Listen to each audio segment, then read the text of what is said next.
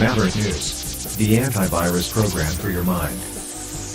And now, the Freedom Reporters.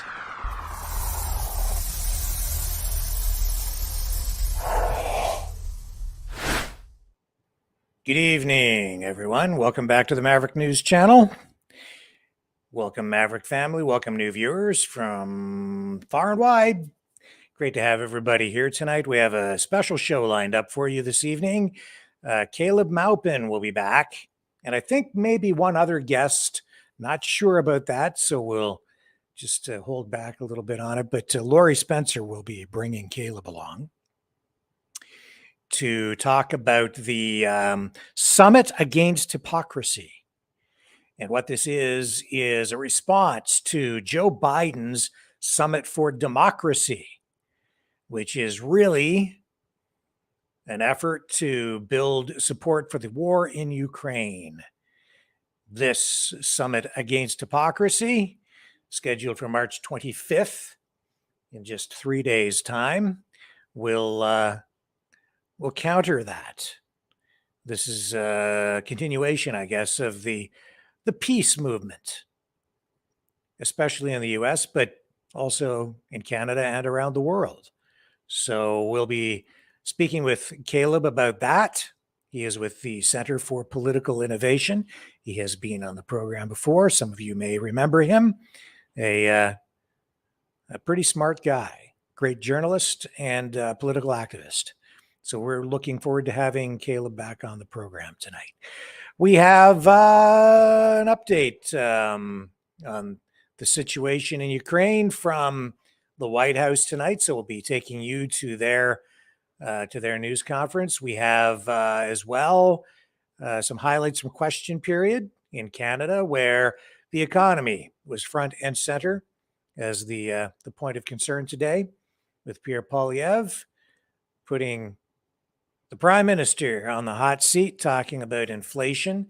All of this, of course, happening as the banking system remains on thin ice, in my opinion, while we're being told that the banking system is stable and that everything is safe. There are many indications to suggest that that may not really be true. The stress within the financial system is still there, and we'll see if the banks have the resiliency to get through. If this QE, or quantitative easing, which is basically is money printing, if we get another round of this, if that will be enough to kick the can further down the road, as they say. Canada's Foreign Minister, Melanie Joly, also will weigh in tonight on the situation in Haiti and Ukraine. So we have that lined up for you as well, and other stuff. And we're going to be going to the phones, I think, early tonight. I want to try something a little different, focus specifically on one subject. You guys can call in, but it'll be one topic only, and that topic will be the war in Ukraine and what your beef with it is, if you have any, or maybe you're in favor of it. I don't know, but we'll talk about the war in Ukraine, and that will set the stage for our conversation later surrounding the upcoming event, the Summit Against Hypocrisy. So let's take a brief break, and when we come back, we'll start digging into all of this tonight, right here on the Maverick News Channel.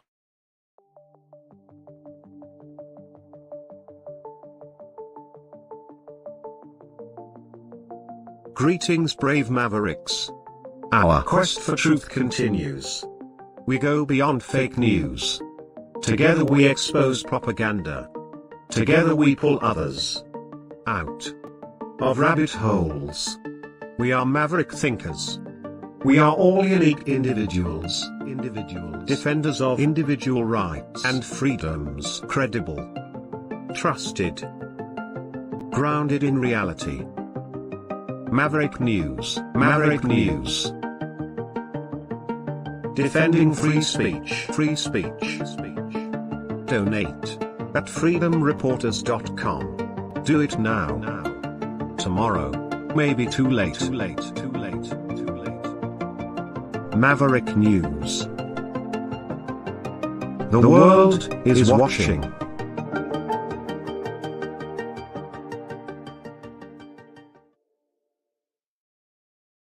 Okay, I'm back, and so are you. And soon, Joe Biden will be visiting Canada. So what do we know about that? Well, he's coming Thursday evening, tomorrow night, kicking off a short but long anticipated visit to Canada. He'll be staying overnight. He will meet with the Prime Minister, Justin Trudeau, and he will deliver an address to Parliament Friday. Both Biden and his First Lady have some other events scheduled as well. And what else do we know about this? Well, no doubt the war in Ukraine will top the agenda, and Canada's support for that. Also, the level of Canadian funding, the amount of money that Canada puts into NATO, and how much funding they're providing for the war in Ukraine is also expected to be a major focus during their discussions. So security obviously is going to be very, very heavy. You're going to see a lot more police. You'll see also U.S. Secret Service on Canadian soil. You'll see the RCMP, provincial police, and you'll even see military aircraft flying around in the nation's capital as Biden makes his way up to Canada to have a conversation with Justin Trudeau and pose for a few pictures. So in Ottawa, U.S. flags are actually, hanging. They have also locked down manhole covers. They've taken a lot of extra precautions to ensure that Biden will remain safe during his trip to the Great White North, Thursday night and Friday. So what's on the itinerary? Well, let's see here. I've got it in front of me. So we know that he'll be touching down around 6:25 p.m. Eastern time tomorrow. And then he'll be greeted by a delegation of Canadian officials that will include Governor General Mary Simon and Canada's ambassador to the United States, Kirsten Hillman. Then Deputy Prime Minister and Finance Minister Chrystia Freeland will be there, along with Treasury Board President Mona Fortier. I'm sure that they will be discussing the banking crisis, along with Treasury Board President Mona Fortier. And Melanie Joly, the Foreign Affairs Minister for Canada, will also be part of the crowd. So when he arrives, he'll meet with the Governor General inside the Canada Reception Center at the Ottawa Airport. And then Biden will be whisked away in his famous armored limousine, the one they call the Beast. And they'll head off to Rideau Cottage, where Biden will meet with Trudeau and Sophie Gregoire Trudeau. So that is where the PM is currently living. And it's on the grounds of Rideau Hall, which is about 7 kilometers away from Parliament Hill. So they'll have that meeting there, and then on Friday, that's the big day. I doubt very much. I don't think he'll be staying at the cottage. They'll be taking Biden someplace else to sleep for the night. I wouldn't think that he'll be there too late. They'll probably want to get to bed kind of early, Might be a little sleepy. So yeah, then Friday, as I say, he will address Parliament, and he'll make his way around the Capitol, and we will bring you some coverage of that on Friday as well. So, and we'll have coverage of it tomorrow night as he's touching down, and we'll bring you what we can as it is made available. So, big day, big week in Ottawa. All kinds of stuff going on. A lot of formalities. So, let's head off to the White House now, shall we? And pick up that news conference with John Kirby at the White House.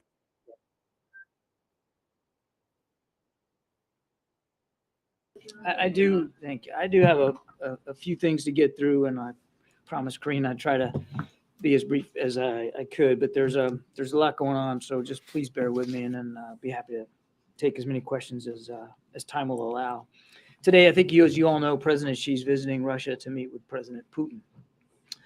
Now, you also probably know that China's already issued a 12-point plan for the conflict in Ukraine, which includes an essential point, and that's respect for the sovereignty and territorial integrity of all countries.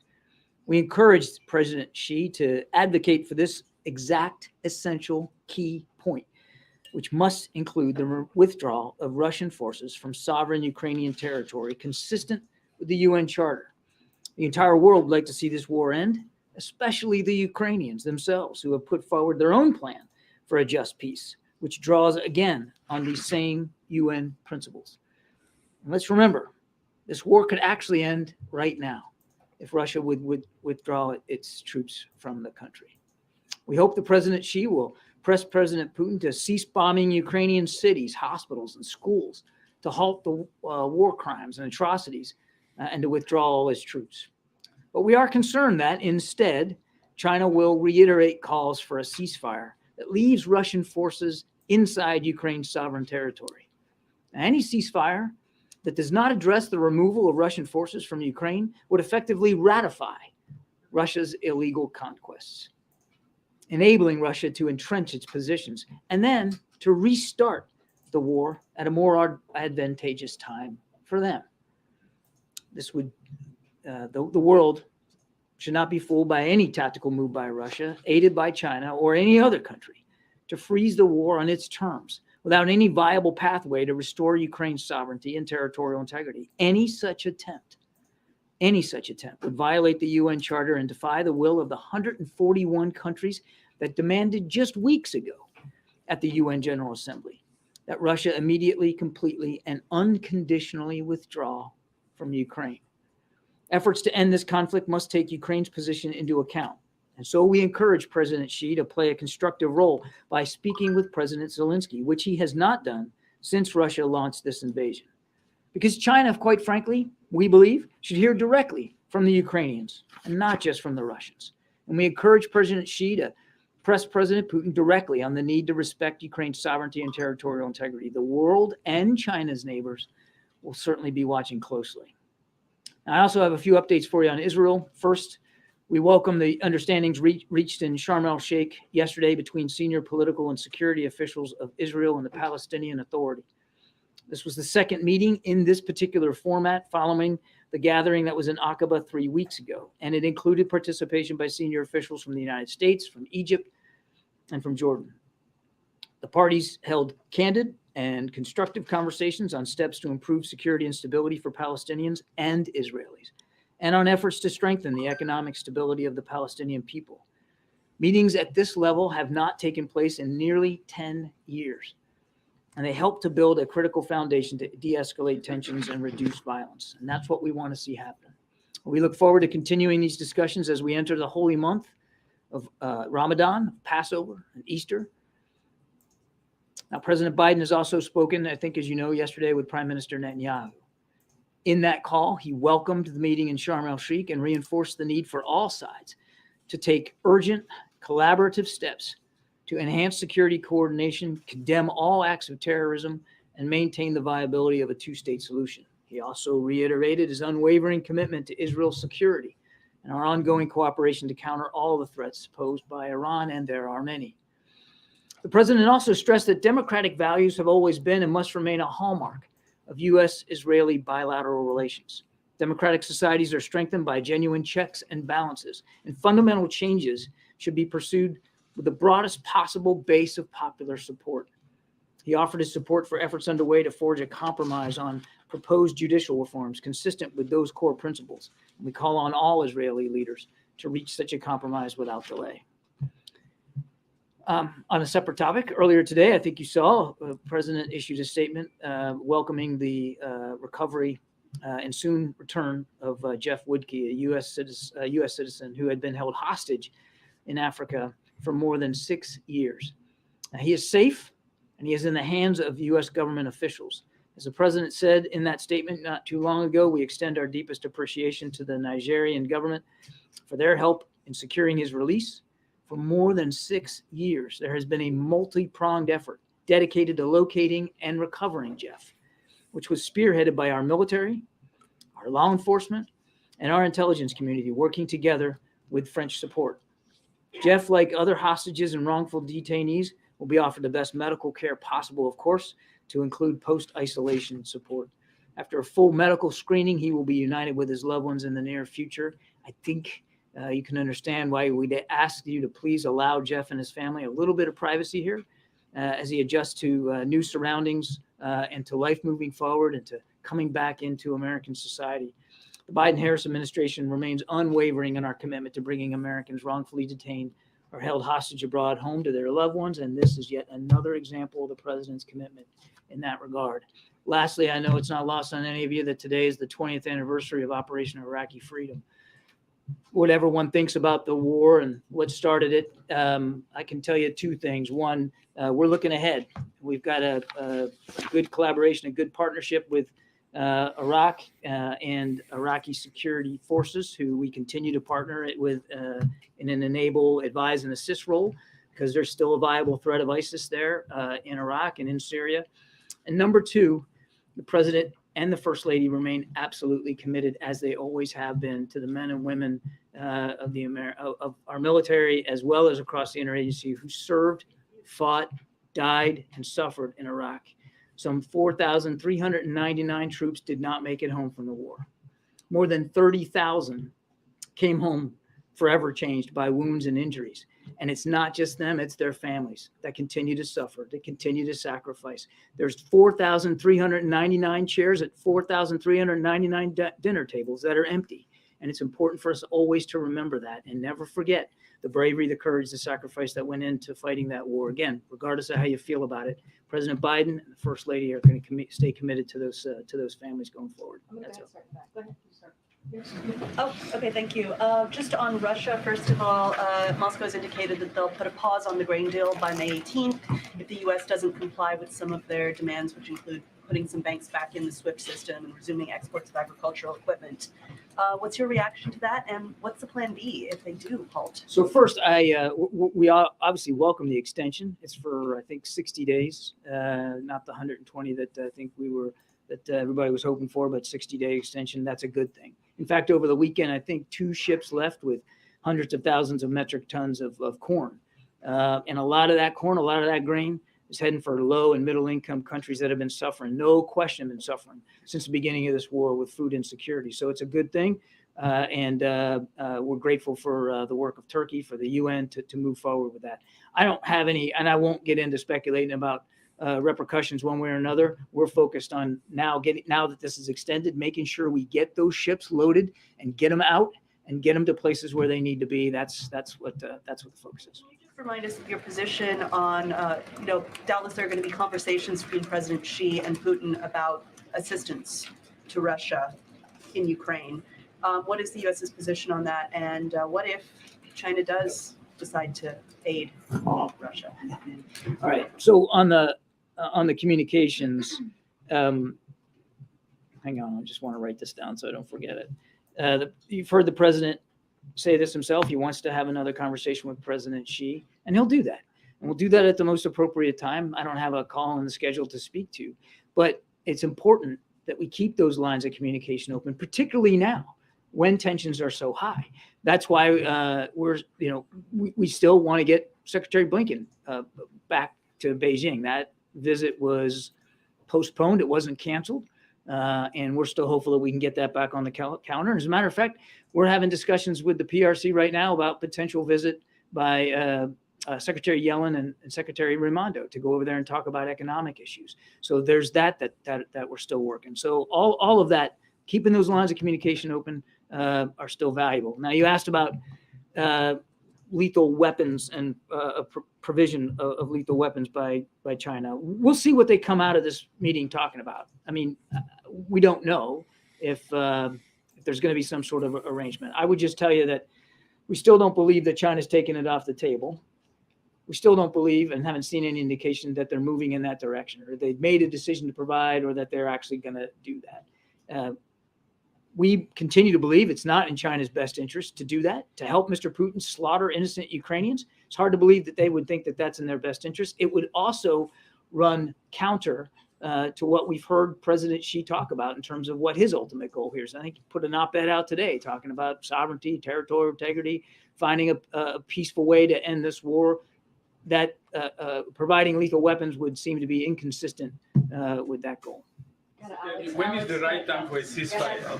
Alex, Thank you, Corinne. Admiral, are you encouraged by progress or seeming progress in Israel on the judicial reforms? It seems that Prime Minister Netanyahu and his critics agree on some key things, but not others. How do you assess the situation? But we're glad that they're talking.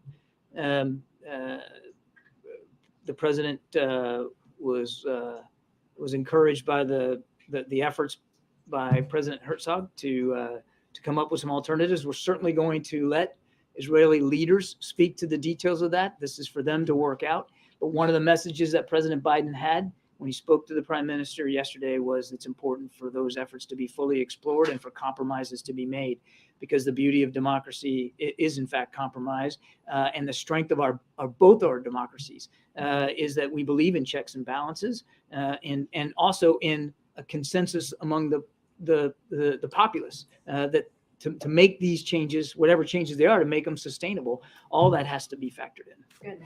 Thanks. Just a couple follow-ups here. You said that you haven't seen any confirmation that China has made a decision yet when it comes to providing aid. Why do you think China hasn't made this decision yet? Do you think they're waiting for this meeting today, or? Difficult to know. It's hard, I couldn't possibly get inside President Xi's decision-making to see, what he's thinking. China has, as you know, not condemned the war, but they haven't provided lethal weapons. They haven't participated in sanctions the way we obviously would have preferred them to do. They have made their own sovereign decisions, and largely, at least tacitly, many of those decisions have come down on the side of Russia here, including buying into the Russian propaganda that this war is some sort of existential threat to Russia, and it's the West or the U.S. and NATO pushing Russia, which of course is nonsense. I can't speak for President Xi and why he hasn't moved in this direction. I would just reiterate here from the podium what we've reiterated to Chinese officials privately, that we don't think it's in their best interest. It's not going to bring an end to this war any faster. And as I said earlier, it certainly appears inconsistent with what President Xi has said publicly about what he wants to see happen. And on the phone call between President Biden and President Xi, what is the holdup here? You all seem interested in talking. Are the Chinese not interested? No holdup at all. We want to make sure when we have this conversation, it's at the appropriate time and in the right context. President Xi's been kind of busy of late. I mean, he had the People's Congress, which just ended. Now he's in Moscow. So look, when it's the right time, and for both leaders, we'll get them on the phone. But just as importantly, to my first answer on this, we're still still interested in working towards getting Secretary Blinken back to Beijing. I mean, he was practically on the plane when we had to pull that visit back and postpone it. And as I said, we're having active discussions with the PRC right now about the potential visit by Secretary Yellen and one by Secretary Raimondo. Okay. Thanks, John. On the call yesterday with Prime Minister Netanyahu, has there been any discussion within the U.S. government of withholding potentially some military assistance to Israel because of if these judicial reforms do proceed? There are a number of instances around the world where the U.S. withholds military assistance for democratic reasons or concerns. One of the main things that President Biden stressed to Prime Minister Netanyahu was our ironclad support for Israel's security, and that's going to continue. We face some common challenges in the region, not the least of which is Iran. That will continue. And in some different topic, in the other NSC side, the Homeland Security side, in light of some of the discussions regarding protests surrounding the potential future indictment of the former president, you addressed this a little bit yesterday, but has the White House been briefed on any security concerns or is involved in any operational planning to ensure investigating threats or otherwise ensure Homeland Security? I'm not aware of any specific briefings or specific threats. As I said yesterday, we always monitor this, even absent the context of those comments. We're constantly monitoring this, as you would think we should, particularly in the wake of what happened on January 6th. But I'm not tracking any individual or specific threats or any specific or operational moves by the federal government. Yeah. Thank you. John, does the president plan to invite Prime Minister Netanyahu to Washington for a visit? There's nothing on the schedule right now for that. And more broadly on the Russia question, is there another way to look at President Xi's visit other than a show of support for President Putin? I think clearly, look, take a couple of steps back here. I mean, this is a relationship that has been burgeoning of late. These two countries have grown closer. They are both countries that chafe and bristle at U.S. leadership around the world, that chafe and bristle at this idea. I know it sounds like a wonky term, but this rules-based order, this international rules-based order, which so many countries helped to establish in the wake of World War II, and these two countries, they don't like that much. And they'd like to challenge it. And in China's case in particular, they certainly would like to challenge U.S. leadership around the world. In President Putin, President Xi sees a potential ally in that effort. For President Putin, he sees in President Xi a lifeline of sorts for a war that he's conducting that has clearly not gone anywhere near the direction he wanted it to go, and a military that is clearly failing on the battlefield. So it's a bit of a marriage of convenience, I'd say, less than it is of affection. And again, we'll see where this goes after this meeting. But these are not two countries that have, decades long experience working together and full trust and confidence. It's a burgeoning of late based on America's increasing leadership around the world and trying to check that. Thank you. I wanted to ask you about the government of India protest against, there was an attack on the Indian consulate in San Francisco yesterday. The doors were broken, windows were broken, and the graffiti written on the wall. Is the president aware about it? And I haven't seen any action being taken by the San Francisco police yet. We certainly condemn that vandalism. It's just absolutely unacceptable. The State Department's diplomatic security service is working with local authorities. I can't speak for the San Francisco police, but I can say that the diplomatic security Service is working with local authorities to properly investigate, and obviously to State Department is going to be working from an infrastructure perspective to repair the damage, but it's unacceptable. Now that you have a U.S. ambassador to India confirmed by the Senate, it has been more than 2 years now that you didn't have an ambassador to India. Can you look back and say how did it impacted your ties with India, not having an ambassador on the ground in Delhi? It always helps if you have a Senate confirmed ambassador in a country, particularly one that's so important like India to us in the region and around the world. But we didn't let that stop us. President Biden has prioritized that bilateral relationship. And even though without an ambassador, we certainly had a very competent charge there and a very competent career staff in the embassy that were able to continue to advance our foreign policy interests and this bilateral relationship, and did so quite effectively. But obviously having an ambassador is always important, and we look forward to Wait in the back behind Alex. Thank you. What is the administration doing specifically to counter the growing Russia and China relationship? What we're focused on is revitalizing our alliances and partnerships around the world and advancing our foreign policy goals around the world, and in working to strengthen the foreign policy objectives and the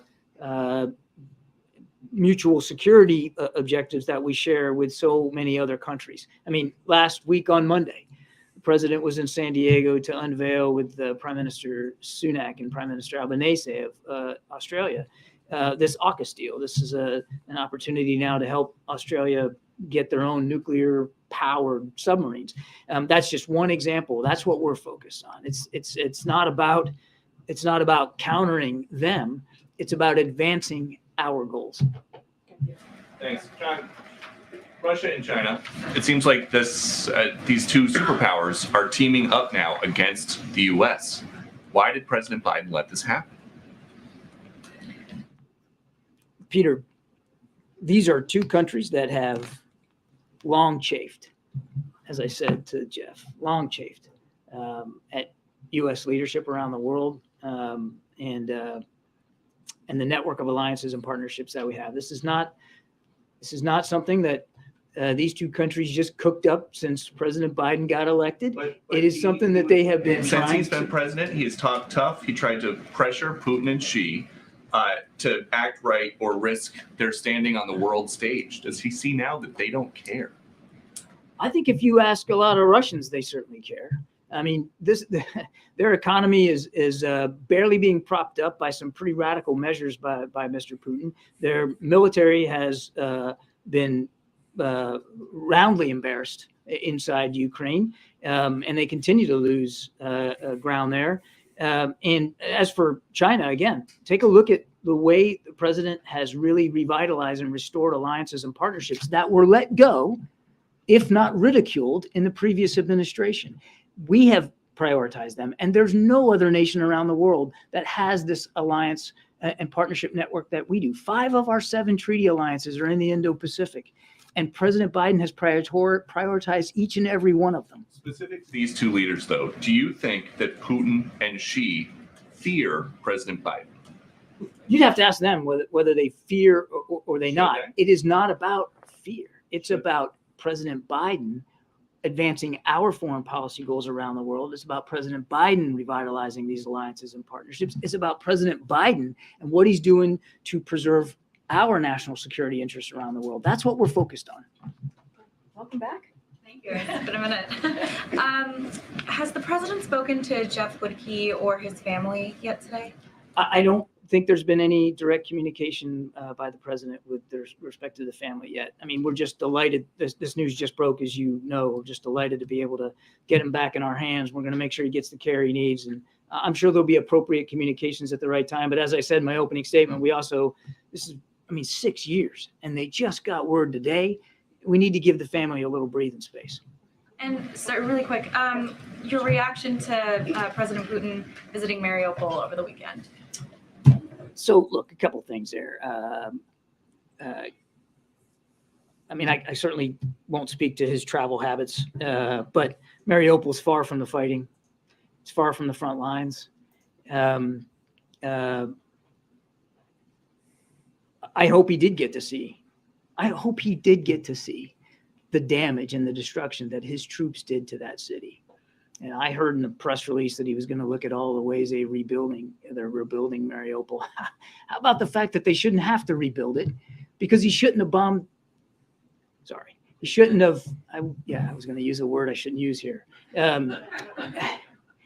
So I hope he got to see what his troops, his military, and his war did to that city. But we'll let him speak to his to what he came away from. I would also tell you that it's clear that he knows, he has to know how badly he's doing inside Ukraine. I mean, more than 50% of the territory they took from Ukraine in the first weeks and months of the war, the Ukrainians have already taken back. And the only real active fighting right now is around Bakhmut. And here we are on, what is it today, the 20th?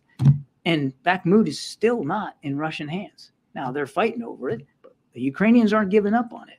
And all the while, we are working to make sure, today we're announcing another package of assistance, $350 million worth of assistance, largely ammunition to Ukraine. While all that's going on, we're working to make sure that Ukraine is well suited and well postured to defend themselves in the weeks and months ahead. Afghanistan. Thanks, John. Two quick follow-ups on China. In your description of the relationship between the two, convenience, not affection, Russia viewing China as a lifeline, do you guys view Russia at this point as a client state of China? I would say there's, in that particular bilateral relationship, they certainly are the junior partner. And then, in terms of the lines of communication, the president's talked about this. He's talked about it repeatedly, being critical to the relationship, the bilateral relationship with China. Which lines are not currently open? There was reporting last month about the military. No lines were not open. Obviously, economic lines are open. It seems like the Secretary. Well, we're hoping to get the economic lines open. The military to military lines are not open, and that's a problem. That was, as you know, one of the things we were hoping Secretary Blinken would get thawed for us, because they are frozen. And of course, that trip didn't happen yet. So those lines are still not open. But look, through diplomatic channels, we still have the ability to speak with the Chinese. And we are, as I said, we're working with them on a potential trip by Secretaries Yellen and Raimondo. And as I said earlier, the president will absolutely speak with President Xi at the appropriate time. That's still open. Hey, John, can you talk more about the effort to release Jeff Woodkey? Was the White House directly involved in negotiations? Were there any concessions? What exactly changed in the last little bit?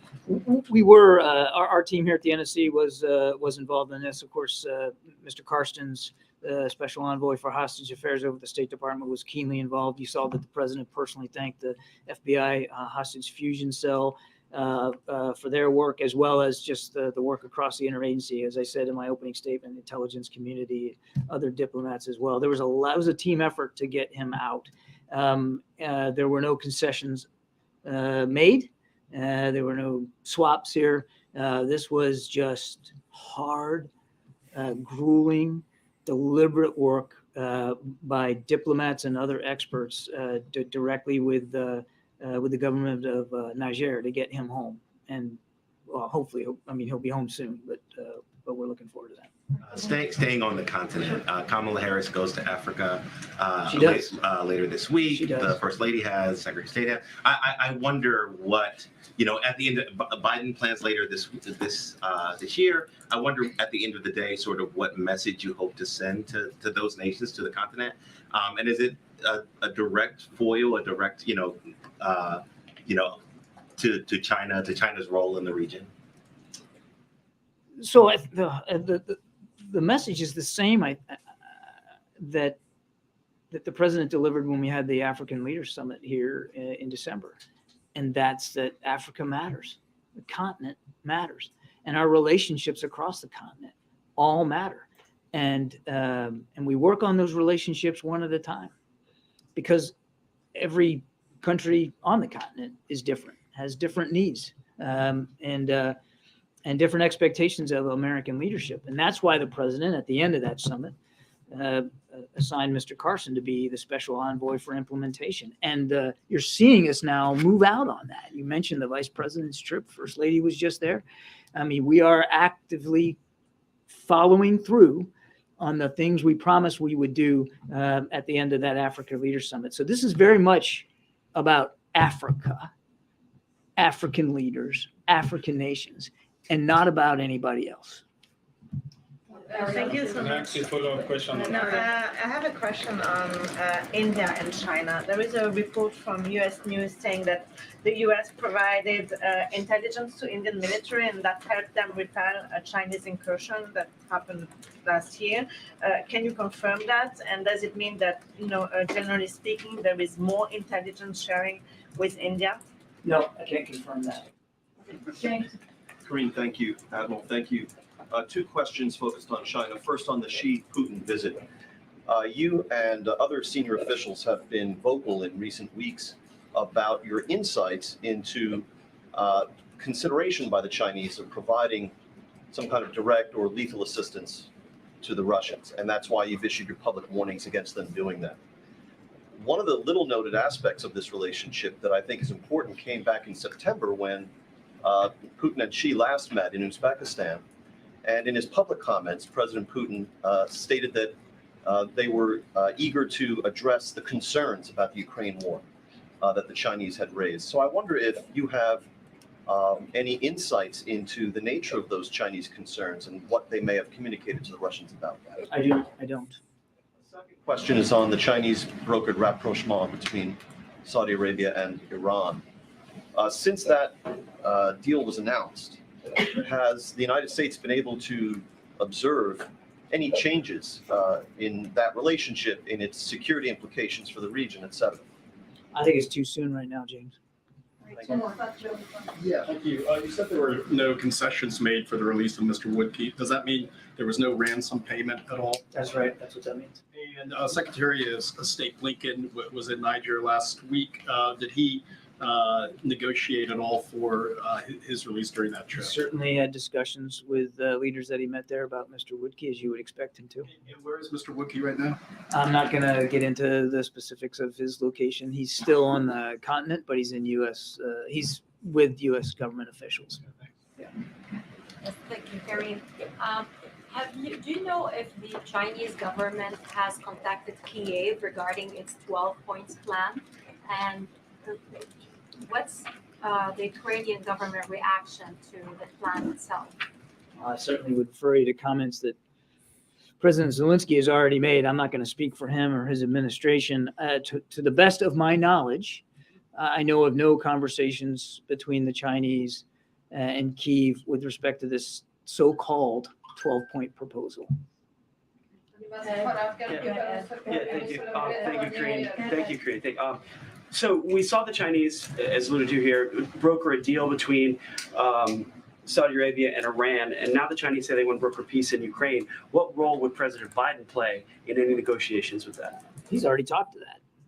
He's already said very clearly, when it comes to a negotiated settlement, if it comes to a negotiated settlement, and I'll say it again, no reason for it to, Mr. Putin could just pull his troops out, be done. But if and when it comes to that, nothing about Ukraine without Ukraine, and we will do, and the Ukrainians will find in us a strong and willing partner to help President Zelensky if and when he's ready to negotiate. But the starting point for us has got to be him. The Ukrainians have to be heard. Their perspectives have to be understood. They have to have a voice in this process. And so it's fine for the Chinese to go out there and say they want a ceasefire. We'd all like to see the fighting stop. Who wouldn't? But if it stops now, without any consideration of the Ukrainian side, without any discussion between the Chinese and the Ukrainians, without any accession by them to an idea of a ceasefire, it basically freezes in place what Mr. Putin has been able to achieve on the ground inside Ukraine. It's dwindling, but he still has occupied territory in Ukraine, and that's just unacceptable. What's the level of concern, real quick? Just real quick, what's the level of concern about the growing influence of China around the world then?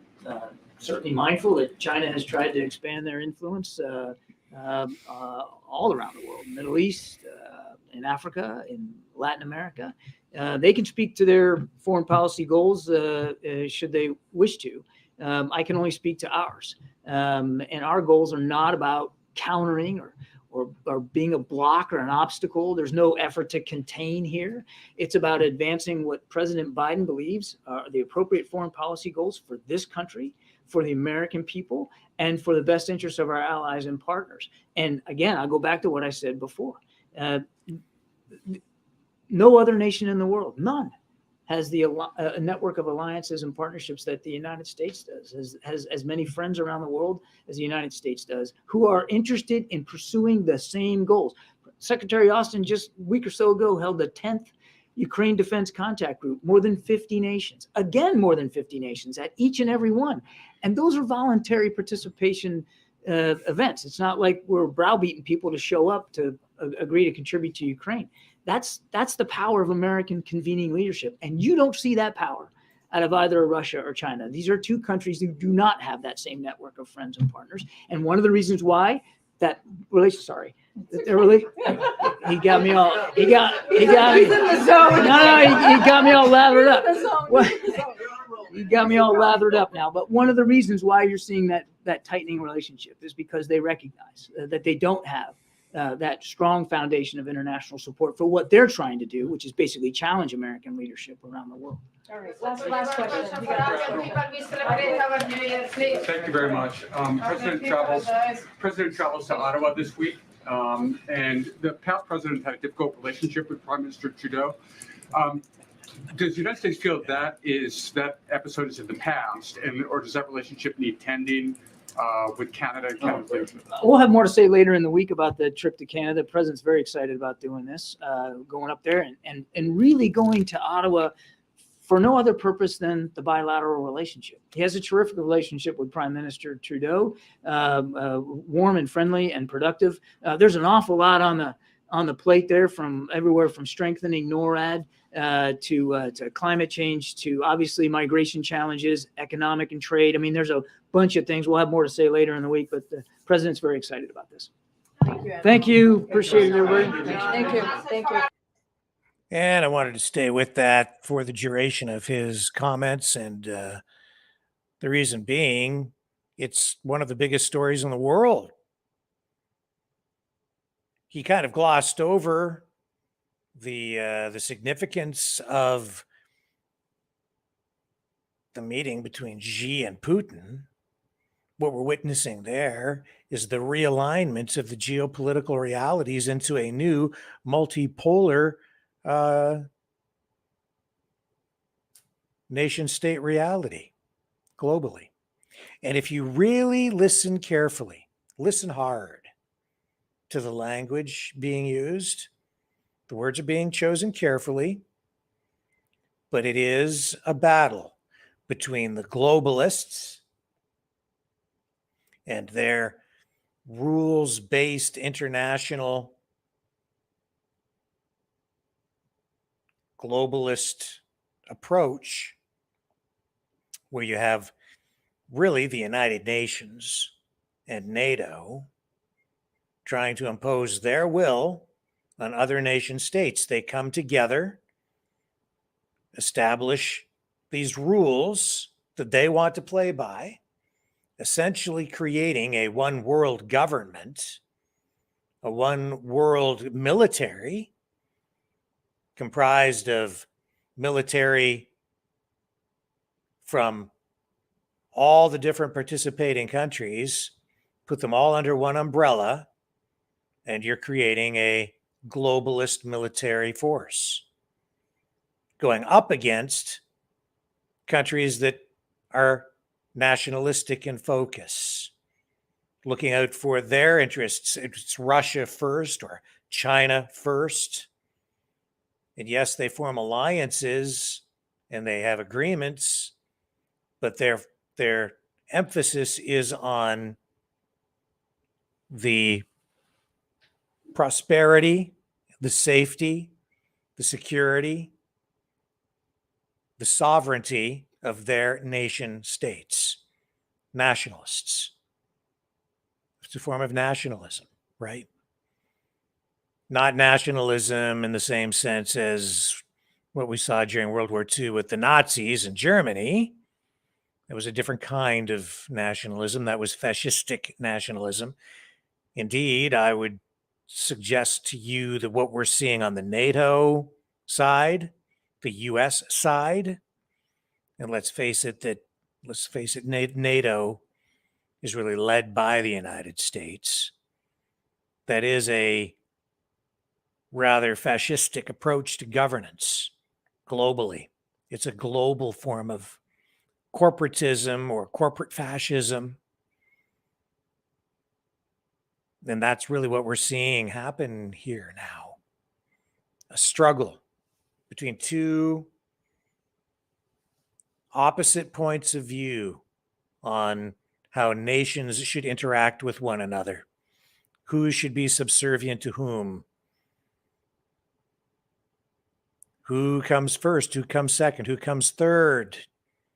It's amazing how quickly China has been able to emerge as a powerful economic leader globally, and now taking its place on the global international stage as a peace broker, a negotiator, a mediator between countries that are at each other's throats in some cases. Not the United States, not Joe Biden. The US has slipped. Biden was not up for the job and still is not.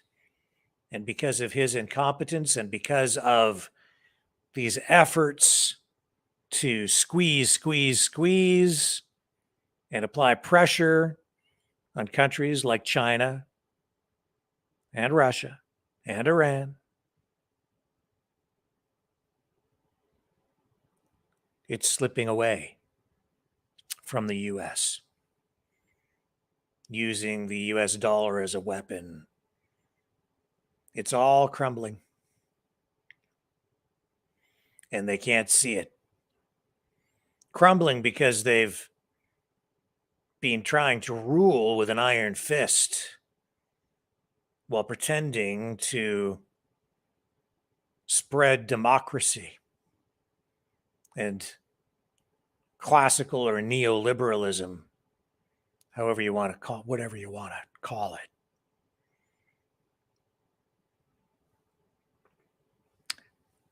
U.S. dominance.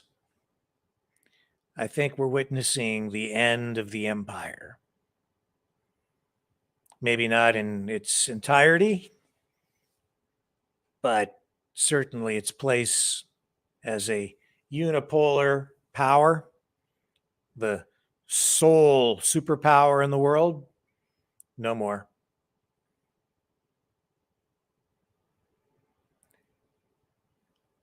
And I think that maybe that's a good thing, because there's been too much bloodshed without enough awareness. The public not really cluing into what's been going on. And it's high time people start to pay more attention, especially here in the West, in Canada, in the United States, and start to hold these politicians accountable for the way they spend our money on weapons, on ammunition, lethal aid, helping people kill other people to spread democracy. And this notion that all Russia has to do is just pull out and then everything will be fine. It's not going to happen. It's not even reasonable. Not in my view. It's time to negotiate, time to get to the table, have some discussions. In fact, it's the other way around. If NATO hadn't pushed, if the United States hadn't initiated their color revolution in 2014 in Ukraine, if they hadn't sought regime change within Ukraine, if they hadn't been meddling in the politics of another nation state in order to make it a puppet of the United States, essentially making a mockery of democracy. If they hadn't done all of that, we wouldn't be in this position today. Possibly looking at World War III. And indeed, we're seeing statements out of Syria tonight suggesting that we might actually already be in World War III right now. And I think that's actually true. It's disgusting. And there's a new reality out there. And I don't think Russia is doing as badly as John Kirby would have us believe. Quite the contrary. I think he has achieved some strategic gains. Putin has achieved much of what he has set out to achieve, but there's still a long way to go.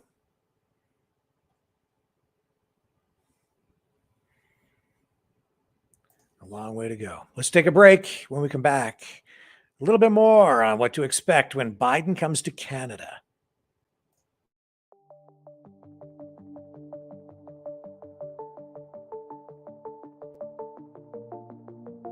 Greetings, brave Mavericks. Our quest for truth continues. We go beyond fake news. Together we expose propaganda. Together we pull others out of rabbit holes. We are maverick thinkers. We are all unique individuals. Defenders of individual rights and freedoms. Credible. Trusted. Grounded in reality. Maverick News. Maverick News. Defending free speech. Free speech.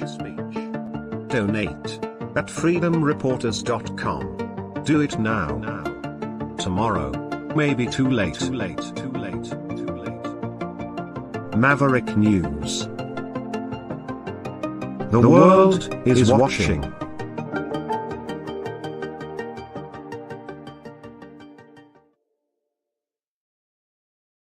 And to have John Kirby stand up there at the podium, the lectern, and sit there and sort of half chuckle or dismiss the idea that NATO pushing one country at a time further and further right up against Russia's border, by now moving into Ukraine, and saying that that does not pose an existential threat is laughable, especially when Canada's Foreign Minister, Melanie Joly, stated just days ago that she was working and would continue to work with others toward regime change in Russia,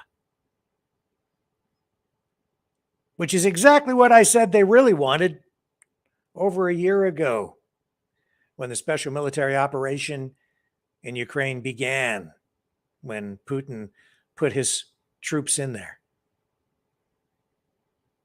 Ukraine's not the goal.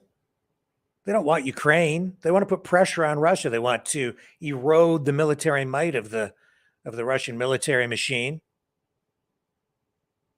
And ultimately, if possible, replace Putin with someone friendlier to the U.S., someone they can manipulate. Good luck. Don't think it's going to happen. However, Biden will be landing in Ottawa tomorrow, 6:25 p.m. Eastern Time. Here's Justin Trudeau speaking to that. We're going to be talking about a lot of things. We will, of course, be talking about China, but the center of our conversations will be about jobs and growth, critical minerals, and fighting climate change, and continuing to build an economy across our continent that works for all of our citizens. À des avancements, un dénouement, une entente avec Washington durant la visite de M. Biden, ou il est trop tard, on est trop pour dire ça, on devrait oublier ça? Ça fait plusieurs mois qu'on travaille de proche avec les Américains pour rétablir la situation au chemin Roxham et de regarder l'entente sur les tiers pays sûrs. On va continuer notre travail, puis on va peut-être... Et sur ce sujet-là, M. Trudeau, juste entendre, parce qu'une des rumeurs, c'est que les États-Unis demanderaient peut-être en contrepartie de cette renégociation que le Canada fassent sa part et prennent peut-être une partie des migrants qui arrivent par le sud des États-Unis. Ça fait partie des conversations? Le Canada a toujours été un pays qui... And they'll talk about NORAD and funding, how much money Canada is committing to the war in Ukraine and to its overall military budget. 70 000 réfugiés par année. On est toujours... And trade as well. Ce qu'on doit s'assurer, big issues there. Ça fait partie des demandes? Régulière. Est-ce que ça fait partie des demandes? Il y a toujours des conversations qui continuent. Do you regret not just allowing Mrs. Telford to testify 3 weeks ago and avoiding the chaos of the last couple of weeks? I think it's really important that Parliament works. And that is something that has been at the forefront of what we're doing so that serious issues can be dealt responsibly in Parliament. And that's why we've been pushing hard on the special rapporteur. We were pleased to have the full mandate come out and the work started by the former Governor General now. And we're happy to work with the NDP and other parliamentarians to make sure that Parliament doesn't end up as toxic as it has been in the past. What do you think that Canadians need to hear from the U.S. president? I think the big message is just going to be how we can and will be working together. Not your to build message, his jobs, message. But his message as well. The message from both of us and why we are focused on creating jobs and fighting climate change and creating growth together. The message that we can do things and we will be doing things together So how do you- as North Americans how do you counter him on to Haiti? actually deliver that. On Haiti, how do you counter him? And we will be following that when Biden gets to Ottawa. Another quick break. When we come back, we'll check in with Pierre Poilievre to find out what his thoughts are with regard to Joe Biden's upcoming visit to Canada. Hello, world. Are you awake?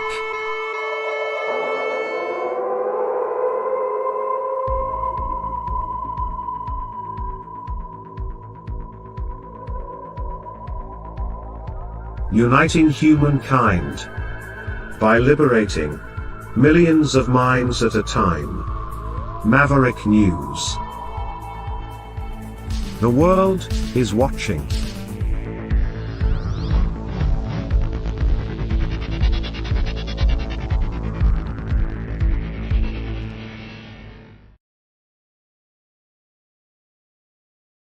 Okay, let's pick up the leader of the Conservative Party of Canada, Pierre Poilievre. He's speaking about Biden's visit and the situation in Ukraine. And I think that for many of you, you'll be disappointed again at his position with regard to the war. I know that for a lot of us, we'd like to see him take a stronger stand on the side of peace. Coming this week to visit Canada. Our demands as Conservatives are very reasonable. They are simply to do what Conservatives were able to do when we were in office. One, Conservatives were able to get an end to the illegal softwood lumber tariffs the Americans had imposed within 3 months of Prime Minister Harper taking office. After Trudeau took office, the Americans slapped those tariffs back on our lumber. And they've been there ever since. Trudeau has since had 6 years, and he hasn't been able to do what Harper did in 3 months. We want an end to softwood lumber tariffs so that our forestry workers can get bigger, more powerful, inflation-proof paychecks. Two, in the Harper era, we got an exemption to Buy America. President Obama allowed Canadian construction companies to deliver projects run by American states, even though he had Buy America rules against other countries. Trudeau's now had 8 years to get the same kind of exemption to Buy America, and he has failed. We want an end to Buy America so that our construction workers get powerful paychecks. Three, prior to Trudeau, we never had illegal migration in mass numbers at Roxham Road or anywhere else. We want an end to the illegal border crossings at Roxham Road and across the country. Again, something Conservatives were able to deliver. So these are reasonable things that have been done before, but after 8 years of Trudeau, he has failed to deliver upon. In exchange, I think we need to be clear that we will stand with the Americans for a stronger military and stronger continental defense to keep all of our people safe. We welcome President Biden, but it's time for us to bring it home. Bring it home for our forestry workers, our construction workers. Bring it home for secure borders and lawful immigration, and bring home national security for all Canadians and all North Americans. Thank you. Sur le chemin Roxane, qu'est-ce que vous voudriez que le message soit précisément, la demande soit pour le président américain de la rendre? Mais c'est vraiment Justin Trudeau qui a la capacité de fermer le chemin Roxham. Il devrait le faire. C'est lui qui indique que c'est la responsabilité de Joe Biden de protéger nos frontières. Moi, je crois que c'est le premier ministre du Canada qui doit protéger les frontières des Canadiens. Et comme premier ministre, je prendrai la responsabilité pour nos propres frontières et je mettrai fin à l'immigration illégale en masse qu'on voit maintenant. Est-ce qu'il pousse pour renégocier l'accord? Qu'est-ce qui ferait de cette visite un succès? De mettre fin aux douanes sur notre bois d'œuvre, de mettre fin d'exempter le Canada de Buy America et de fermer le chemin Roxham. Durant la visite? Oui. Talking about Roxham Road. Ça fait 8 ans. N'oubliez pas que M. Harper a réussi dans 2-3 mois à résoudre ces mêmes problèmes. Alors, ça fait 8 ans que Justin Trudeau est au pouvoir. C'est maintenant sa responsabilité de mettre fin finalement aux douanes illégales des Américains quand c'est notre bois d'œuvre, de mettre fin au Buy America qui attaque nos industries de construction. Can I ask you in English how you would handle Roxham Road? How exactly do you think you should stop that illegal migration? Does it include pushing the Americans to renegotiate the Safe Third Country Agreement? We had the Safe Third Country Agreement before Justin Trudeau, and we did not have mass illegal migration. We had the same border with the Americans before Justin Trudeau. We did not have the mass illegal migration. This is a Justin Trudeau problem. It is not an American problem. It is not a safe third country problem. It is a Justin Trudeau problem. We, as Conservatives, were able to maintain secure borders and lawful immigration, and that's what we want. Close Roxham Road and use the savings to accelerate the processing of lawful immigration, including for refugees, so that they can come here more quickly but legally. But what specifically is missing from the Trudeau government's administration that is allowing illegal migrants to cross the border? Well, the border at Roxham Road was closed during COVID, and it worked. So let's close Roxham Road and end illegal border crossings so that we can put those same resources into faster, fairer treatment for lawful immigrants, whether they're refugees, those coming to reunite with families, or economic immigrants coming here to work. L'administration américaine dit qu'il faut s'attaquer au problème à la racine des migrations irrégulières et pas à des symptômes comme le chemin Roxham ou ce qui se passe à la frontière. Vous répondez quoi à ça? Je pense que le problème est que les gens traversent la frontière illégalement au chemin Roxham. Et il faut fermer le chemin Roxham pour rétablir un système basé sur les règles et les lois qui est juste et équitable pour tous les immigrants. What should Canada be doing with Haiti? Can I ask you about the budget and Biden and the IRA? What are your thoughts about how Canada matches the level of spending that Biden is putting forward in the U.S. and its potential implications for the Canadian economy? Not the Buy America provisions itself, but the money he's spending there and what we might be prepared to do here. The biggest reason why we're losing jobs and opportunities to the other parts of the world is you can't get anything built in Canada. We're ranked 64th in the world for the time it takes to get a building permit. We have not issued Canada has not issued a single permit for the Ring of Fire in Northern Ontario, which has the minerals for electrification.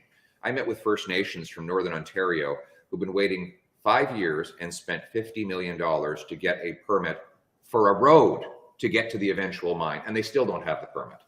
So it doesn't matter how much money we spend, as long as we block our businesses from building things, it won't result in jobs or production.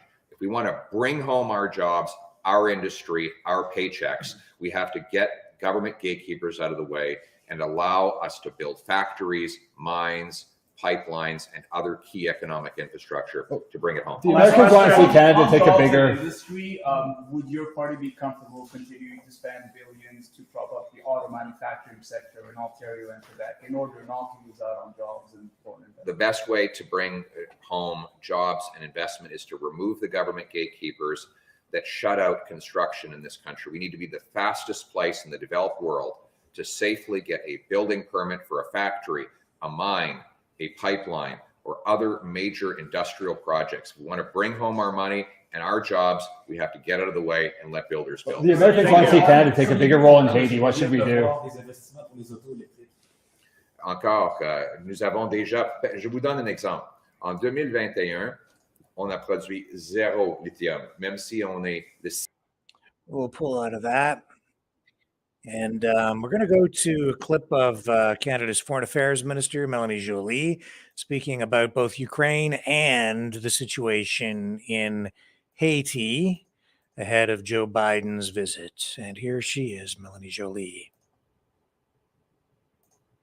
Will our response be to the president when he pushes the prime minister and yourself on this? So first and foremost, we know that the situation in Haiti is dire. The security situation is difficult. There is a humanitarian crisis also happening.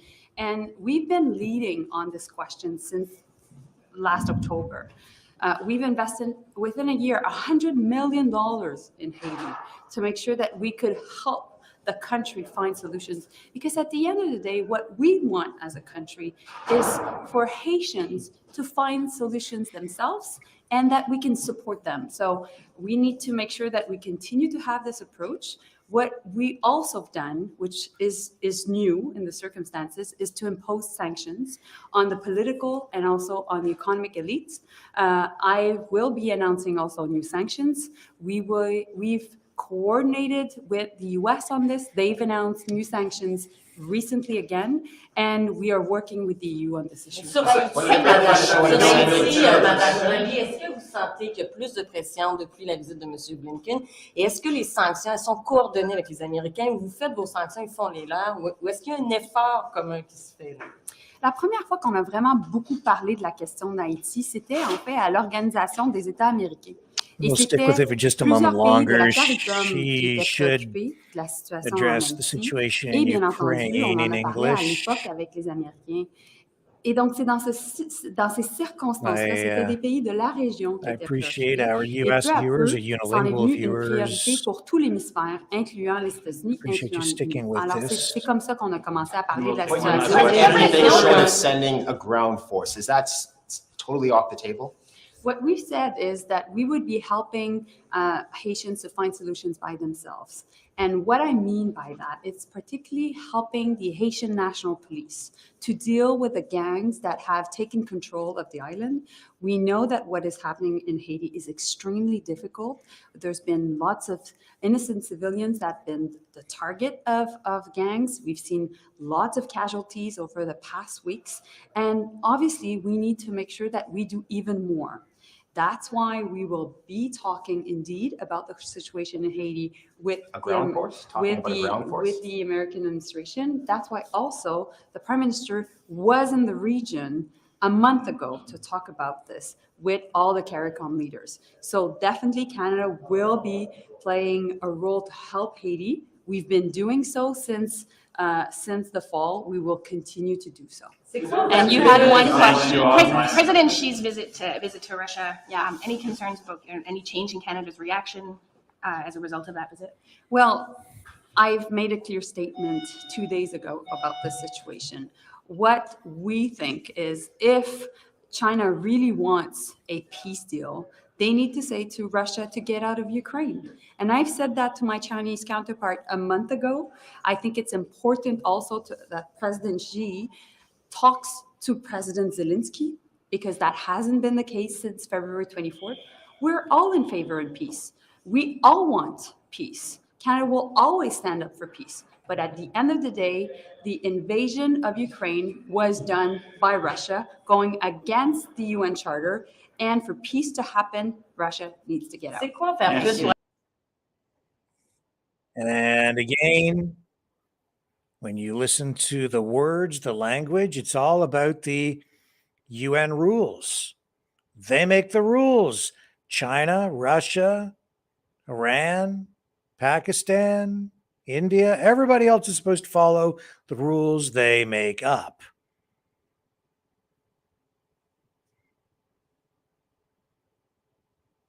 really comes down to how you view sovereignty. Is when is a country entitled to its sovereignty? What makes up a nation state? What legitimizes it? It's generally when other countries recognize the sovereignty of another country. If you don't recognize the sovereignty of Russia as a nation state,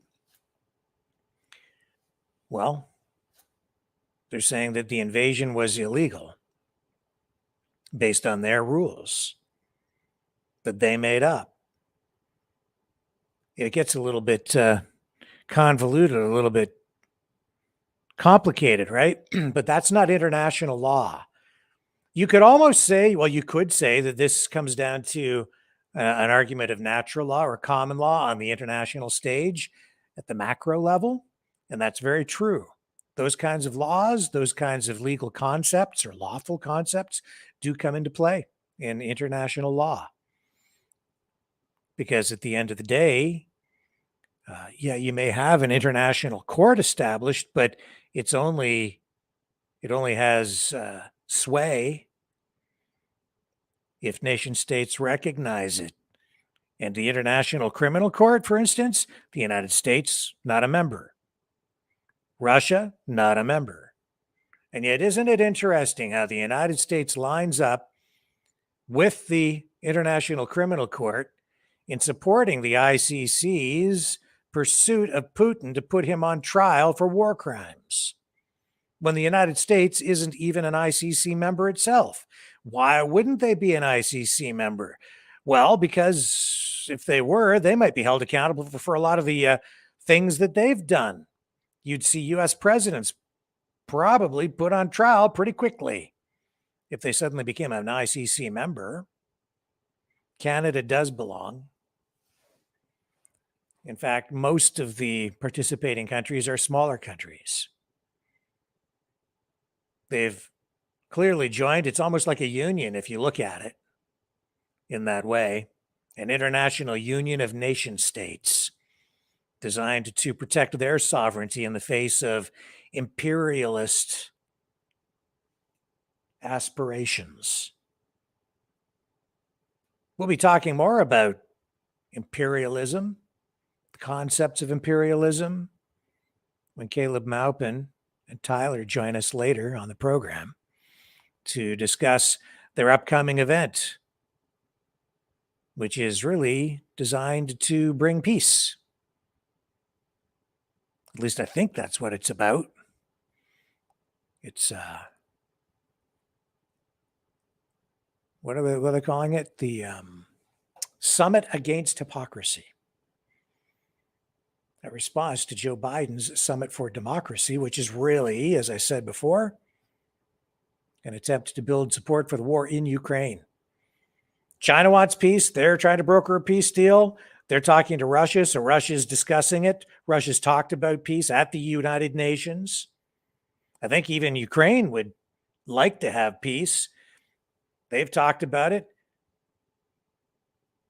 Only to have NATO countries, NATO member states, the United States intervene and say, no peace. Stop talking about peace. We need to keep on fighting. It's the US and NATO. They're the one. That's the side that won't allow peace to happen. I say, let's get the ceasefire in place, get people at a table, get them all sitting around and talking, and then see what we can hammer out in terms of a long-term agreement to bring peace. I don't care myself, and this is me editorializing, but I don't care where they're at with things, whether Russia has made gains and there are concerns about giving up too much ground to let's just stop the fighting, stop the killing, and then work things out. That's where I'm at. Too many people have died already. This has gone on too long. It's costing too much money, and there's been way too much bloodshed and way too many lives lost. this idea that can't stop now. Russia's made too much progress. Got to push them back first. No. Sorry. I guess the old phrase, all we are saying is give peace a chance, holds true tonight. So let's pray for peace. When we come back, we'll talk about Donald Trump. Don't go away. More right after this. The New World Order. Government overreach. The Great Reset. Mainstream media lies. Now more than ever, independent voices are needed. Donate now at freedomreporters.com. That's freedomreporters.com. Maverick News. The antivirus program for your mind.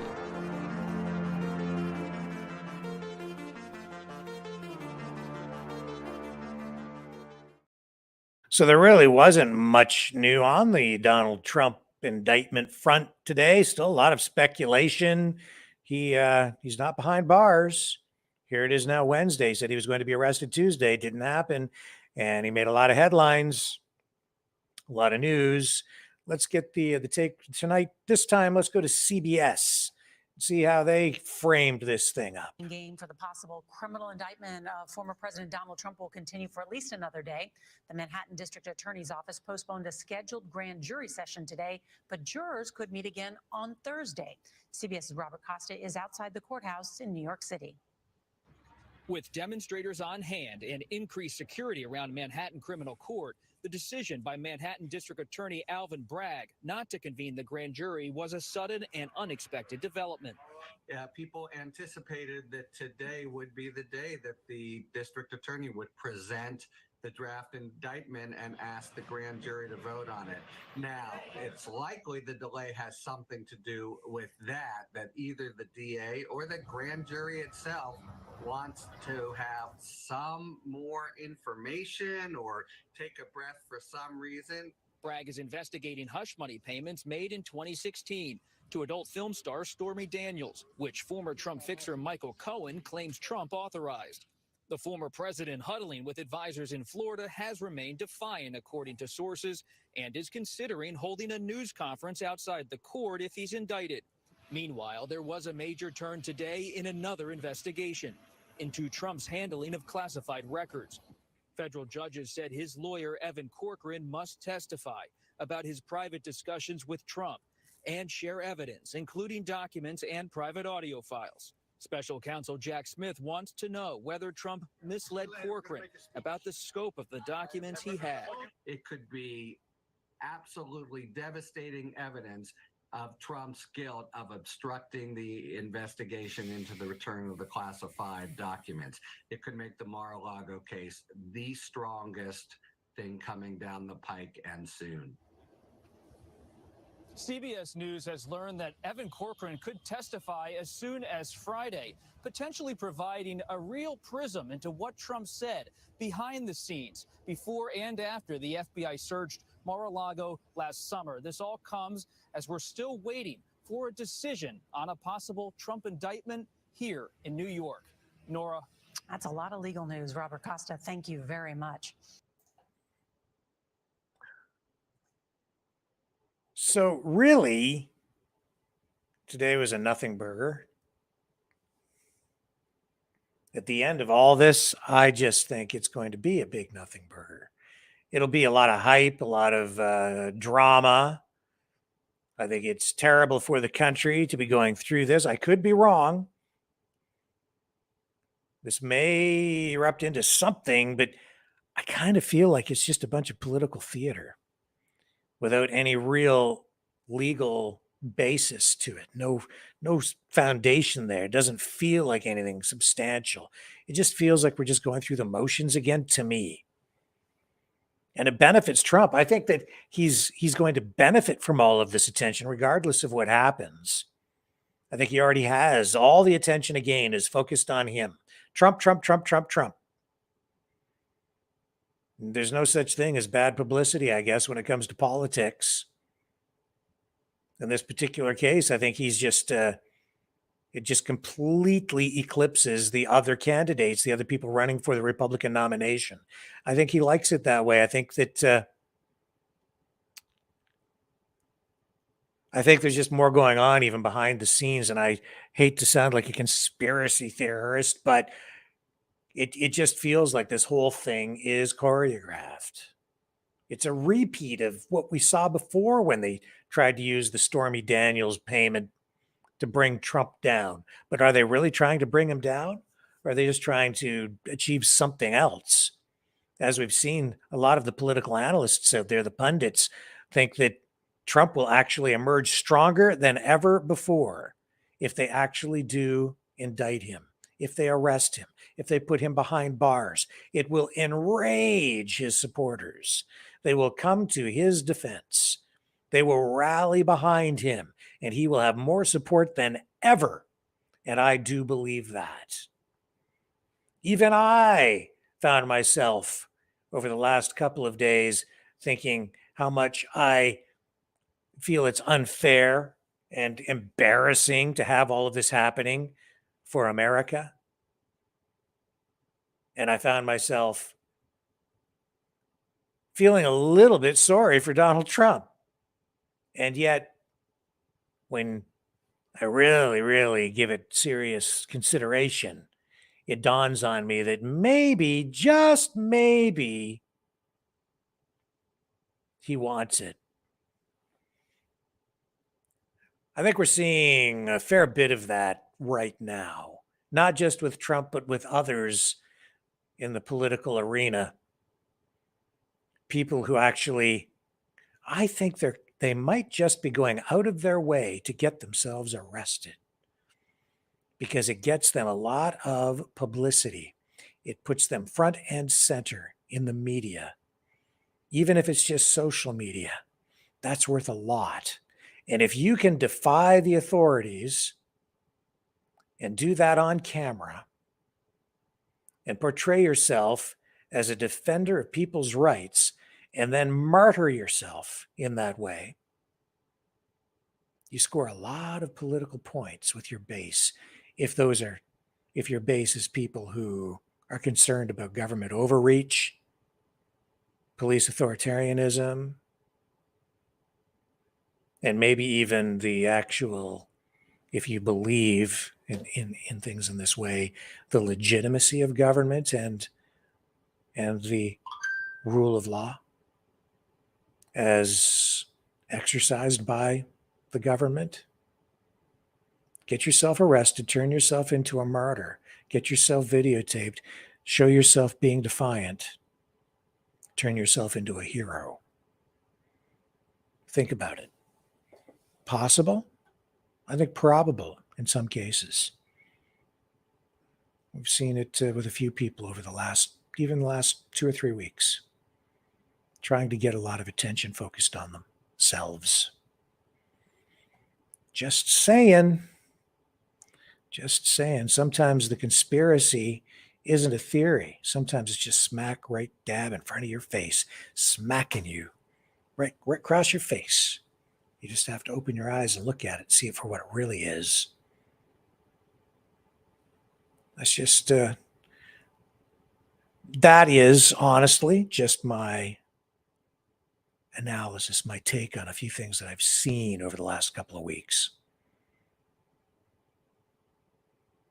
Anyway, could be taken either way. In most cases, you could interpret it in another way, interpret these different incidents that I'm referring to.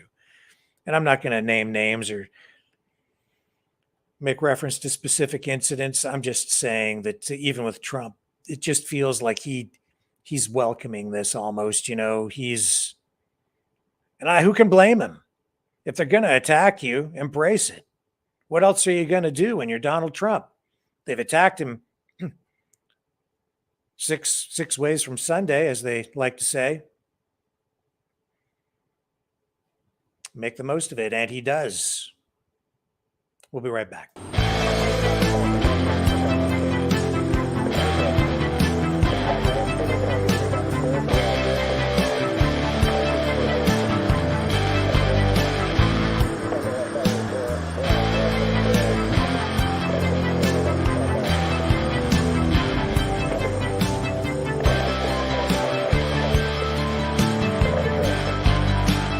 Maverick News.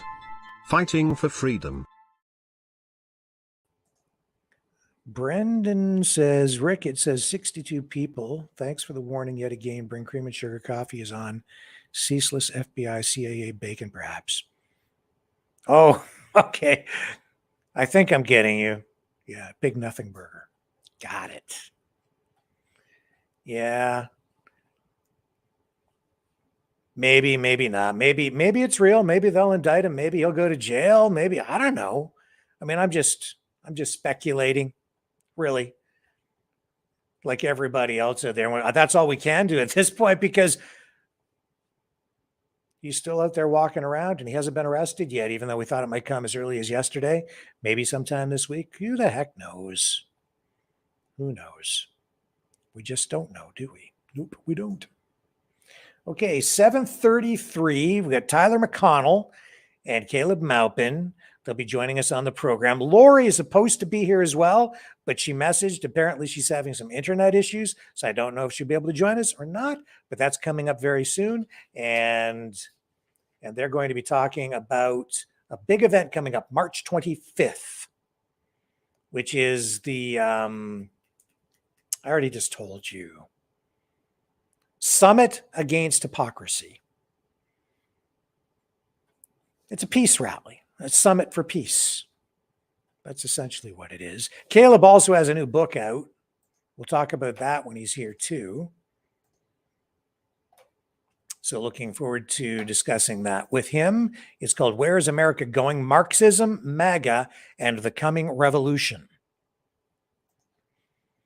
That should be an interesting conversation. And we did touch on that the last time he was on the show. And it is interesting how politics makes strange bedfellows, as they say. We've seen that within the populist movement. Conservatives aligning themselves or allying with even communists, socialists. It's about civil liberties, civil rights. Those are the issues that are bringing people together, in my view. And Caleb, I'm sure we'll talk about that in more detail when he joins us on the program. Right now, though, what we're going to do is we're going to go to the phones and give you guys an opportunity to weigh in on this conversation tonight before we get to our feature interview, which is coming up shortly. But first, to you guys. So stay with me. I'm going to set those phones up and you guys can call in.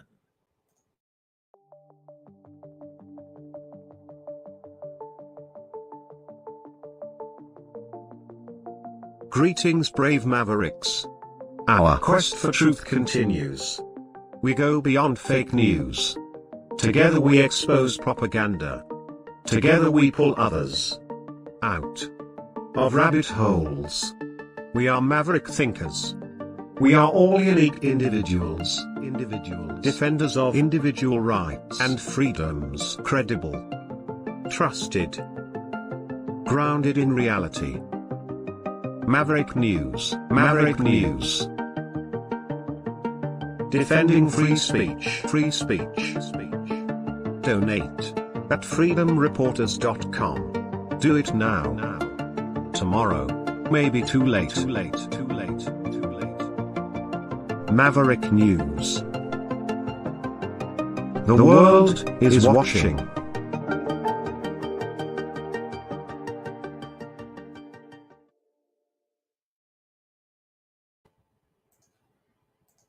Okay, so I'm back and the phone lines are set up. Here's the number to phone.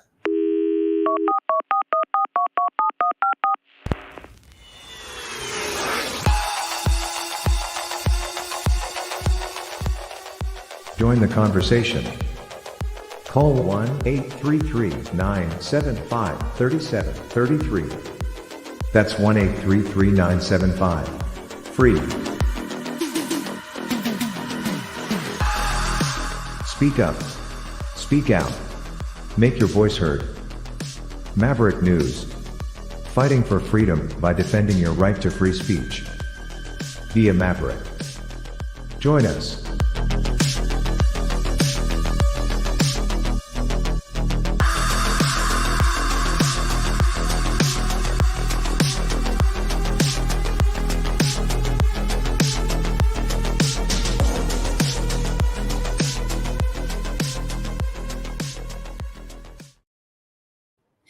Okay, so you can support the show by liking, sharing, subscribing. Please hit that like button here on the YouTube channel if you haven't already. That really helps push us up in the algorithm, gets us ranked on the search engines with each of these videos. Just those likes make a huge difference, and it doesn't cost you a penny. You just click and helps out the channel. Consider subscribing on YouTube. If you do, please hit the notification bell. Please, please, please also consider subscribing over on Rumble. We're over there. We had 2 of our channels banned this week for a week.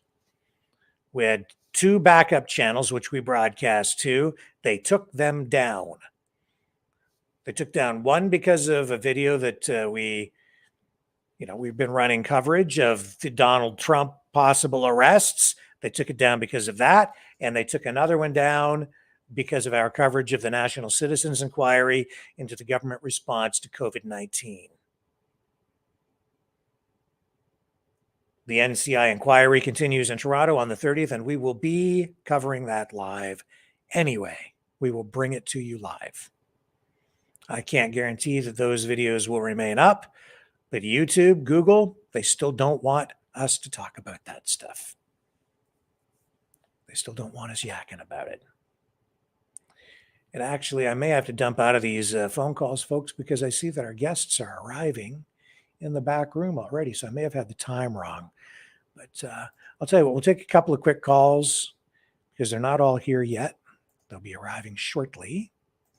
So let's go to the phones. And there we go. Okay, let's go to our first caller of the night. Who do we have in the line? Hey, Rick. Hey, who's this? It's Deborah calling. Hi there. Hi.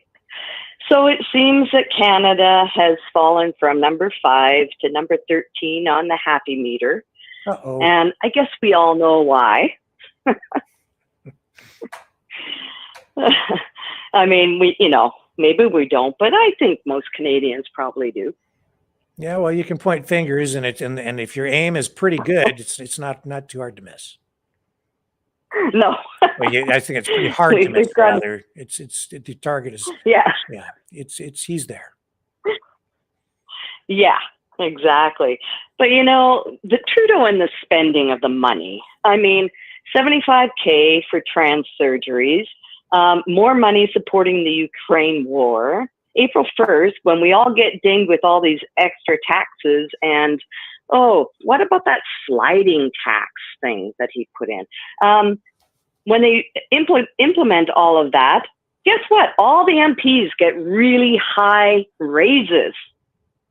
Oh, but at the same time, Freeland says, we can help some of you, not all of you. Veterinarians, vets and people on disability have all been living well below the poverty level. Now, to give people a perspective, which drives me mad because a lot of people don't seem to know. People on disability and a lot of veterans are living under $1,400 a month.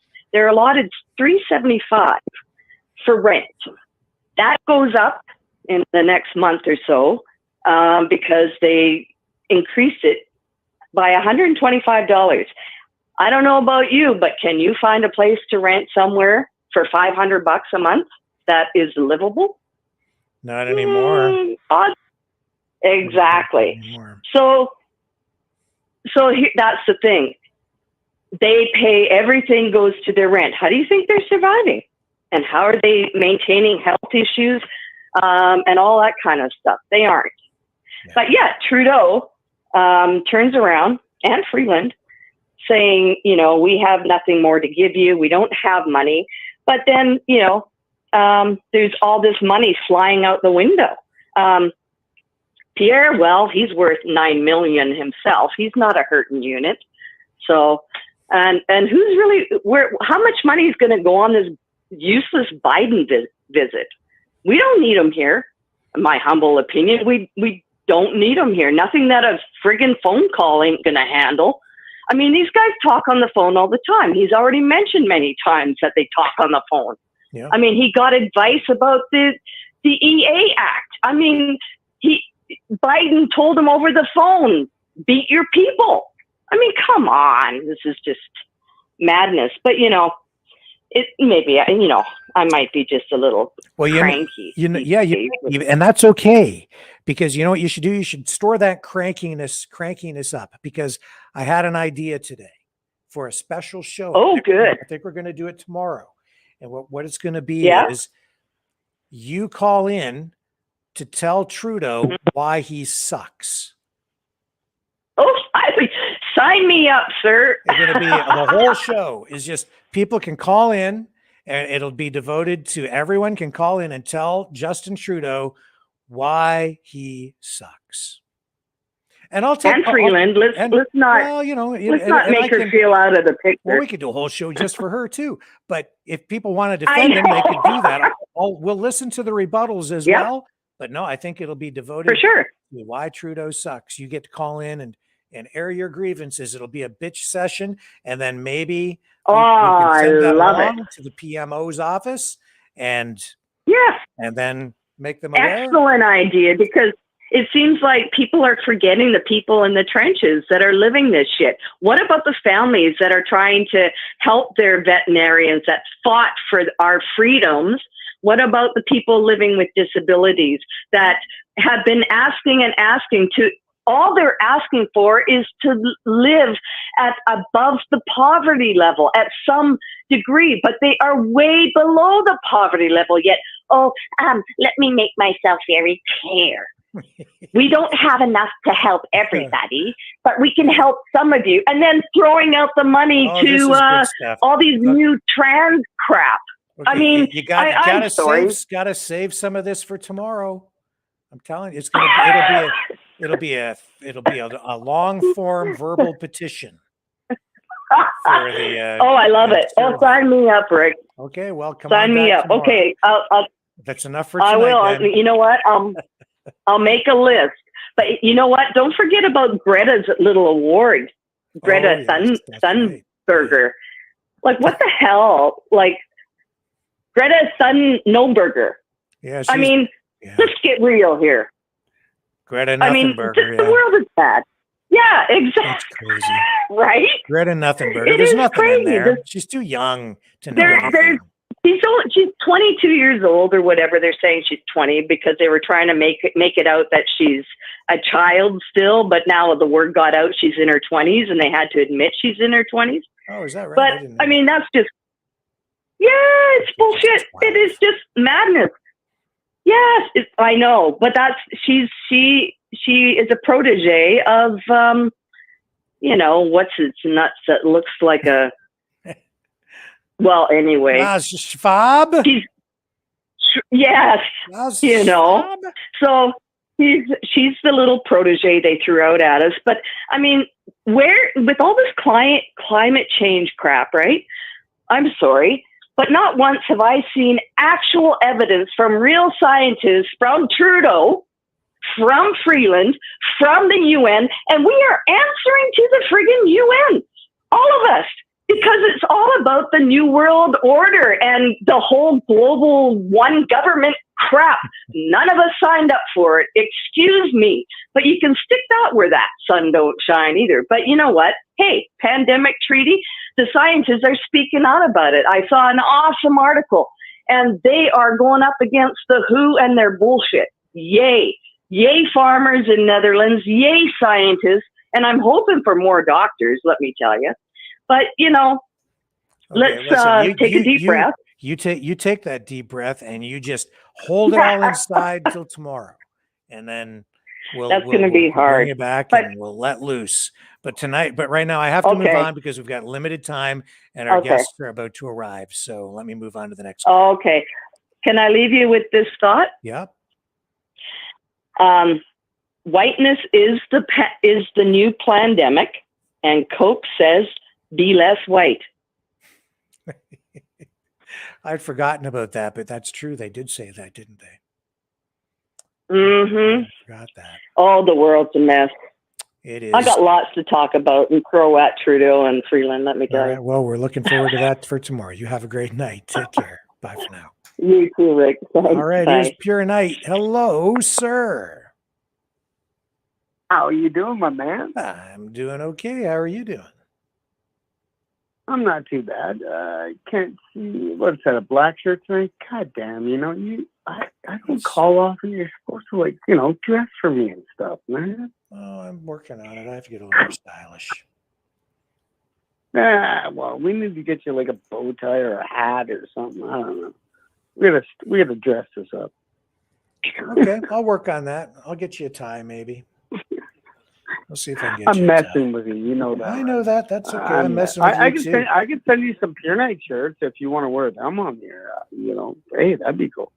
If you sent me a Pure Night shirt, I would do have my own line of shirts. Yeah. Do you really? Yeah, I do have my own line. Yeah, I'd love to see. Ask the hooligans. They know. All the hooligans know about my shirt. Oh, I didn't know that. Yeah. So yeah. Wow. It's amazing, eh? Biden in Ottawa. Wow. Interesting. You know what the crazy thing about that is? You know where he's staying? I'm not sure. I don't think he's staying at the cottage, is he? Where's he staying? Oh, God, no. Oh, God, no. No, the president of the United States does not stay anywhere unless the safest place in Ottawa. Do you know where the safest place in Ottawa embassy is? Do you know Sandy Hill in Ottawa whatsoever? Where all of them are. Every country in the world has a house or a property there. Right. Who has the biggest property on the river? Would it be Mr. Biden? No. No, it would be the Prime Minister. Mr. Putin. Mr. Putin has the biggest one? I didn't know that. They have the biggest embassy in Ottawa, and it's also the safest place in Ottawa for any government official to stay at. Do you not remember the cocktail party? What was that, last summer or something like that? What was that? Oh, was it Jolie that was hanging out there drinking wine with all the Russians last summer? Do you remember that? Vaguely. You're kind of bringing it back vaguely, yeah. Yeah. This is partisan. Oh, love that word, because they don't use it correctly, whereas I do. Partisan means country to country, not party to party. That's where George Bush stayed, Obama stayed, Clinton stayed. They all stayed at the Russian embassy in Ottawa. I didn't know that. Didn't know that. Why do I know that? Because I lived on Wilbrod Street, 3 blocks away from the Russian embassy, right next door to the France embassy, which is now the Vietnam embassy. And all these people talk. They're not scared of shit. They got diplomatic immunity. They got red license plates. They drive around. They can kill you and then just drive away. They don't care. That's true. No, yeah. That's sort of true. All presidents of any country, when they come to Ottawa, they stay at that huge building, and they call it a mansion. I call it a building because that's not a mansion. That's a building. Right on the river in Sandy Hill, and it's the Russian embassy. This is all theater, okay? I don't care what anybody friggin' says about Ukraine or anything like that. It's the biggest laundry mat in the world. And Putin is laughing because all he's doing is going, yeah, that's right. Suck your money into that hole. Keep going. Because when you're broke, me and China have ideas. And we're going to make you all pay for it. Not us as people. Trust me, he's not after us. He's after the West government politicians. They're going to make him squirm so friggin' bad, it's not even funny. History dictates itself.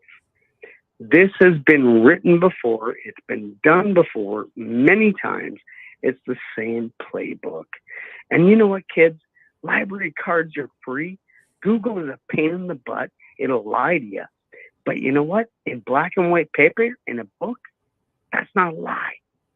It was printed 50, 60, 70 years ago. They can't change that. It's still in the book.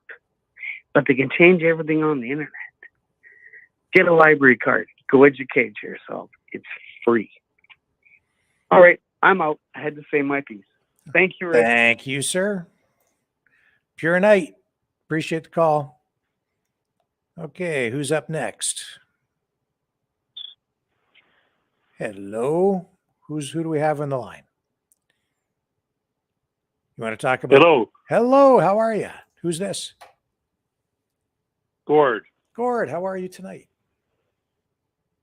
Well, not bad.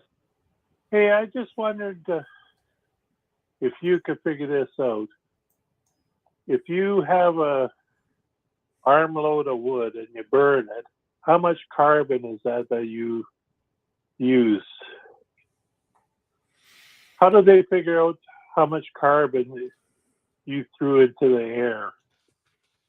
Like when you cremate somebody, they're like 2 pounds when you in a box, right? I guess. A cord of So wood. where if you have a cord of hardwood, it releases 2.5 tons of CO2. It says. I just looked it up. So. Okay, how do they figure that out? I don't know. I don't put much stock in any of that, so I don't worry about it too much. Because I'm just because when I clean out my stove from burning a cord of wood, I have about 5 pounds of ashes. Yeah. So are they pulling the wool over our eyes with this carbon bullshit?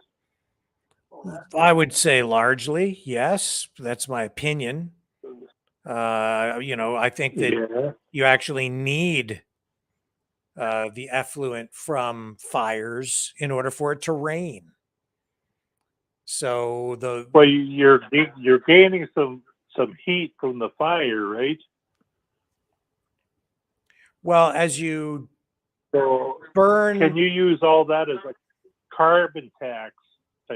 That's what I'm getting at, this bullshit carbon tax. I just don't worry about it the way other people do. When you burn fuel, whether it's oil, wood, whatever you're burning, the stuff goes up into the air. Those particles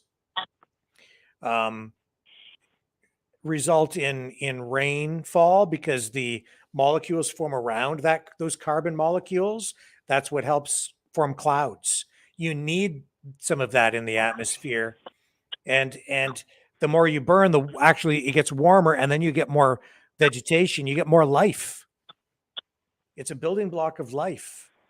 And Mother Nature has a way of balancing itself out. And it needs the planet, like a terrarium, will generate more plant growth, which allows more mammals and other forms of life to survive and thrive as well. And you produce that additional vegetation because it's absorbing carbon dioxide from the atmosphere to clean it and then turn it back into oxygen. It's a balancing act. The more carbon dioxide you get, the more plants you get. If there's less carbon dioxide, you'll get fewer plants and fewer plants for animals to eat. So it's a cycle, right? It balances itself out. Oh, so the more jets that Trudeau flies around the better the plants are going to grow. Well, what kind of bullshit he's trying to tell us? That is partly true. I mean, burning kerosene or jet fuel is probably not the best thing for the planet. There are toxins that come especially out of that, at 30,000 feet. But it is what it is. At 30,000 feet, well, what do you think's warming the atmosphere at 30,000 feet? The cars? Well, it's a little more complicated than that, but anyway, that's a topic for another night. We got to go, though, because we have our guests arriving. They're in the back room. Appreciate the call, sir. You have a great night, okay? I had something else, but I forgot what it was, so have a nice night. All right, take care. Bye. All right, we'll drop out of that call. We'll save those topics for another evening. Let's take a quick break. When we come back, our guests will join us. Don't go away.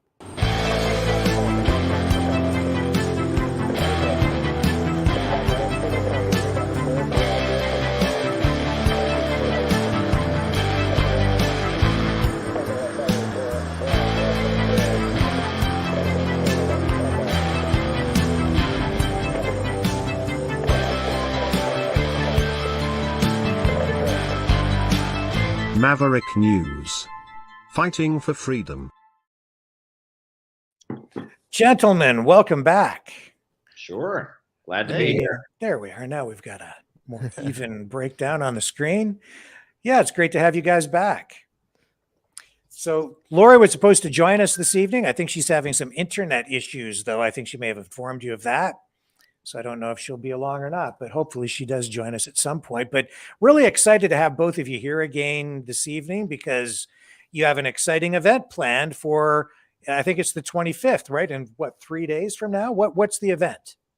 Well, Saturday and Sunday, March 25th and 26th, we will be having the Summit Against Hypocrisy, which is taking place in downtown Washington, D.C. at the Hyatt Place Hotel, 2021 M Street Northwest. It's going to be great. And it is our prebuttal, our response to Biden's Summit for Democracy 2023. This is a pro-war propaganda show that he's rolled out twice before in his presidency. And this time we intend to counter it. And we've got Scott Ritter, the amazing former UN weapons inspector and military analyst. We've got Garland Nixon, the radio host, who was just at the center. One of his tweets was just at the center of a diplomatic controversy. We've got all kinds of great speakers and guests. Peter Coffin, the comedian, is going to be there. A number of people. Jyoti Brar, the great anti-imperialist commentator from the United Kingdom, the leader, co-founder of the Workers' Party. She's going to be there. It's going to be a really, really awesome event. So I hope people check it out. You can register on our website, cpiusa.org. I'm already in DC on the ground here with Elizabeth, our president of CPI. We've been at the hotel working things out. It's quite exciting. I know Tyler's going to be here in a matter of hours probably, and it's happening. Well, that's very, very exciting. And I guess the focus is peace. Yes. Yeah. Yeah. So Tyler, tell me about getting to that place, peace, because even though Biden seems to be using that word democracy, it really seems to be more about building support for war. Well, absolutely. I mean, I'm here in rural Missouri. It's just amazing how this goes on. I mean, almost everyone I talk to is concerned about inflation, prices going up, banks collapsing. No one cares about what's going on over there. I mean, not that they don't care about the suffering of the people, but it seems like working people, he just throws them out to dry. He frankly doesn't care if we live or die. But they're bending over backwards trying to make sure the Ukraine thing goes on, even when it looks like the writing's on the wall. I mean, last week was kind of a tell-all for me. It appeared the banking crisis started to change the news cycle. You know what I mean? Yes. Yeah. I felt like Ukraine had been the focus. They were able to keep it at kind of a fever pitch for about a year, but a couple banks go down, a third one goes down.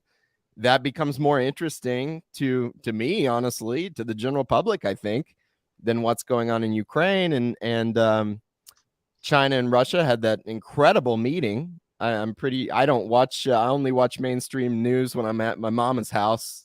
They still have it on the TV, but I bet it's crickets on the mainstream about Putin and Xi. I mean, signing hundreds of documents, hundreds of agreements about, pretty much dictating the next 200 years of world history.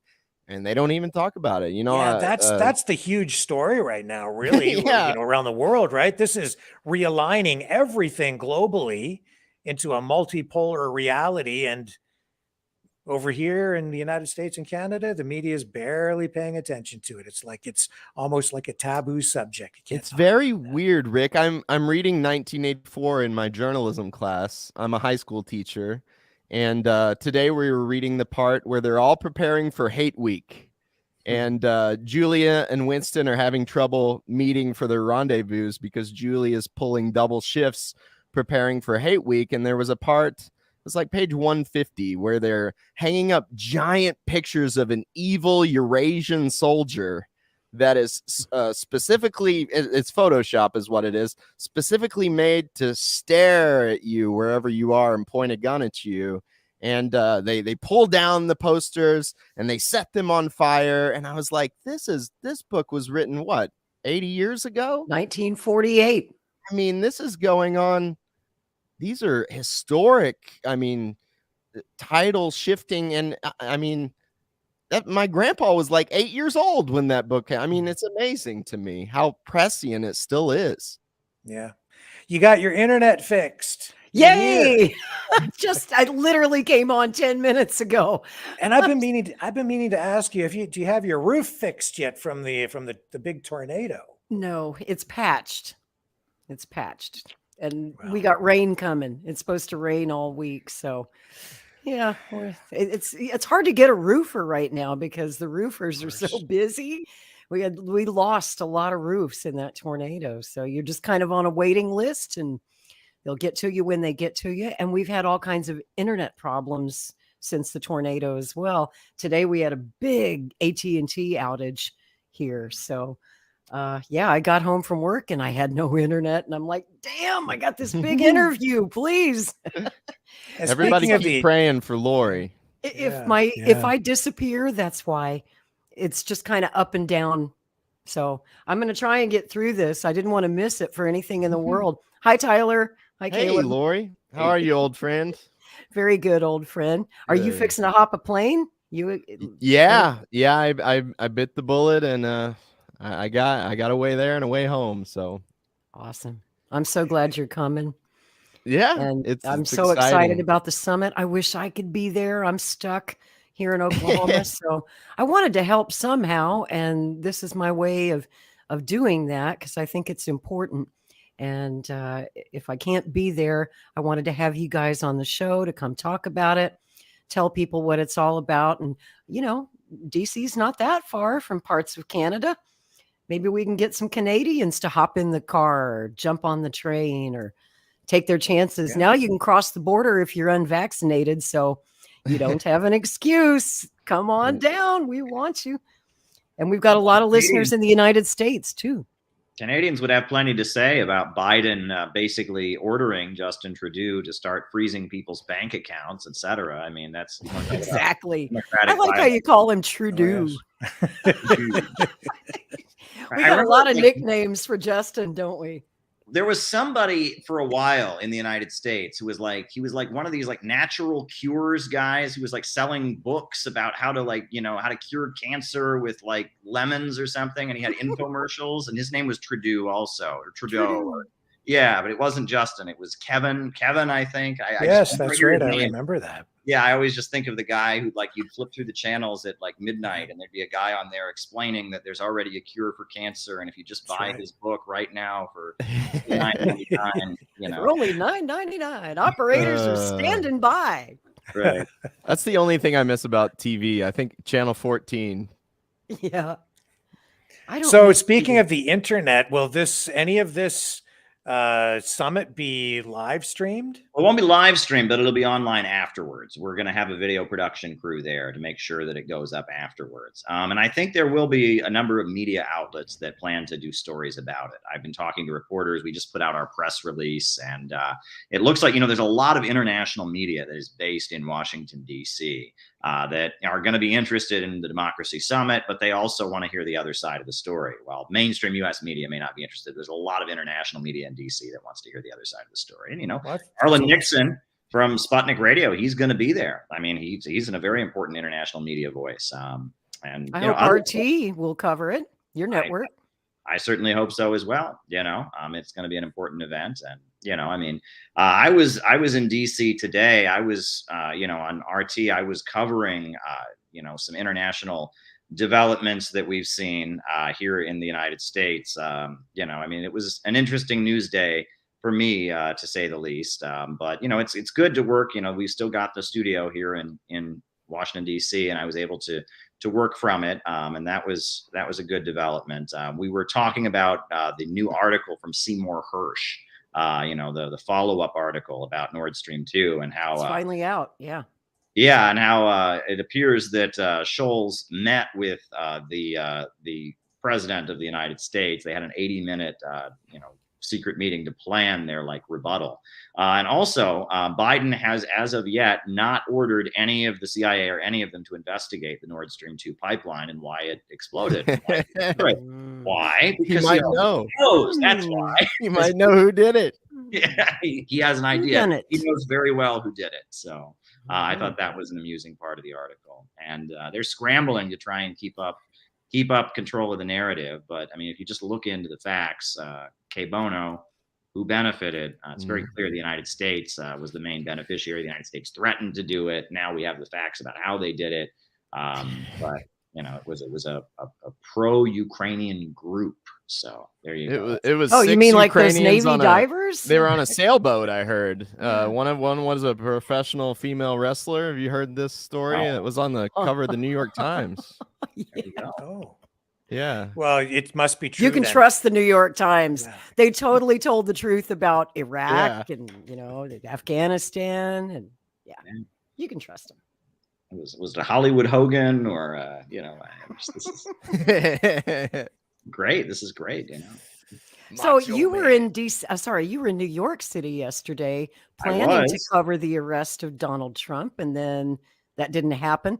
Did you go down to the Manhattan DA's office? What was the scene like there? I was just waiting for the announcement to hop on the air and cover if Trump got arrested, but he did not. He did not get arrested, despite all the memes that were all over social media, the AI generated images of those were wild. Yeah, that was pretty interesting. But he's not been arrested yet. We shall see. They have never arrested a former U.S. president before, because former U.S. presidents are protected by Secret Service. So, you can't just walk up to a former U.S. president and say, "You are under arrest, sir," and put handcuffs on him. You can't do that because there's Secret Service guys around them. So it's like the arrest of Donald Trump would have to be negotiated. But the more you look into the details of that whole thing, the more of a joke it really is, because if this Stormy Daniels payoff, that's like some kind of election law violation, like that's a federal crime, not a New York City district attorney crime. The more you look into it, it's like it looks to me like the local New York City Democrat prosecutor wants to make a name for himself.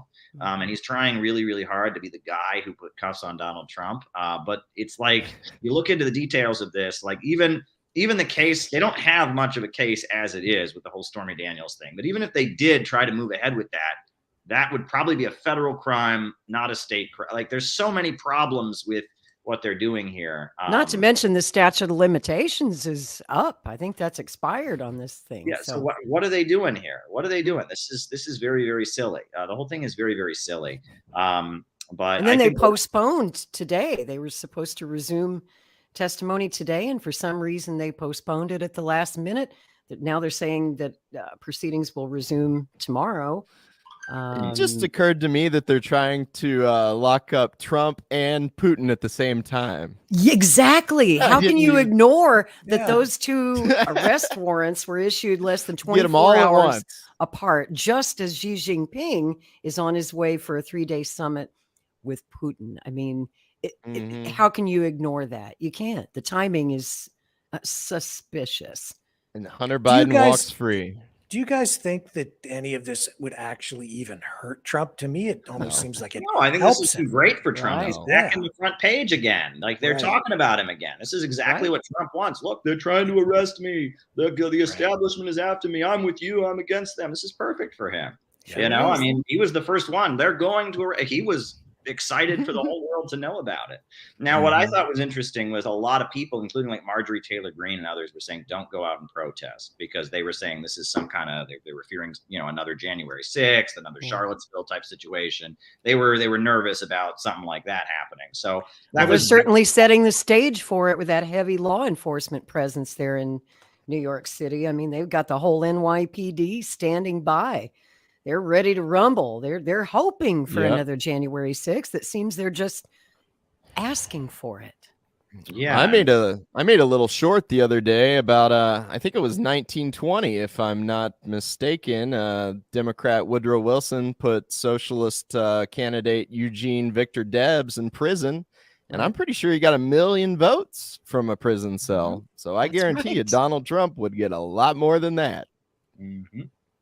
Yeah, he would. And 75 million, probably. yeah, I mean, I think the DeSantis Republicans are doing everything they can to try and take control of the Republican Party because people are tired of the wokeness. I've noticed that like Saturday Night Live, which is just about as woke as you can get. I mean, it was like Hillary Clinton Night Live for a long time. I mean, you watched it. It was just so ridiculous. I mean, but even they have started like every episode now, they're making fun of wokeness because it's just like the American audience is so tired of the woke thing. So they're going to have a Republican probably in the next election. 2024 is going to be a Republican. The conditions in the country are so bad. Biden is so unpopular. Kamala is even less popular than Biden. Biden is so old. We're going to have a Republican president, and they don't want it to be Trump because right now, if Republicans had their choice, it would be Trump. So they're trying to, set the stage for it's like, okay, we're gonna have some pushback on the woke thing, but it won't be substantial in any way. It won't be pro Julian Assange. It won't be anti-war. It'll be culture war kind of stuff. There'll be some pushback. It'll be DeSantis territory, but that's not where typical Republicans are at. Typical Republicans are in the kind of anti-establishment mode. So, I've been paying attention, the Asbury revival. I think that's a really important story. Tucker Carlson has covered it. A lot of other, right-wing voices have covered it. Ben Shapiro and others, like this revival that's been going on in Kentucky since February 4th. I feel like they're going to amp up religious revivalism and emotional religious outpourings, at least in red states, in the lead up to the Republican primary. I think that's going to happen. There have been 2 Hollywood movies that came out. They released Jesus Revolution a couple weeks ago, which is about the 1970s counterculture Jesus movement, and now they just released a movie about Abraham and Isaac, like a Bible movie that's getting a lot of good reviews. And it seems like that the way they're going to try and retake control of the Republican Party is by having just an explosion of religious sentiments, which they will on the surface say are not political. They say, well, this isn't about politics, it's just about God, the country's in crisis. But at the end of the day, a lot of those evangelical mega churches, they're flying to Israel every year. They are in with the neoconservatives, and that'll be a way of trying to retake control of republicanism and channel it away from Trump. And if you look at Nikki Haley, she's getting a lot of publicity. She's a neocon. DeSantis is a neocon. But they've adopted some of Trump's language, which is interesting to me. You know what it reminds me of? I'm old enough to remember the Tea Party movement, and my representative down in Texas, Representative Ron Paul, started that movement back in 2007. And originally it was very grassroots. It was very organic. But within about a year or so, as it started to take hold with the masses, the movement was then co-opted by neocons because they saw how popular it was. And we had the governor of Texas, Rick Perry, suddenly change his tune. And he was talking about how Texas should secede from the Union and states' rights and the Tea Party, rah, rah, rah. And then Nikki Haley comes along. She got elected pretending to be a Tea Partier. And a lot of these Republicans in Congress right now who virtue signal that they're anti-establishment are actually not. And it's just like the fake Tea Partiers of a decade ago. And we've got a lot of fake MAGA people out there pretending to support Donald Trump, like Mitch McConnell, right? Mitch McConnell was always pretending to support Trump, but not really. Mike Pence, his own vice president. Let's talk about Mike Pence, who was a swamp creature from day one. I am convinced that when Trump brought him on the ticket, somebody told Trump to bring Mike Pence on that ticket. Trump listened to the wrong people, which he often does. He hired the swamp, and he hired the swamp as his own vice president. And, Mike Pence talked a good game for 4 years, but when the shit hit the fan on January 6th, what did Mike Pence do? Well, ironically, it reminds me of Dante. The lowest level of hell is reserved for traitors. So, There you are. And, Tucker Carlson just did a bit last week where he tried to get all of the Republican presidential candidates to declare their position on the war specifically. And Mike Pence was the most hawkish one of them all. He was like, we're going to keep sending money and weapons to Ukraine for as long as it takes. That's what Jesus would do, Lori. Yeah, Jesus would approve. So I wanted to ask you, Tyler, when you guys are in DC this weekend, I understand that CPI is calling for blanket amnesty for all of the January 6th protesters, right? And you're planning to go and have your CPI group go to the protest that's been ongoing at the jail in DC where these protesters are being held. Is that right? That would be a better question for Caleb. I think he was and he just messaged me saying now his internet just went down. So but for me, it sounds like a good idea. I mean, if somebody said let's go do that, I'm right behind you. We're entering into woke fascism. It's techno feudalism, woke fascism. You just sent me today that they want to round up 1,000 more people that were there. Tucker Carlson was talking about that last night. It's going to be about 1,200 more people that they plan to sweep up in this dragnet for an event that happened more than 2 years ago. Makes you wonder why all of a sudden it's such a priority for the Justice Department. It is a strange one. I mean, they're playing with fire, Lori. You know where we live. That's right. You know everybody around us, right? And they're mad. And my neighbors are so mad. They're ready to take to the streets with their guns tomorrow. It's real quiet for a while. I think it feels like they can get away with whatever. It's that Lenin quote: "For decades, nothing happens, and then in weeks, decades happen." And so true. The conservatives in this country have far more revolutionary potential than the liberals. So, that's right. That's interesting to CPI as a Marxist group, and that's why we not only ideologically or strategically, but also just from where I am. This is my folks. It's my grandparents. It's almost everybody around me. And if they could have their way, they'd lock them all up, throw them in prison, and throw away the key. I actually watched the movie Matewan.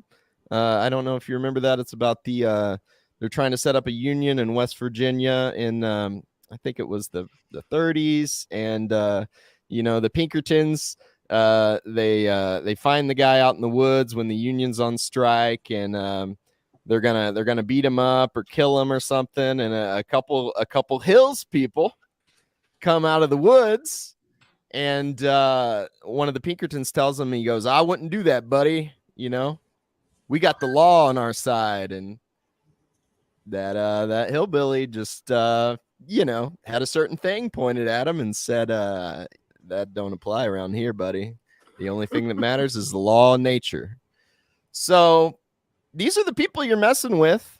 I hope it don't come to that, but me neither. These are the people I love.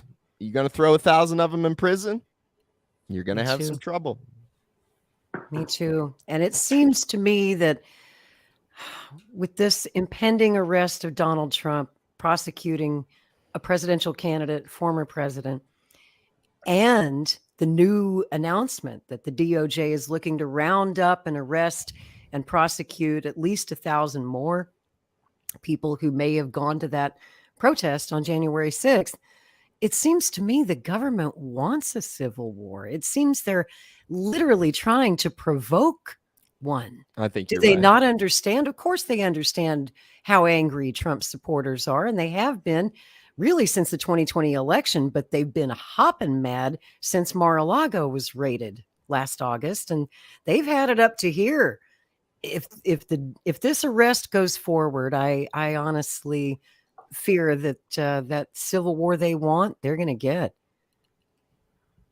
We have to try and stop that. Well, We I was glad to see a lot of Trump supporters kind of see it as a trap. Yeah. And I was glad to see that Trump supporters are thinking the best thing they can do is pull their money out of the banks. I love that. that happened. That sounds like an idea I'd have. I love that they're having that idea. That's a good one. I love Maybe it. that's why the grand jury was postponed today. Maybe they Could got a call be. from the White House going, "What are you doing? Jerome You're Powell. handing the election to Donald Trump. What are you doing? You're killing me over here." If I were the Democratic president running for re-election, I would wonder, what the hell are you doing? I mean, Trump's going to get the sympathy vote alone for what they're doing. So, Caleb, is that the plan? Is the plan to march to where the J6 prisoners are being held and demand blanket amnesty? Well, we're gonna not gonna be a march or anything. There's a vigil that's happening nightly. Some of us are gonna go over there and try to be friendly, but there's no march or anything like that planned. Nothing like that. No. But we do want to go over there and make a gesture of being friendly and supportive. And that's kind of the idea. So yeah, but no, this is an indoor conference that we're having. So yeah.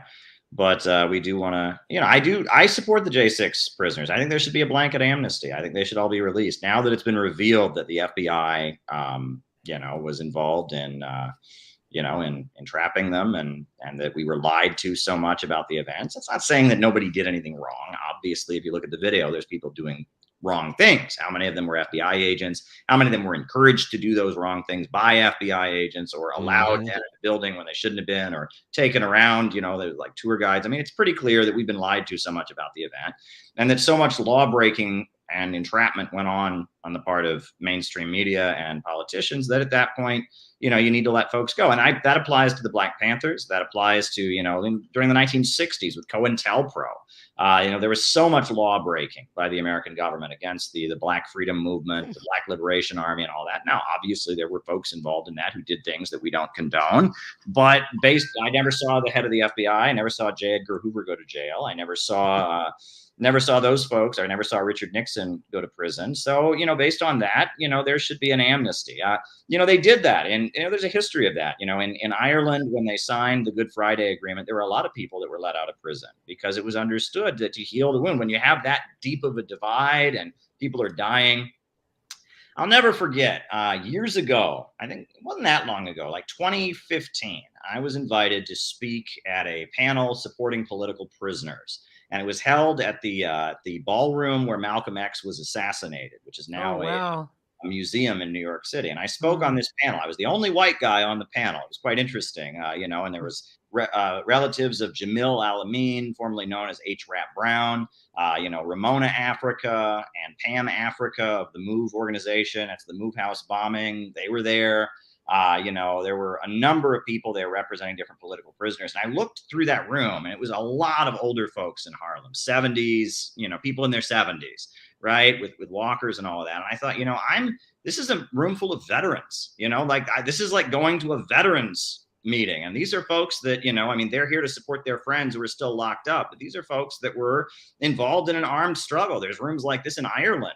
There's rooms like this in many parts of the world where you've had an armed struggle. And the Black Liberation Movement of the U.S. in the 1970s in particular escalated to an armed confrontation. I mean, they felt the government was killing them, murdering Fred Hampton, murdering Mark Clark and others. And they felt that they had to strike back, that their ability to organize peacefully was being suppressed, and many of them did things that I obviously don't condone. But I looked out in this room and I thought, this is a room full of veterans, and there's a lot of PTSD in this room. There's a lot of people who've probably been tortured in this room. There's a lot of people who feared for their lives and had guns in their faces. There's people who've been locked up, and they're there to support their friends who are still on the inside. And that if you want to bring a country together, if you want to heal it, you don't engage in like vengeance kind of, that doesn't heal things, Only makes it worse.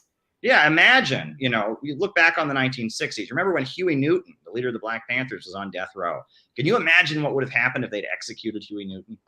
Lord, helter skelter. Yeah, and the U.S. leaders, it was very smart on their part. I think the California Supreme Court stepped in. They found some technicality or something, let them out, right? And that was in the interest of the country. And they kind of learned that this kind of this kind of blood and honor vengeance politics tends to tear countries apart pretty quickly. And it's really interesting. I've read a lot of stuff, if you read, William S. Lind, who is a Pentagon strategist. He's coined this concept of fourth generation warfare. And he wrote about how the USA, they remember that surge in Iraq? He was kind of the main strategist for the Pentagon in carrying it out. And he argued that the United States, when you're waging a military operation, against, non-state actors, kind of an insurgency, optics is everything, right? And, he talks about, in the 4,000 years, people have read the Bible and read about David and Goliath. How many people have sympathized with Goliath? Very few. and that for sociopaths. Yeah, for a counterinsurgency operation, it's very, very strategic optics. And the way the U.S. government operates against dissident organizations and stuff, it's not so much just about enforcing the law or doing this. It's more about how can we diffuse the situation. And William S. Lind, he actually talks a lot about Northern Ireland because the Provisional Irish Republican Army was defeated. The Good Friday Agreement, that was basically, and that was, I don't support it. I think it was an abandonment of the Irish, freedom struggle. It was a betrayal, the Good Friday Agreement. But at the same time, how did they get the IRA to a point that they would sign that treaty? Well, the first thing that they did is the British military received more casualties than it inflicted, number one.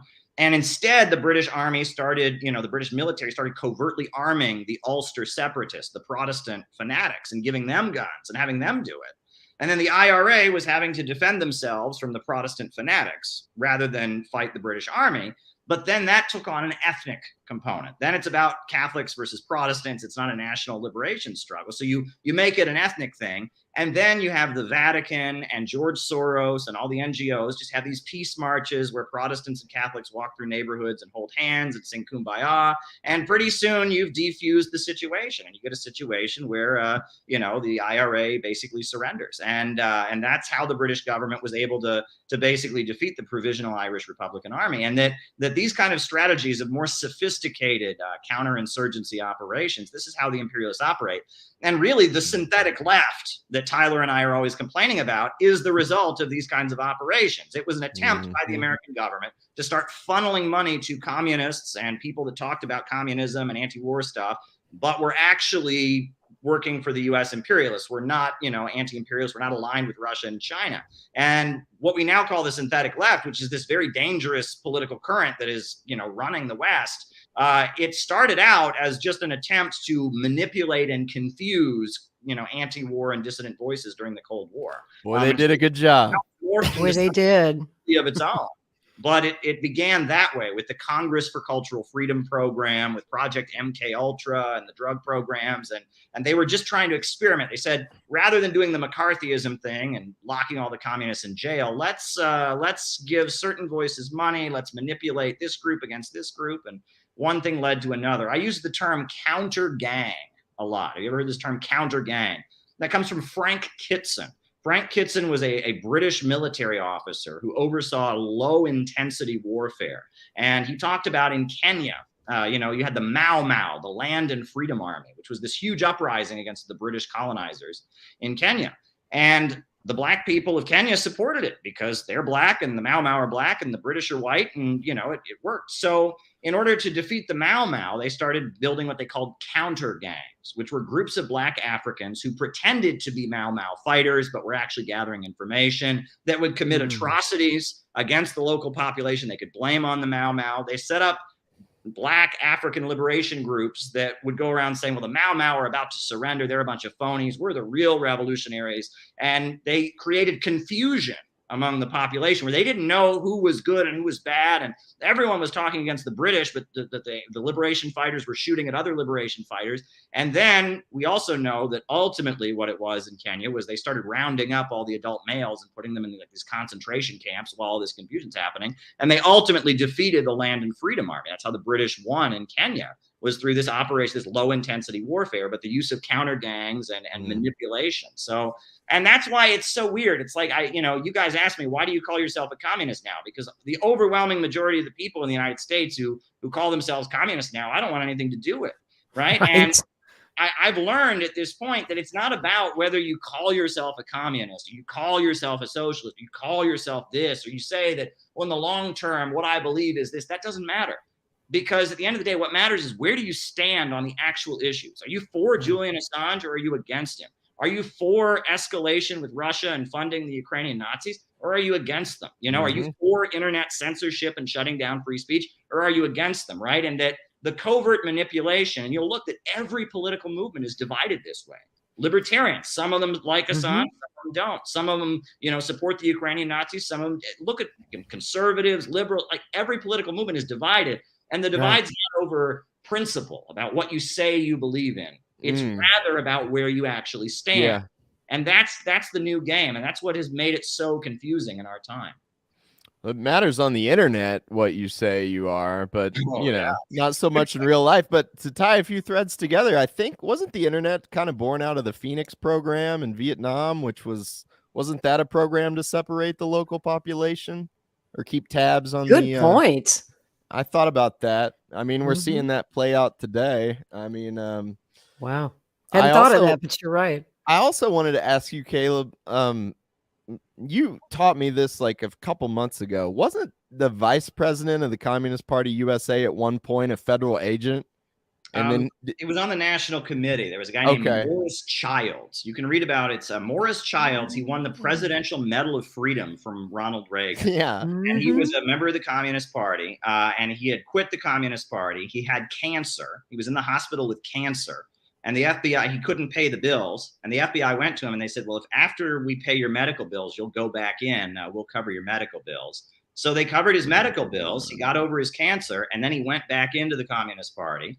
And he was an FBI informant on the National Committee of the Communist Party from the mid 50s up until the 1980s when he got the Presidential Medal. Holy cow, 30 years. And that was called Operation what? Operation Solo is what it was called. Operation Solo. He was bringing money in from Moscow. The Soviet Union would give the Communist Party $2 million every year in a suitcase. And what was weird is, you know, I mean, that's, you know, if you're taking it through customs and not declaring it, that's a crime. Right. But, you know, but the FBI was allowing it to happen because that was a way to manipulate the Communist Party. As long as that money was coming in, two things would happen. One, the Communist Party would never like have an awakening and go, why aren't we growing? Why aren't we recruiting anybody? Because they're getting $2 million a year. Everyone's getting a nice salary, you know, so it was that.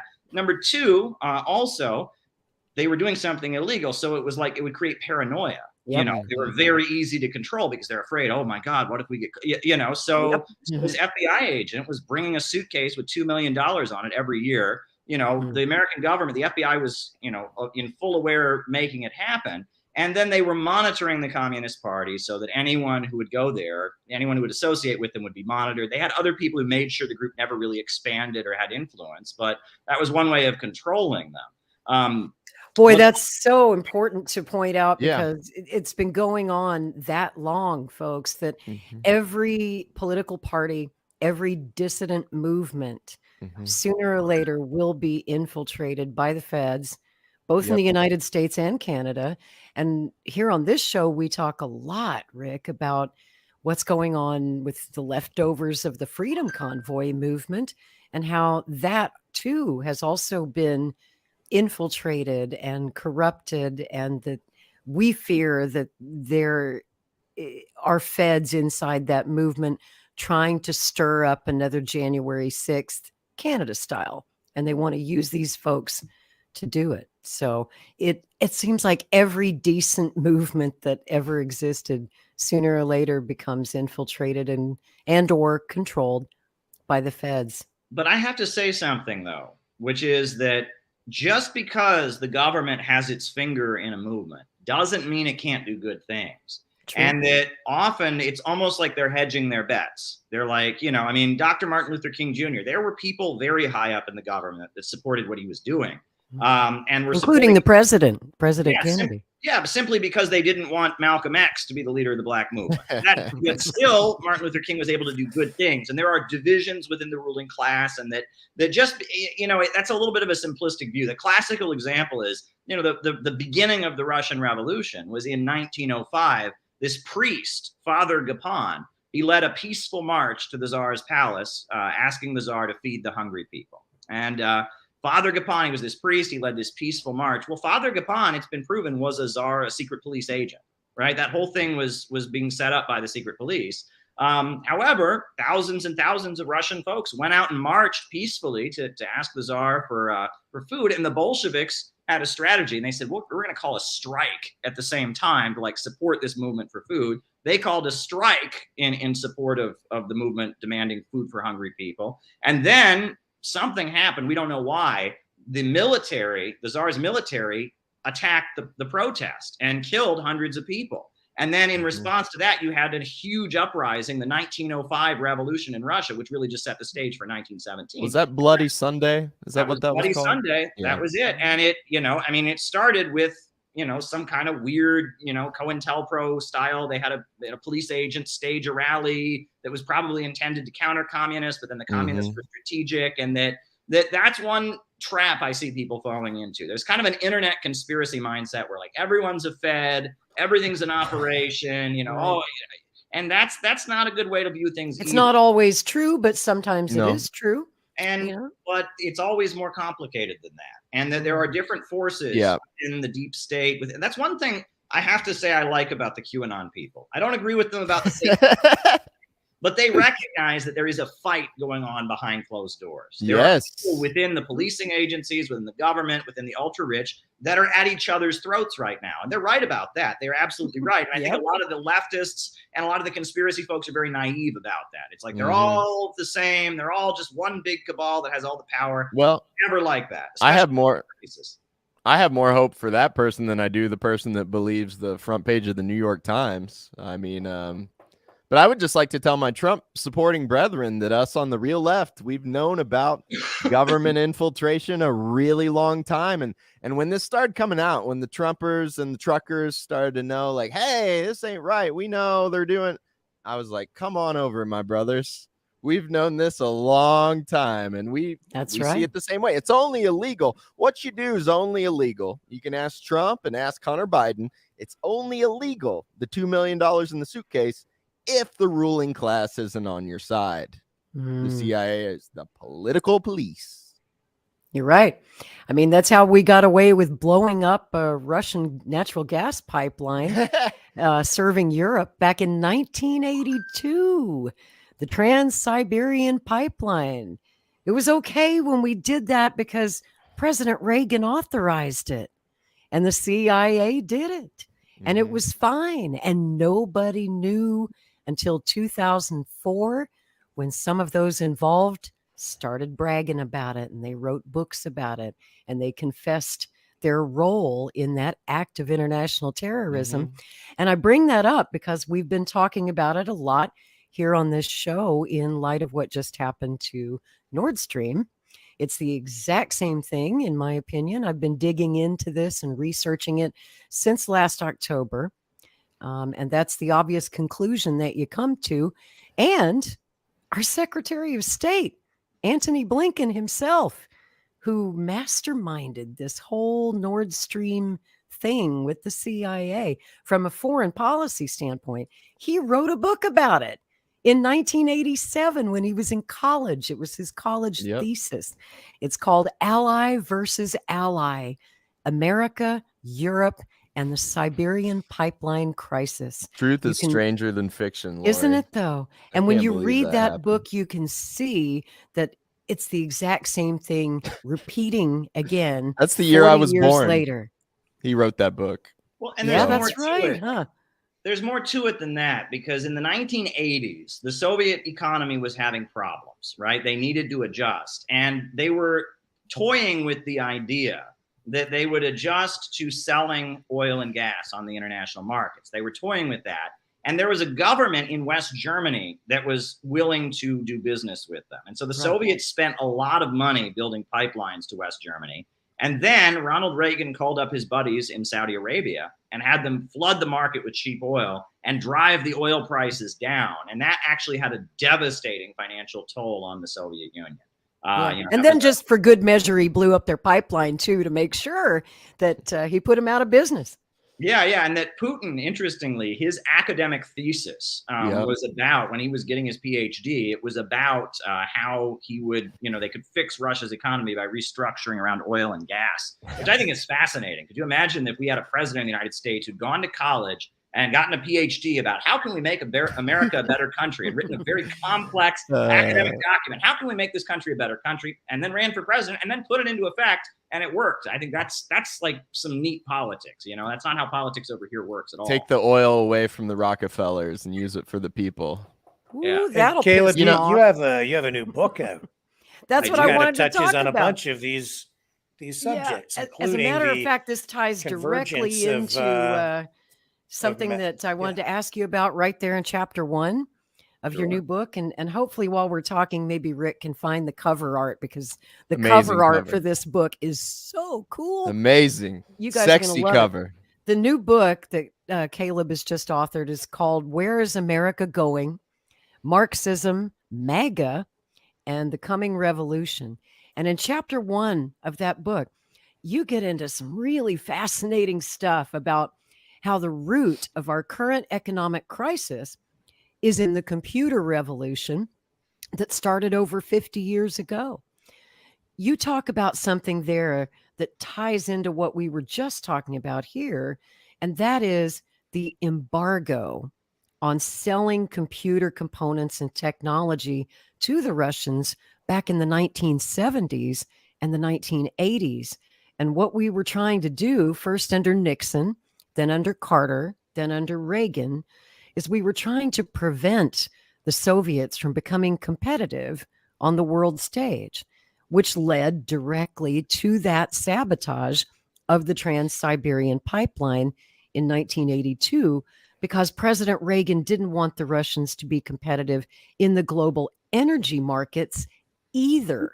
So they denied them the computer components and software that they needed to compete in the 21st century, and also cut off their ability to do business with Europe, supplying them natural gas.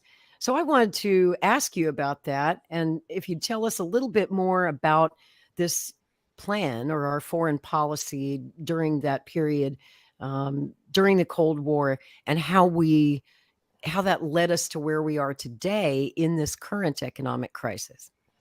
Well, it's quite interesting. So, the computer revolution, a lot of people say one of the most decisive moments in it was the decoding machine of Alan Turing during World War II. A lot of people have seen the movie The Imitation Game about how this math genius Alan Turing made, the decoding machine. And computers were coming along. You get into the 50s and 60s, they were coming along. And the Soviet Union and the United States were both, making great breakthroughs in computer research. However, the United States was able to freely adopt Soviet technological innovation. LED lights, for example, that's a Soviet invention. And the Soviets, they didn't come over here and say, you Americans can't have those. Those are copyrighted. They didn't do that because, Americans have LED lights, no problem. Satellites. The Soviets had the first satellite. We've got satellites. There was no copyright. Sputnik wasn't copyrighted. Americans, the U.S. intelligence studied Sputnik pretty clearly to develop American spacecraft. That was clearly done. However, the NATO countries, they had this, I believe it was called something like the Treaty on Multilateral Technology Controls or something to that effect. And it was that there was a list they would publish every year of technology that you could not sell to the Soviet Union. And it was a list. It was a very long list of all kinds of things. And they said it was for military purposes, but it was like a stretch. Anything that could possibly have a military application, you couldn't sell to the Soviet Union. So they had to do their computer and technological research in isolation. And they actually had great successes. And this is one of the most outrageous things, because I've heard people say, oh, the computer revolution, the innovation, that's proof of the free market. Well, the government over here was paying for it, first of all, right? I mean, it was the NSA and the CIA subsidizing all of that, number one. And number two, in the Soviet Union, they actually had, in the 1980s, they developed their own home computer system. They did. I forget what it was called, but yeah, they had their own first PC. Yeah, without any Western technology. They developed it. So they were capable of doing it. They just didn't have the resources to invest it the way the United States did. They were coming up from poverty. They had been an impoverished country. They'd been through World War II. They didn't have anywhere near the resources the United States, a fully industrialized country, had to pour into the computer research. And it was a strategic decision. That's the most wild thing, is that especially in the 1970s, you had Zbigniew Brzezinski wrote this book about America enters the technotronic era, saying that information technology is changing. And the way we can defeat the Soviets is by putting the United States at the center of the information technological revolution.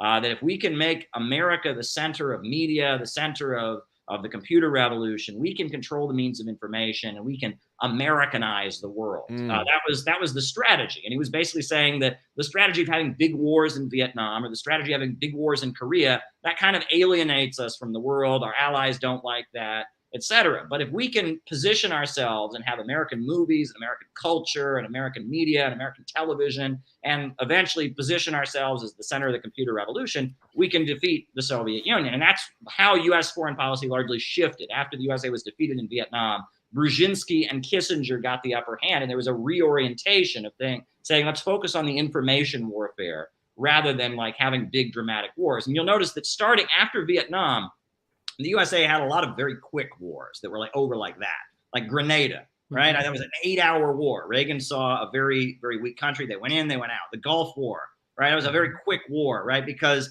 they realized that these long-term engagements kind of weakened the support of the US public and hurt the image of the United States. So rather than have big, long, dramatic wars, the focus was on having the United States be at the center of the computer revolution. It's very interesting history, but the computer revolution has led to technological breakthroughs that have had all kinds of dramatic economic consequences, eliminating workers from the assembly line, reducing the rate of profit. And that is what has led to this widespread global economic crisis that we're now facing. So that's kind of the point in my book. And in the first chapter, I go into that because we have to talk about where the computer revolution came from and then why is the computer revolution leading to an economic crisis? Because in a rational society, self-driving cars would be a good thing. It'd be a great thing in a rational society. This labor, this chore called driving would no longer be necessary. With artificial sensors and AI, we could just, and everyone who drives could expend their labor elsewhere, do something else. But in a capitalist system, self-driving cars would lead to riots in the streets. You'd have millions of people unemployed, millions of people hungry. It would be a disaster. That's not rational. No. Automation should be a good thing, but under the capitalist system, it leads to mass unemployment. Well, I just wanted to add in there, Caleb. I was looking at the team behind ChatGPT the other day, and I'm pretty sure their lead scientist was born and educated in the Soviet Union. So they must have had decent schools over there. I could be wrong on that, but I'm pretty sure. I looked it up, and sure enough. I just wanted to follow up on that question. We've talked about the computer technology race between the former Soviet Union, now Russia, and the United States. Who do you think is winning that race now? China. Hands down. Straight up. Yep. I'd have to agree. Yeah, look what they're doing with the supercomputers they've got over there. Look at their phones that are so much better. Look at what's going on with there's so many breakthroughs that are happening. And yeah, I think China is far ahead in that, and that they have made a strategic decision to invest in it. The government has said, we need more engineers, we need more scientists, etc. Yep. Whereas here in the United States, and I've talked about this before, and people say I sound like an anti-immigrant bigot. I am not anti-immigrant. I am for legalizing the undocumented. I don't want raids on immigrant communities. But we just have to be honest here that during the Cold War, the United States started basically having a crappy education system. Our education scores, math and science, forget it. We're behind the rest of the industrial world. And the reason that was fine is that we could just import all the doctors and all the engineers and scientists from India and Africa and Russia and China. And, and that's what we do. It's called brain drain. Third world countries, people, India spends a lot of money educating people to be doctors or engineers. And then they come to the United States and they don't have any student debt, and they come to the United States, and then we don't invest in our own population. Our schools get worse and worse and worse. Our colleges with the student debt and all of that. So we over here are not getting the education we need. Plus the developing countries that are trying to raise their people up out of poverty, that need engineers, that need scientists, that need mathematicians and doctors, they don't have them. And it's a lose-lose policy. It's a lose policy for Americans. It's a lose policy for the developing world. But it started during the Cold War as a way to fight communism. That's what the Berlin Wall was about. The Berlin Wall, an old communist once told me, the Berlin Wall was a picket line. It was a picket line, Caleb. You don't cross the picket line. That's basically what it was. Most people did not want to leave East Germany, but the higher paid professionals did. Most people, their living standard went up in East Germany because they got free healthcare and education. But your doctors, your lawyers, your engineers, their living standard went down. So the Berlin Wall was professional managerial class. Yeah, it was basically it was a wall to say, you don't get to flee. You have to stay here and use your skills to help us build socialism, right? That's what it was about, right? And it was to stop brain drain. It was to prevent this. But it was a very effective tool in defeating communism because, even today, Cuba spends lots of money. They have a huge, what Ban Ki-moon said is the best medical school in the world. And people learn to be doctors. And then they get on a boat and they go to Miami and they get to be over here and be doctors with no student debt. And they have a whole background, and then they go around telling everyone how oppressed they were. Whereas here in the United States, if an American wants to go to medical school, you're going to be paying that debt for the rest of your life. $300,000. We're losing, and the people of the developing world are losing. Brain drain is a bad policy, and it's bad for all of us. And we should be training engineers. We need engineers. We need scientists. We need our kids to be growing up to be really good at mathematics, really good at science and such. And we don't do that here. We actually want the opposite. We want our kids to be dumb. Our system's all rigged to try and, just make us, the population here, dumber and dumber and dumber. Well, I had two ideas from that. One was, I heard the other day that for every one engineer that graduates in America, China graduates 20. It seemed like it made sense. I mean, just a number thing. And then I saw this quote the other day on Russell Brand from Bertrand Russell. And Bertrand's a little suspect, maybe a lot suspect, but this quote really stuck with me. He said, "I think the subject which will be of most importance politically is mass psychology." So he said this in like the 40s. "Its importance has been enormously increased by the growth of modern methods of propaganda. Although this science will be diligently studied, it will be rigidly confined to the governing class. The populace will not be allowed to know how its convictions are generated." And I've heard that from a lot of people that go to college to study psychology, and they want to know, like, how do they set society? How do they make it work? And they don't learn that at all. But that quote to me proves that in the depths of the CIA and the State Department, oh boy, they've been studying this for decades, and that fits in with the educational system. If they wanted to graduate 30 engineers, they could, but they don't. They don't. Your book, Caleb, can I ask you this? It mentions MAGA and Marxism. Does the book speak to the convergence of these different political groups? Well, the reason I gave it that title, I was intending to be provocative.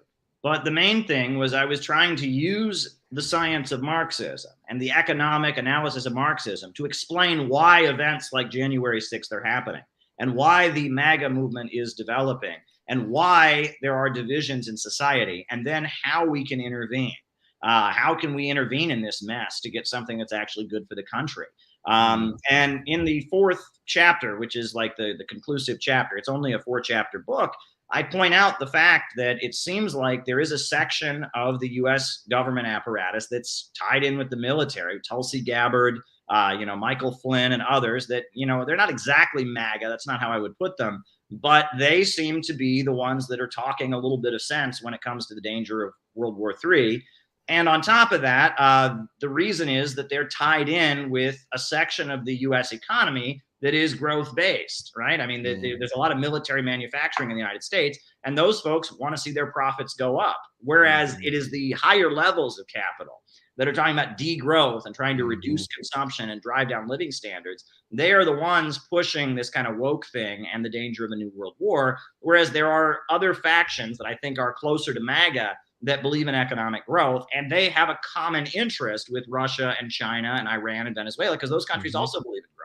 And that seems to be the cutting edge. There is a very powerful coalition of forces. The Walton family, Jeff Bezos, the Rockefellers, the Carnegies, the DuPonts, the big four super major oil companies. The They're focused Malthusians. saving capitalism by reducing the population, reducing consumption, setting up a highly controlled system, and waging all-out war against the countries that have broken out of their system.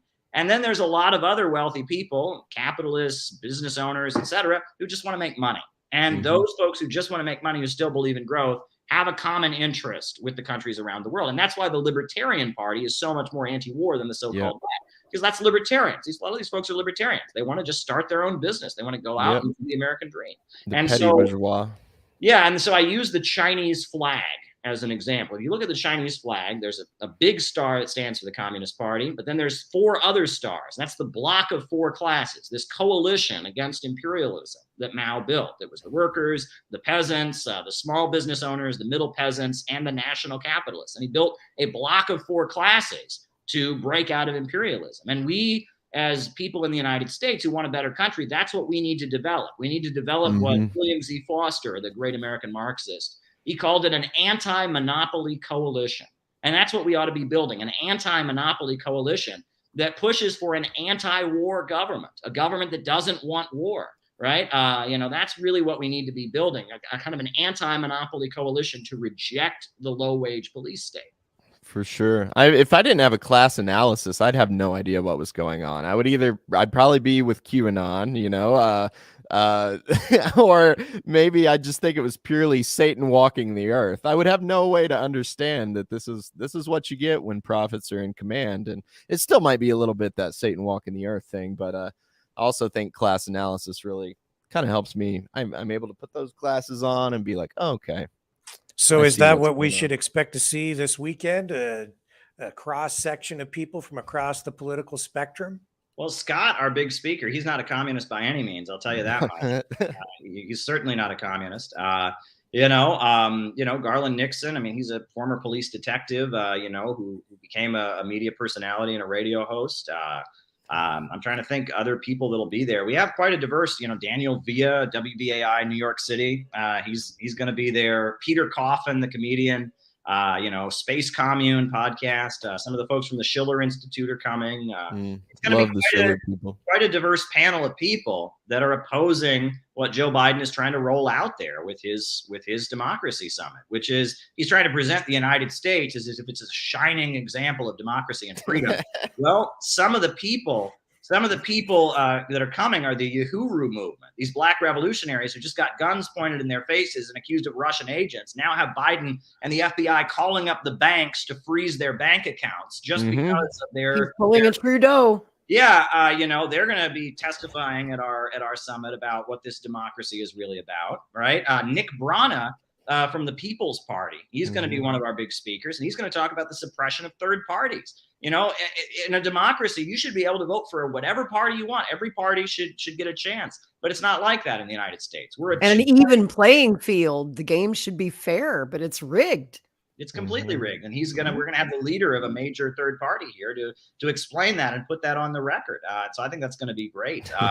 We got a lot of different voices. I'm excited. Tyler's going to give a very special presentation, which maybe you should leave as a surprise, Tyler. It's up to you. Maybe you can tell him what it's about. Want to give us a hint? Tyler's got a very interesting topic.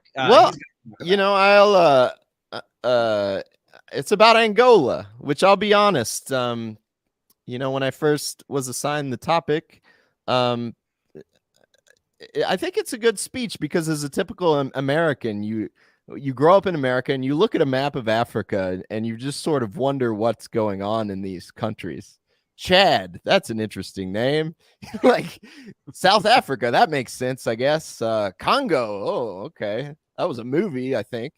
And I got Angola, and then I start reading about Angola, and I was amazed at this place. Wow. I didn't know Castro sent 65,000 troops to Angola to fight the apartheid South African army. I was like, that's crazy. It'd be hard to get 65,000 American troops. I mean, I don't even think Cuba could really spare that. I mean, I was amazed by that. Maybe the number's off, but it sounded, I was blown away by it. And then you keep reading. They had a 27-year civil war. It's an incredibly oil-rich country, incredibly rich in oil. And the CIA just had a lot of fun with it, had a lot of fun. And finally, when they won independence in 2002, a certain family took power. Was it Dos Santos, Caleb? Dos Santos, yeah. Yes. And they started doing incredibly well. I mean, very much what Putin's doing in Russia. They nationalized their oil. We can't let that happen. And they started getting filthy rich. Filthy. 11% growth year over year.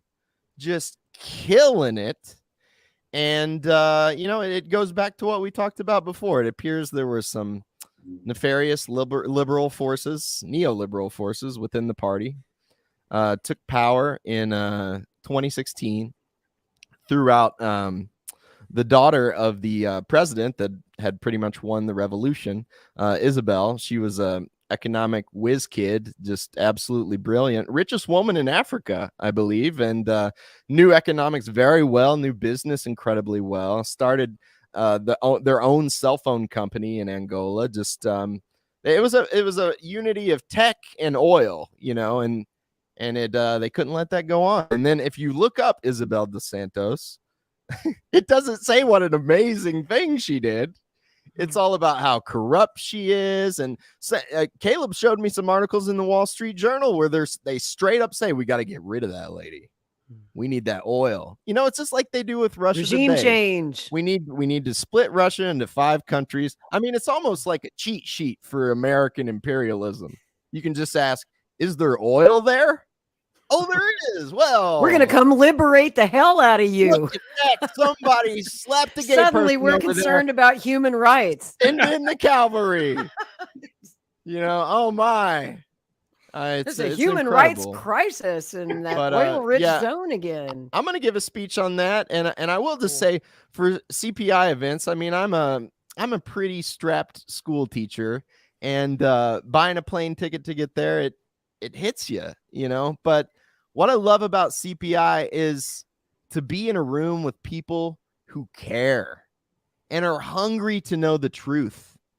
I didn't know. I grew up in a Baptist church, and I didn't know what fellowship meant until I went to a CPI event. And then I felt it. I'm like, oh, I'm in here with my brothers. I get it. My brothers and sisters. I always thought the word comrade was kind of a gross word, like something you'd call people like, hey, comrade, you say it as a joke. Or even when people said it seriously, it was like more disgusting until I went to a CPI event. And then I realized, I was like, all these people see the world the same way I do. And they take a bullet for me. And, I'll bend over backwards to make it to the next event just because that feeling is so intoxicating. It gives me hope, and it helps me get out of bed in the morning. And I love CPI for that.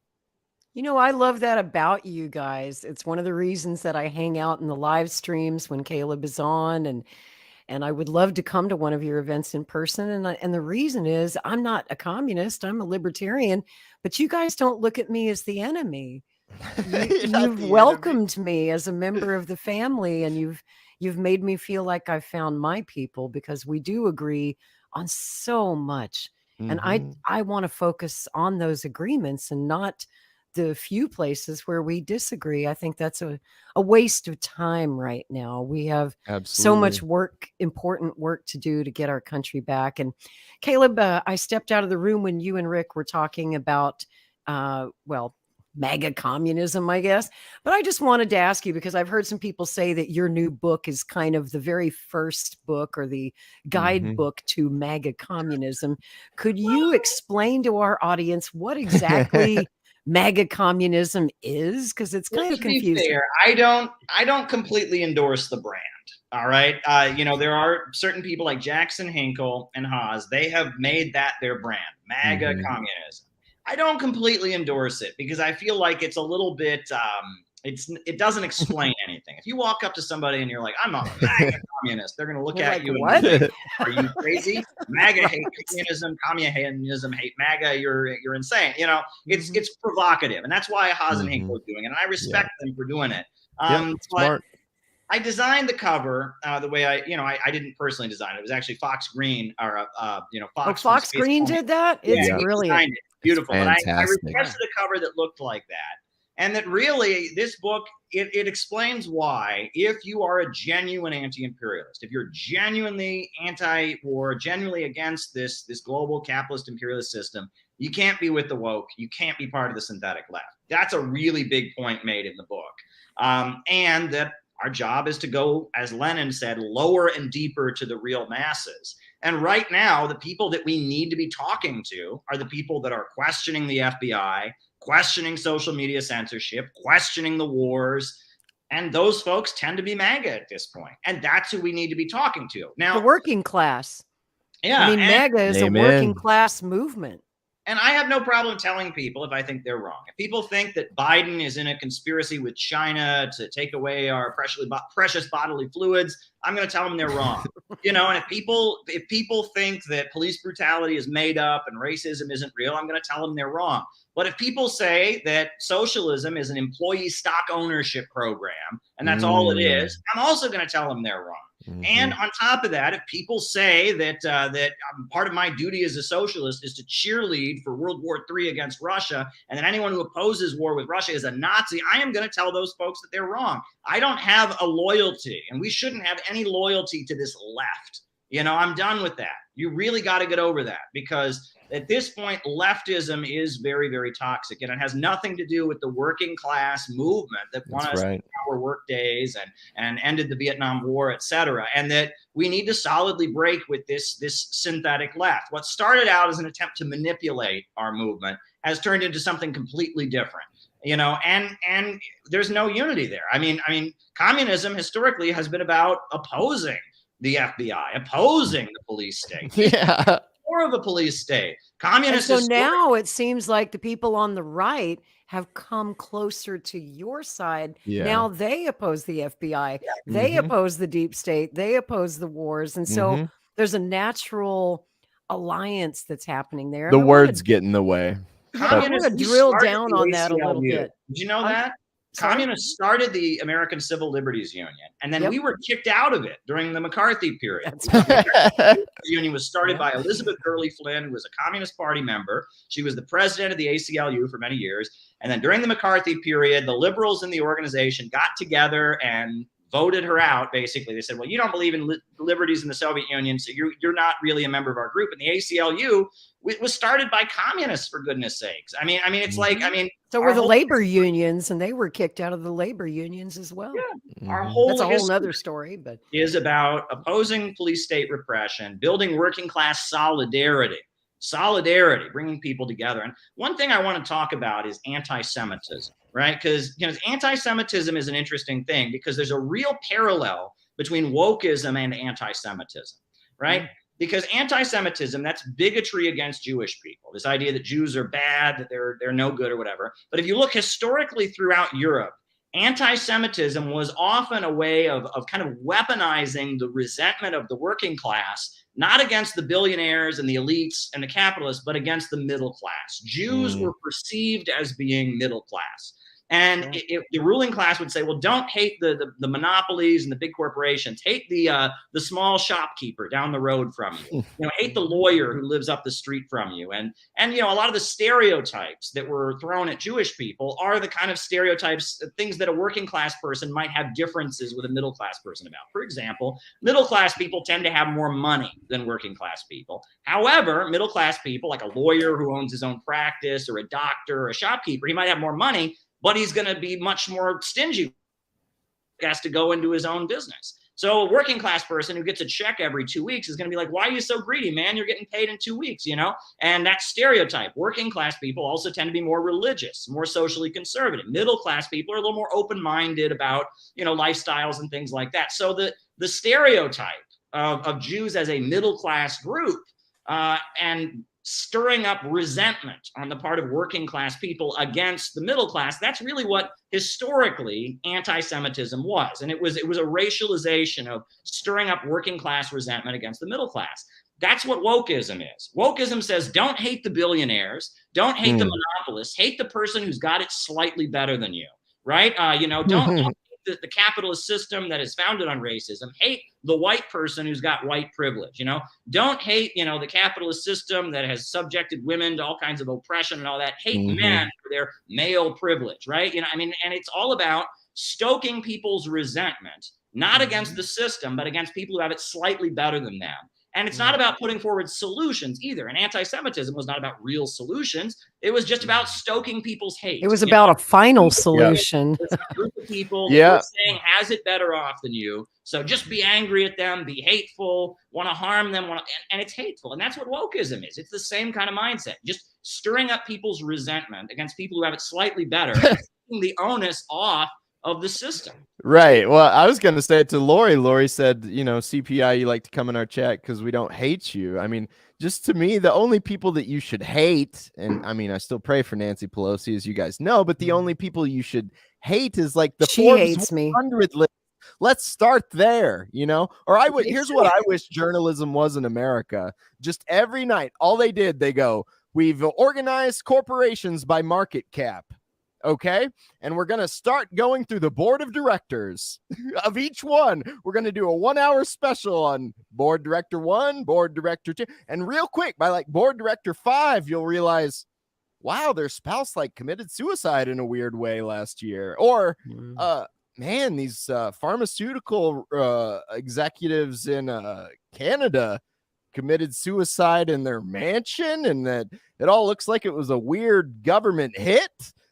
There's electrical cords involved. Yeah. I mean, it would be way We've spicier. Talked about that case here on the show. Talk about that, do they? They talk about kitty boxes in the high school bathroom. They talk about, the blacks are doing this. It's all the gays are doing that. They separate. They separate the working class and the middle class, and that top 100, the board of directors, they just get to skate free. And in my world, that's the only people we'd look at, or we'd at least start there. I think a lot of it is a psyop, and I want to drill down on this based on your book, Caleb, because I've been immersed in this book for a couple of weeks now, and I just love it. Really, really fine job. So I've got a lot of questions, and I know we don't have a lot of time, so I'm just going to go through these kind of rapid fire. All right. Well, I spent so much time writing it that it's in my head, so I should be able to just rattle this off. So. Cool. All I ask is keep it brief, and we'll maybe get through it all before midnight. You read it over so many times, you get sick of it. So it's like very well embedded in my mind. I proofread and gave it to proofreaders and did notes, and so go ahead. You kind of memorize your own text after you've written it. Yes, I know. I'm sick of it. Well, I wanted to ask you because many people today, including the former President Trump, I sent you a tweet yesterday where one of his Truth Social statements, and he's always saying this in his speeches, how Marxists are to blame. It's the communists that are to blame for all of our problems. All of his problems are caused by communists like Joe Biden. And this is just so confused because Biden is clearly a fascist, and the United States government is clearly run by fascists, and we're supporting actual Nazis in Ukraine, and we have a very anti-communist foreign policy. That's why we're going after China. That's why we're going after North Korea. So my question to you is, many people today are completely confused and erroneously equate fascism and communism, and they just say, oh, they're the same thing. They're all authoritarians. And there seems to be a lot of confusion on this. So could you please clarify the difference? Yes. All right. The difference is this. Fascism is when there's an economic crisis of capitalism, when the economy is in ruin, the richest people get together, they take control of the government, and they forcibly drive down living standards and drive down the population in order to stabilize the system. That's what Biden's doing. Communism is the opposite. It's when there's an economic crisis, the working class people get together and they kick out the billionaires and they reorganize the economy so that growth is unlimited, so that the problems of the irrationality of the market are eliminated, and growth can just be unleashed by having a rational central plan in control of the means of production. And I guess really when it gets down to it, the fundamental difference between between fascism and communism is growth. Now, obviously, fascism comes from the elite. It doesn't change property relations. Communism is a mass movement that eventually takes control of the government. So there are much bigger differences. But really, the question of are you for growth or are you for degrowth is the fundamental difference. And many people say that socialism is redistribution of wealth through taxation. Are they right or are they wrong? No, they're wrong, because that happens under every system. There is not a country in the world that does not redistribute wealth to some degree or other. And Marx makes it very clear it's not about redistribution of income. It's about a change in the relations of property. How do the banks function? How do the factories function? How do the major centers of economic power function? A socialist society is where the economy is controlled and forced to work in the interests of all. A capitalist society is where the market and profits are in command. So let's talk about solutions, because one of the things I really love about your organization at CPI, it's not just a group where people get together to complain about the problems or to identify the problems. I think we all know what our problems are. So we're just wasting time to go over those. The best use of our time is looking at solutions. And in your book and in CPI, your slogan is, "We need a government of action to fight for working families." And you have a 4-point plan as to bring that to be. And I wanted to ask you, first of all, tell me the first point. First point is a mass mobilization to rebuild the country, rebuild the country's infrastructure, new schools, new universities, new power plants, new water treatment facilities, hiring millions of unemployed people and putting them to work, rebuilding the country. So basically, sort of like that infrastructure deal that Trump said he was going to do and then didn't do. And then Biden passed a bill saying he was going to do and then he didn't do. And we have train derailments and bridges collapsing everywhere. You take Zelensky's $100 billion back and spend it right here at You'd home. actually do that. Okay. So point 2, nationalization of industries like oil, natural gas, coal, timber. Now, you say that this would lift the burden of taxation from the population, which I found fascinating. So do you mean that the people would pay no personal income taxes at all? I mean, as a libertarian, I think taxation is theft, so I think that's a great idea. Or are you saying that they would pay lower taxes? I mean, it's tax season, so this is a perfect time to talk about the issue of taxation, which we all hate. What are you talking about there exactly? Well, point number 2, it's not nationalization of industries, it's of natural resources, right? It's oil, natural gas, coal, and timber. And the idea is if you're born in the United States of America, you should have just as much right to the soil of this country as anybody else, right? God made it for all of us. Yeah, it should belong to everyone in this country. And the wealth that is generated from it, because, billions of dollars are made from America's oil, billions of dollars are made from America's coal and timber. It should go into the public budget. So rather than having the wealth of the government come from taxing people, it ought to come from the wealth that is the property of all of us, the natural wealth. And hopefully, I would think that would be great if it could eventually lead to a situation where there was zero taxes. Now, that's not part of our plan necessarily. But that is, that would be ideal, because why should the population have to pay for these things when the country is so vast and so wealthy? I like Henry George. He was he was a contemporary of Marx. He disagreed with Marx, but he called for public control of the land. He said, what is it? The land, God made the land for the people. And this idea that's what that's about. And with the wealth of this land, there should be no reason that people should have to pay in out of their incomes. So, take the burden of taxation off the public by putting our natural wealth under public ownership. Or founding father Thomas Paine's agrarian justice in 1794. Just read that. He had the same kind of ideas. You know what? He sure did. That's a great point. That's very true.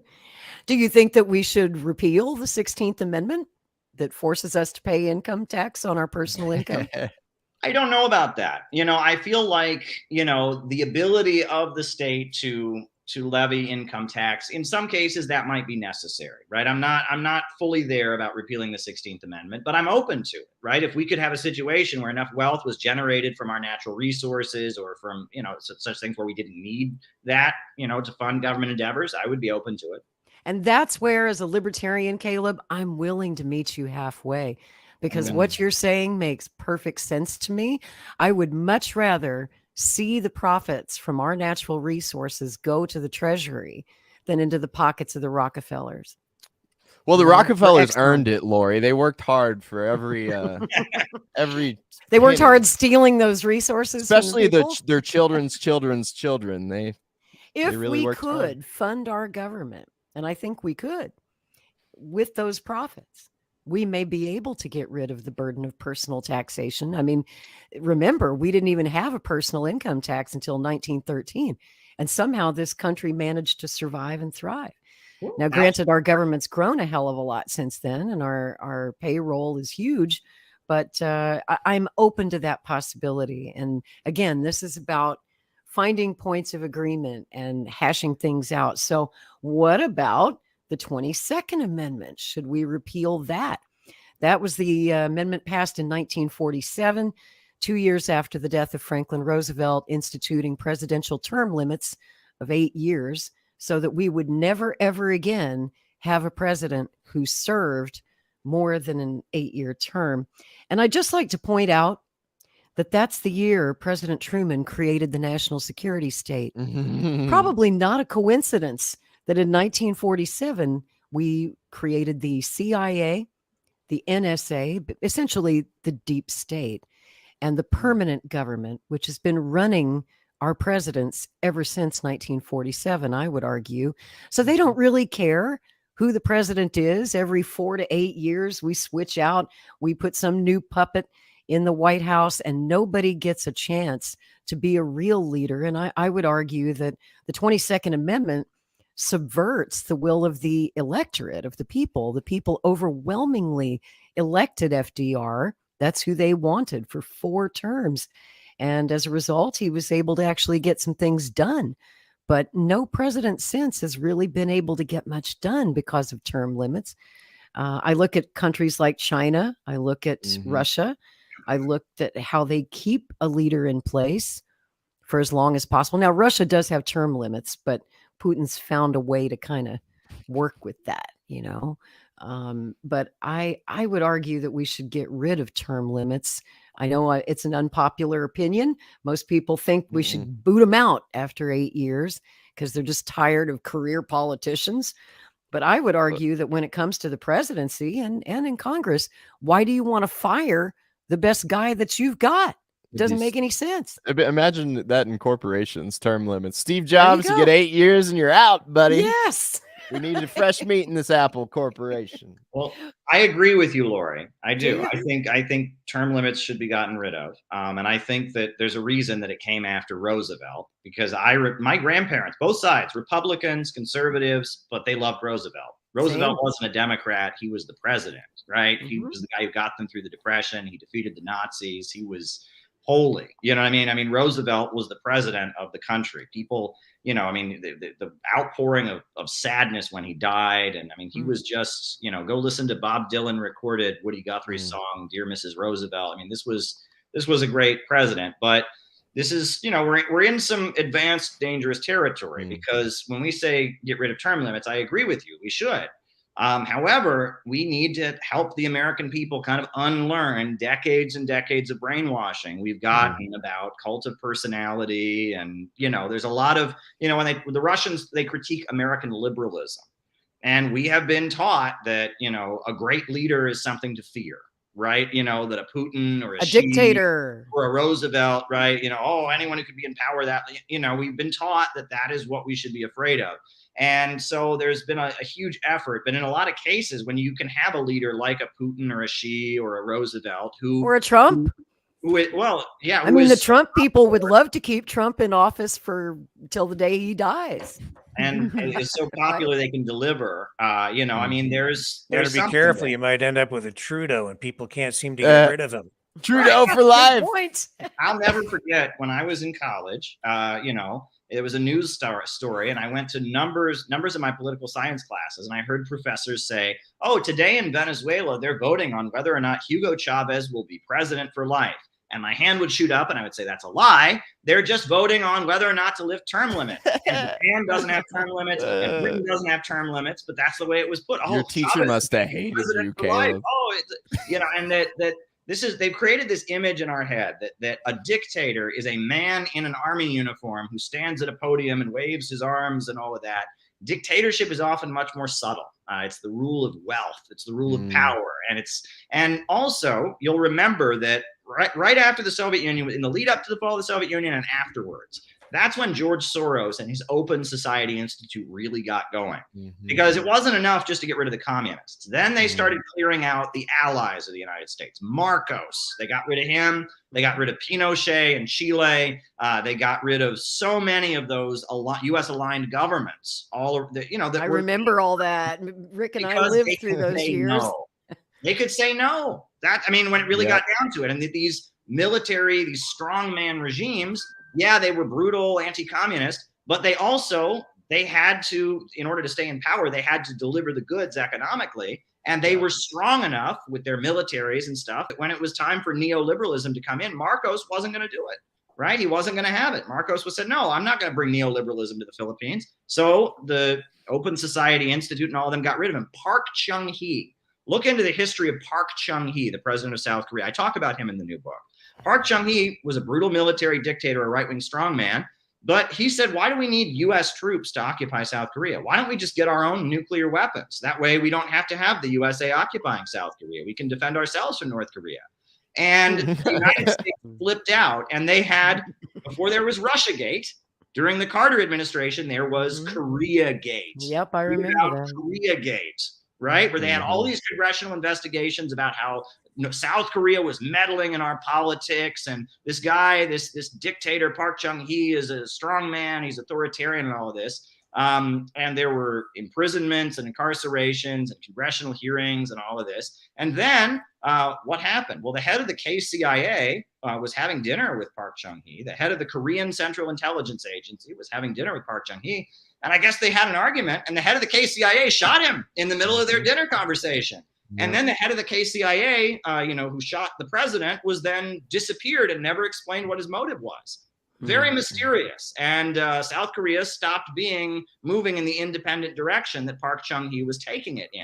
And that a lot of these strongman governments, even though they're right-wing and authoritarian, the USA doesn't really like them. I talk about when George Soros writes about the Open Society, what he's writing about is he wants a government that is weak and just rolls over and gives them whatever they want. And in the Which leads me to this question, because this is another thing I want you to clarify.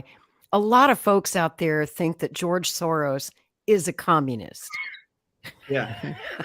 Would you please correct that? George Soros toppled communist governments all over the world. Thank you. On the Open Society Institute website, it brags about how they toppled socialism in Czechoslovakia, they toppled socialism in Poland, they toppled socialism in the Soviet Union. He was the main promoter of anti-communism, but effective anti-communism, and this is what those folks on the right need to understand, effective anti-communism is the synthetic left. That was the real vehicle to defeat the communists with. If they had just screamed, you dirty Reds, and bombed countries, communists would have won a long time ago. Yeah. It was that weird, woke, confusing synthetic left. That's what actually brought down communism. So that's why they might think he's a communist, because he talks about things that leftists might talk about, but he talks about them to manipulate them, to serve the global financial system.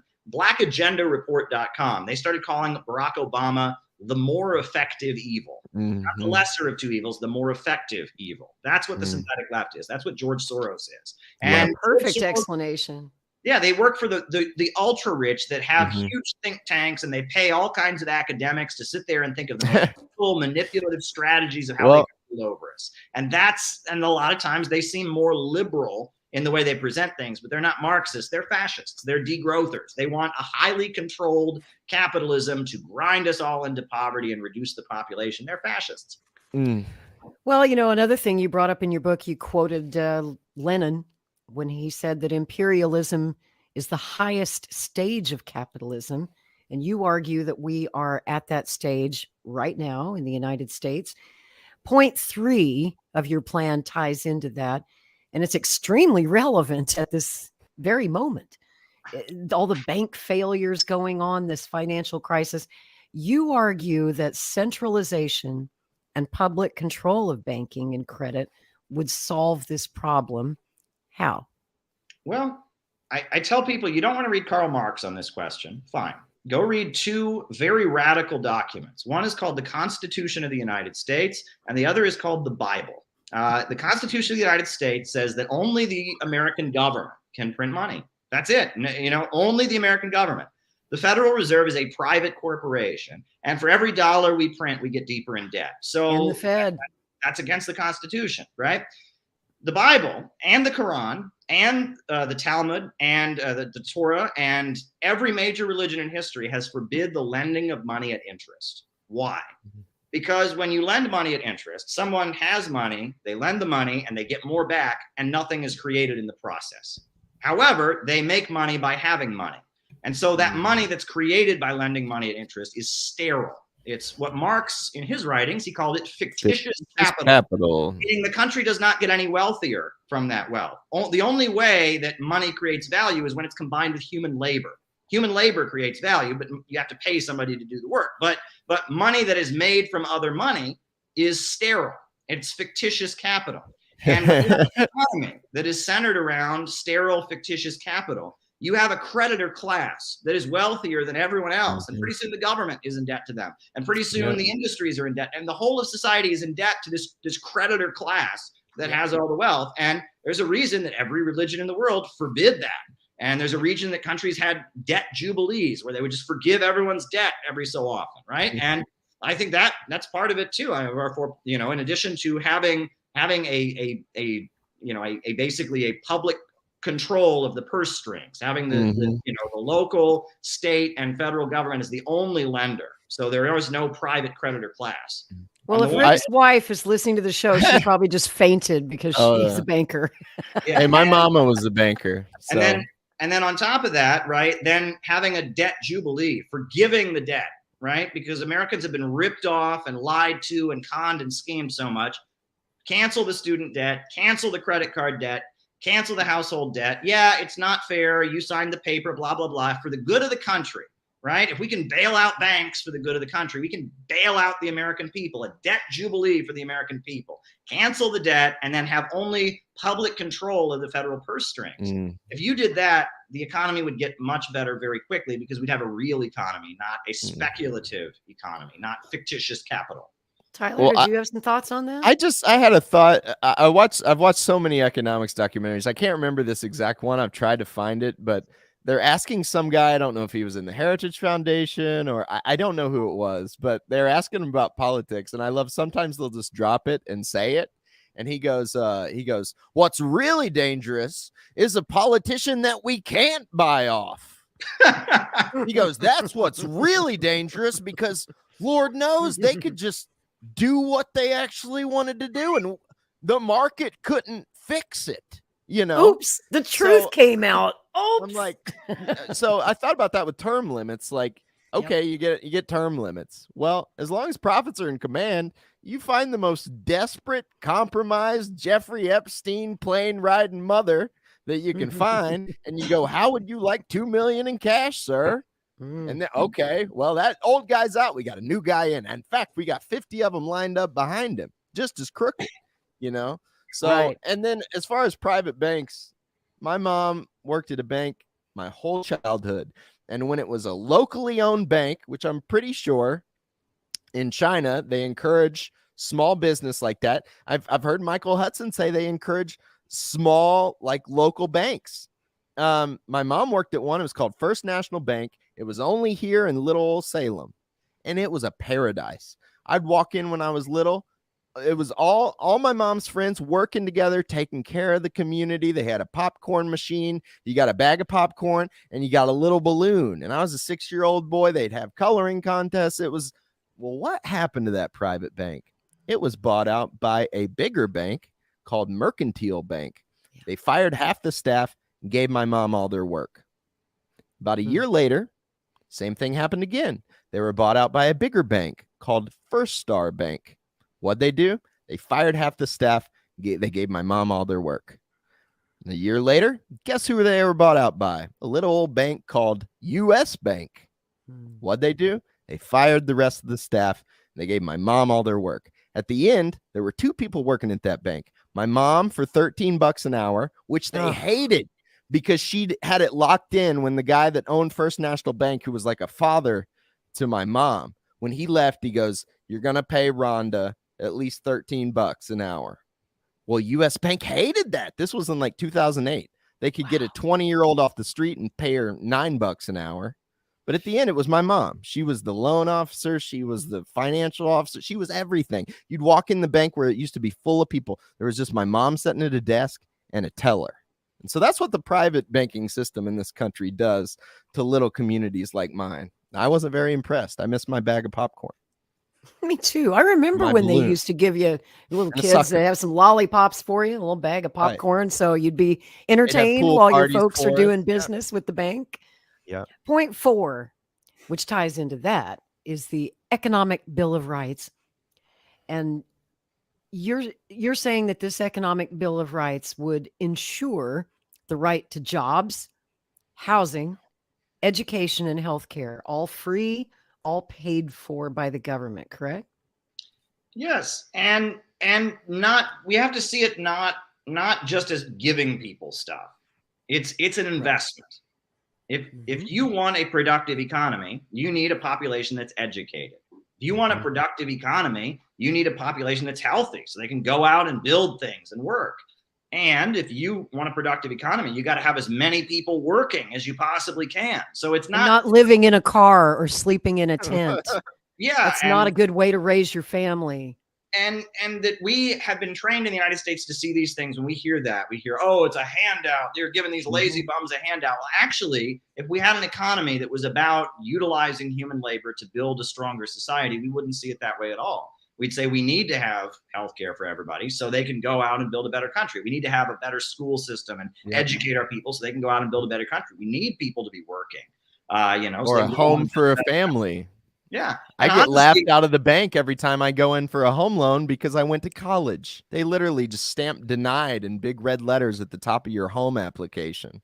So my family for the foreseeable future will grow up in an apartment because I went to college to get a master's degree. Yeah. I mean, But yeah, Zelensky, blank check for Zelensky. Yeah. Yeah. And so, and that's how we have to see it. The government right now sees the population as this annoying horde of people to manage. That's the way they see it, right? Useless And it's eaters. like there's all these people here that we want to get rid of. We would like them to die off. We'd like them to kill themselves with opioids or commit suicide or just stop reproducing. And we'll give them some social welfare programs to shut them up, right? It's like, fine, all right, here's some food stamps so you don't starve and go out and riot. And they just cut the food stamps by up to $200 a month, Yeah. starting in March of 2023, just this month. Yeah, It's the way killing we- seniors, it's killing the disabled, it's killing the poor who already couldn't afford groceries. And they keep cutting that back. And to get even a dime more out of your government, it's like pulling teeth to get anything out of them.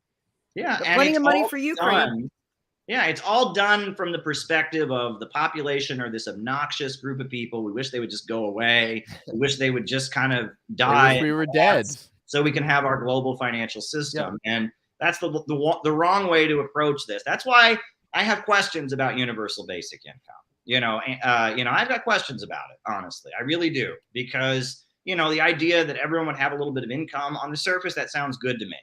But a lot of times the way universal basic income is put forward, it's like as an alternative to the welfare state, right? It's like the idea is we'll get rid of food stamps just completely. All the people who were employed running the food stamp program, all those good paying government jobs, gone, right? We're going to get rid of this, the Section 8 rent program. Every person who works for that, gone. And everyone just gets this automatic bank transfer every month, right? And that solves it. And that way we But don't what have happens if the government gets angry at you and they might not like your politics or you didn't take a jab or Can they just Exactly. That's what I was getting at, right? I mean, and it Mm-hmm. only takes like one state to say, "Oh my God, we can't be giving $1,000 a month to convicted pedophiles. They're awful people." So they make a law. Or unvaccinated people. Right. And so first it starts with the most hated group ever, and then next it gets to the unvaccinated and people who practice hate speech on the internet. And pretty soon you've got thousands of people that have nothing, right? And that's what makes me nervous. And that the fact that some of the people that have advocated universal basic income have been some of the most extreme neoliberal economists, like Milton Friedman, or that guy who wrote The Bell Curve. I can't remember his name either. Yeah, and he basically admitted it was. Yeah, what's his name? What? Well, sorry, I was thinking of Andrew Yang. But I mean, Andrew Yang, I liked some of what he said. Now he just seems like a regular Charles Murray. Oh, he's sold his soul to the Democratic Party. Andrew Yang is such a disappointment. Yeah, the way Charles Murray was presenting his arguments for universal basic income was very scary to me. It was intended as a way to degrow. It was a degrowth program. It was, let's get rid of all these good paying government jobs. And let's just, instead of having any social programs, we'll just shove $1,000 at people. And then, the hint is down the road, we can start getting rid of that. And this is a lot of the things that the Democrats propose. When I talk about them being fascists rather than communists, like this one thing we hear from the Democrats, they keep bringing it up and it never goes anywhere. Universal service. Have you heard this one? Like universal service. It sounds great, right? Have all of our young people go out and clean the roads and learn to serve their community. AmeriCorps, right? What it really is we'll lay off thousands of postal workers. We're going to lay off thousands of sanitation workers, and we're going to make all the 20-year-olds go do their job for free. You know what I mean? That's what it is. That's what national service really is. It's an austerity program. It's like, for the good of the country, everyone either goes in the military or goes and serves the country, and we don't have to pay people a decent wage to actually do it. We can just have the young people go do it for free as their compulsory national service. It's a very evil idea. If you really look at what national service is, it's very sinister. It's not a good thing at all. I'm all about like a real jobs program. That's our first proposal. That's not the National Service Initiative, which is it's like an evil George Soros idea. Nobody likes it, but they keep floating it because imagine if they could, and Teach for America, Tyler is a teacher that drove down the wages of teachers very significantly because to get their student debt paid off, they sent all these people to get to places where they didn't get union benefits. They got nothing. They drove the wages of teachers down. It was a disaster. A lot of my peers in journalism school at the University of Missouri were getting their master's degree because they were in Teachers for America. Yeah. So if you're not in favor of UBI, do you have another thought on that? Yeah. Mass employment, a new works progress administration, hiring people at decent wages to go out and build things. And that UBI is part of that same mindset. It's like, give them this $1,000 a month so they shut up and we can gradually just kill them off and let them go away. That's what I was going to say, Caleb, is if the race scientists like Charles Murray are in favor of universal basic income, you might it's from the same mindset. It's not viewing human beings as productive. They view human beings as a cancer, as animals, as a problem. They don't see human beings. Every human being is a potential source of wealth for our great civilization. We should view every child that's born as a potential Einstein. Absolutely. That's how we should view them. And I love Schiller for that. How much healthier every child would be if the country they grew up in at least wanted them to be the next Einstein. Maybe they couldn't do it, but at least had that attitude that they invested in them. They handed the future to them. Imagine that's how we saw our young people. It's interesting to hear you saying these things because I've been saying for the last few nights that the only way out of this economic crisis is growth. Yes. And they aren't even looking at that. They just want to keep printing money.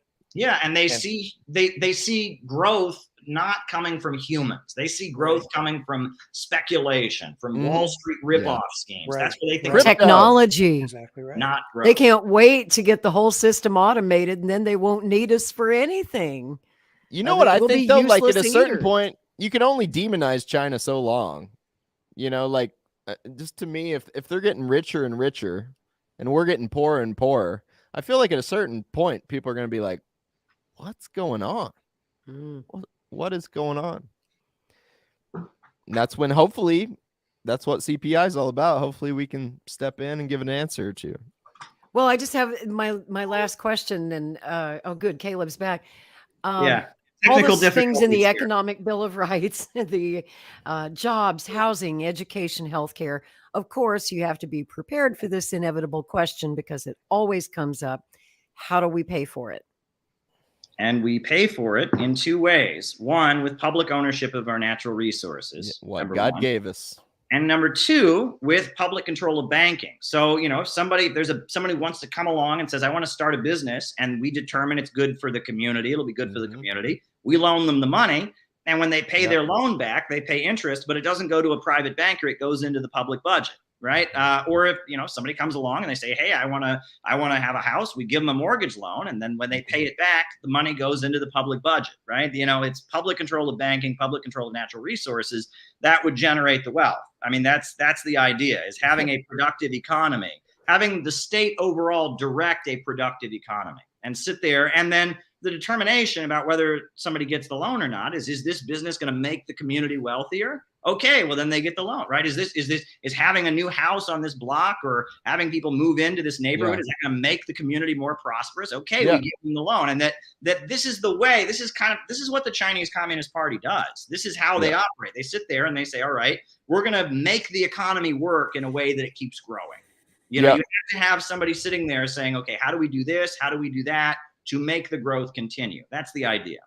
Well, I live in downtown Salem. It's a town of 5,000, and I have to walk 2 miles to buy food that's not at a convenience store. And if you look at a photo of Main Street where I live on, in the 50s, there were like 2 grocery stores right here. There were like 4 restaurants. It looks like a Norman Rockwell. It was a 15-minute city back then. And then Walmart it was a 2-minute and I work at Walmart because where else are you going to work? And there is no But that's out on the edge of town. You would literally, if you had to buy groceries, I would have to walk 4 miles to Walmart on the outskirts of town, just through a ghost town in the middle. I mean, it makes sense. And then, not too much about little old me, but I'm literally a school teacher, right? And you work at Walmart too. I'm a school teacher who works at Walmart on the weekend, and I can't afford a home. Why? Because I spent like a couple weekends in Vegas? No. Am I in debt to the mafia? No. I went to journalism school you don't at a drink. state institution. Right. And I can't, my family, I mean. The system is rigged. The system is for profit. And if I drive down to the river, it boggled my mind. I was driving down that's the best thing to do in Salem, Missouri. You drive to the river. Everybody loves going to the river. I drive down to, and I my wife's like, why do you stop so much? I go, no way. There's no way. And I pulled back and I looked at a sign and it was like, this 4,000 acres owned by, what's Warren Buffett's company's name? Which company? He has slipping my mind. His main one where like a share's worth like $500,000 or whatever. I'm going to get it. Hang on. Rick's looking it up. What's Warren Buffett's company's name? I see him looking it up over there. Berkshire Hathaway. Berkshire owned by it was like thousands of acres owned by Berkshire Hathaway. And I was like, honey, Warren's coming down and spending his summers on the current river. No.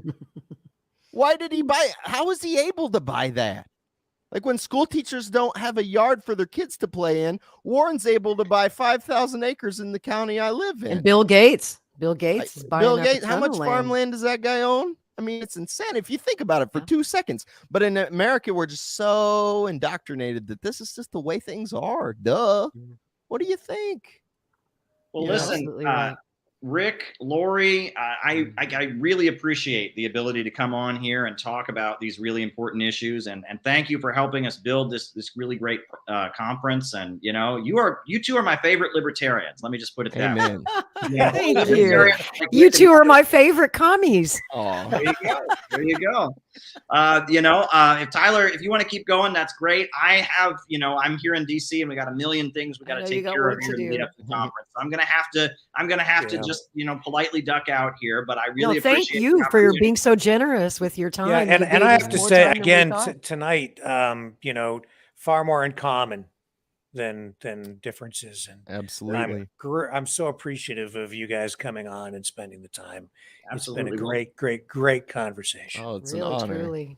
All right. It Well, has been. my best wishes. Keep going with Tyler if you want. I just have to run, but all my best. So Sure. We'll I'm see you in. this weekend, brother. Yep. Thank you. Good luck All this right. weekend. See you, Tyler. Caleb. I got you No, guys it's all confused. right. I Sorry. should probably go spend some time with my family too. So We Yeah, probably and all should. We're It's running We've coming been up at on this a 10 while. p.m. here. Man, I tell you. this- And there's still so much more we could have touched on. I had Oh, more, we could but go will forever. We're we'll all continue political this. people. It's always I such was a good worried to talk. come on here, and I was like, I don't even know what I'm going to talk about. And I was like, oh, you ran about this all day long. You can. But rant Tyler, about maybe it before too. you go, just give the event this weekend one more plug so people are reminded of where it is and how they can participate. Yeah, it's Biden's having the Summit for Democracy. We're having the Summit Against Hypocrisy.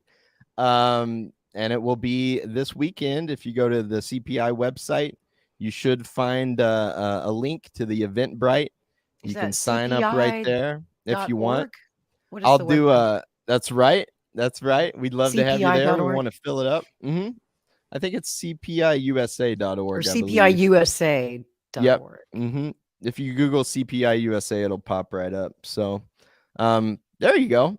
There it is. And I'm Thank bad you. at shameless self-promotion. I do have a YouTube channel if anybody wants to check it out. I'm kind Great of in channel. YouTube jail right now. I talk too much Again? about the company that starts with a P and ends with Iser. And I played a certain video by a project. It's Latin for Truth. I played their video and gotten some hot water. So I got one more chance and I'm laying low until then. You might see me playing video games online like the kids or something, something real safe, you know. I'll say the ABCs or something. But after that, Rick, I would love to interview you one day and know about the man in the darkness, you know, the strong, silent type. The man in the dark room from Ottawa, Canada, a mysterious place to us down south here. I don't know what is Ottawa. Does it snow every day? Like, what's it like there? You know, Well, You two would be so it's good dark together. because I'm in an igloo and there are no windows. You got a Wi-Fi antenna outside the igloo. I love it. That's right. I love it. All right. Well, I love you both, and it's always such an honor. And I mean that, Rick. I'd love to interview you for an hour. I want to know your history and how you got to this place. And I just love you both. Honestly, I think you're great people. I and see a truly budding bromance. honored. I I see just a want to budding know that. I want bromance to know between the you two. history. I want to see the true Hollywood story of Rick Walker. You know, Well, that would be a good story. pleasure. I'd love to do that. I'd love to do that. Well, you two take care. I love you both, and an absolute honor to Tyler. be on here. Thank you, Tyler. Thank you, so brother. much. Good luck to this see ya. weekend. God bless you. Thank you. All right. See you. Good night, sir. Wonderful talk. Wasn't that great? It was even better than the first time that It we had was. him That was on a the great show. conversation. And kind of, some of the details, maybe some differences, but really him coming out and saying that he sees the way forward as growth. And that's exactly where we are. My words. For the He last took the 3 words out of nights. your mouth, didn't he? Yeah. Yeah. He did. That's the solution to the whole economic crisis. Growth. Yes. I think we're all coming to these conclusions independently of one another. And that's why it's important for us to come together and have these conversations to realize that we're on the same page as leftists and communists. And they're like, what? We're on the same page with MAGA people? Yes, we are. We Kinda. are. Yeah, You kind of. know, we may not agree on everything, but we never will. You know, Right. you're never going to find any party or candidate that you agree with 100% of the platform. So we have to, politics is the art of compromise. Mhm. Mhm. It's the art of That's right. dialogue and diplomacy. Yeah, I and mean, I think compromise. his ideas on growth are maybe more Keynesian, and mine are a Mhm. little more free market. But at Right. the end of the day, the truth is, every economy, every country, it's always a blending of these ideas that gets you to a proper destination. Mhm. And yeah, I saw a lot of common ground there tonight. Well, we look for examples, right? We look at who are the most prosperous countries in the world right now, who's doing well and who's not doing well. And or look at our own history here in the United States. What were our most prosperous decades, right? After World War II. Yeah. from, the 50s, the 60s. It all started to go downhill. The decline started in the 70s, but those prosperous post-war decades worked because we did have a balance in our system. We had some of the more socialist programs that Franklin Roosevelt brought in the New Deal, and we also had free market capitalism, and the two worked together to, make us very prosperous and very successful, and people were able to live the American dream back then. In fact, I would say that you probably have that right now in greater balance in China and in Russia than you do here. Right. Yeah. Exactly right. That's why China's doing well and we're not. That's why Russia's doing well and we're not. And Russia's doing well in spite of our sanctions, in spite of our war, where we've got all of NATO coming down on them. And still, you got to love Russian ingenuity, man. It's like they have been able to weather every storm. Well, at the end of the day, they never needed us. If you look at what China and Russia and India and Iran and Pakistan, all these countries, they have everything they need. They have the natural resources, they have the technology, they have the systems in place to educate their people, to have productive societies. They never relied entirely on the West. Like, they don't need to, so they can. If you don't want to play fair, then we'll just have to do it over here, and that's what's going on. That's what's happening. That's BRICS. Yes. And I'm all for it. I love BRICS, and I wish that my government would not fight this wave, but to work with it to truly create a fair world order for everybody, and not one where the United States tells everybody else what to do. And I'm an American. I love my country, but I truly hate my government. I hate our foreign policy. And I have, really since the Cold War period, I never felt that I felt we were too big for our britches, and we were trying to tell the rest of the world how to run their lives and to force our values on them, our culture on them, which has been the mistake of every war that we've waged since Korea, really. Well, that's exactly it. I mean, after World War I, they took the League of Nations, turned it into the United Nations. And I think some of these ideas they had were maybe well-intentioned, but they've been perverted into, instead of having nations work together, it's turned into this fascistic, authoritarian, you're going to do as we say, military globalist initiative that it's like Russia, China, you're all going to fall into line or else. And what you're doing is illegal. And we're not going to recognize your sovereignty unless you do what we play by our rules. And that's not the right way to do it. I mean, just like John Kirby today at the press conference. Well, we don't want to hear about any peace talks. This could just end if Putin gets the hell out of Ukraine right now. We're going to do it our way. As long as he lets us win, then everything's fine. Exactly. Yeah.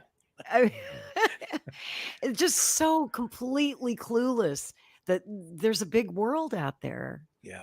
There's a big world out there. It's our way or the highway. We're not going to listen. That's really what he was saying today in that news conference. And that's what we hear from them over and over. And that's what we're going to hear when Biden comes up to meet with Trudeau on Friday, right? That's right. That's Friday. And unfortunately, when people are criticizing Pierre Poilievre of the Conservative Party too, saying, I wish he would take a harder stand against Ukraine. I'm like, you know what? The reality is he is a realist. And if you want to be Prime Minister of Canada, you're pretty much going to do whatever the U.S. president tells you to do. I mean, it takes real spine to stand up, because if you're not going to support that war, then they're going to impose They'll make sure you don't get elected. Or not just that, but they'll cripple your lumber industry. They'll cripple your steel industry, your auto industry. They'll screw you. Like, we're done, right? It's like, you bet you can criticize Poilievre if you want, but that's the reality. And that's the reality with Trudeau. So who knows what these guys are really thinking? Maybe they do support it. Maybe they don't. But boy, I wouldn't support it. I'd probably take a chance and find a way to oppose it if I was prime minister. But that's a real risk, because you're risking sanctions and economic warfare back against your pushback. Or assassination, Rick. That too. I mean, that's right. They'll just shoot you, or they'll find some trumped up charges to lock you up. Well, that's exactly like they're right. doing to Trump. Yeah. And Trump scares them more than anybody else right now, and that's why I can't help but kind of root for Donald Trump. I want him to be able to run for president. I want a free and fair election. I want the voters to decide, and I want a real election next time, because I'm still not entirely convinced that 2020 was on the up and up. Well, that just got us banned. Yep. Good night, folks. We're done. There goes our last YouTube channel. That's all it takes. I'm sorry. Oh, I'm sorry, Rick. Yeah. I just had to pop off and say that. Yeah, well. We'll edit it out later if we're still here. Be sure to subscribe on Rumble if we're not here tomorrow. Right. Yeah. If we're not here, we'll be there. They took 2 of our channels down. One for exactly what you just said. Really? And the other one because we were running the National Citizens Inquiry on the COVID response from government. And neither which one of I those don't makes even any sense. understand. Like, it doesn't even, how can they justify that? They can't. People are testifying under oath to tell the truth. And they're like, no, can't broadcast that. Was it a copyright thing? Did somebody? No. It just goes against. It was just the subject matter. It's the subject matter. You can't say these things. It's misinformation. Unbelievable. Testimony Unbelievable. under oath. Now, it's a citizens inquiry, but it's run by Preston Manning, an elder statesman, former leader of the Reform Party, who was elected to Parliament. Basically in another form of the Conservative Party. It's got a former judge as one of the people running it. It's got a whole panel of. It's highly completely credible- legitimate. I've been yes. watching every day. It's completely legitimate. Yeah, but no, that's going to get you banned. That pisses me off, Rick. That really makes me angry. Yeah, me too. Absolutely, me too. I mean, the good news is it seems like more of your viewers are watching over on Rumble these days. I think the audience on Rumble is growing by leaps and bounds. And I think the only reason people still come and watch on YouTube is the chat. They want to be able to participate in the chat room. Otherwise, they'd probably be over on Rumble. And I encourage everybody, if you can, to watch on Rumble. Help us grow those numbers over there. And hopefully we can just get a divorce from YouTube. I mean, we've had about enough of YouTube, and I guess YouTube's had about enough of us. Right? It's a terrible business model they have. It's like, oh well, we'll just ban half of our clients. That's a great idea. Like it's abusive. Not only that, I mean, once you get banned, then you get mad, and you're like, I'll never do business with that company again. Right? I'm not even. I'm beyond mad. I'm just kind of like. You're just over it, huh? Whatever. It's happened to you I so try many to I try to times. follow the rules, but it's not even the stuff I'm saying. It's like Donald Trump said something, or somebody in the inquiry said something, and then, You didn't say it. But All you bam, did was there it is. broadcast it. Yeah, or somebody calls in and they say something, right? Mhm. But anyway, Right. such And is the that is nature completely of, unfair. it's wrong. It's just- Journalism is journalism. We put on the air what people say, even if it's controversial, even if it's wrong, even if it may be incorrect.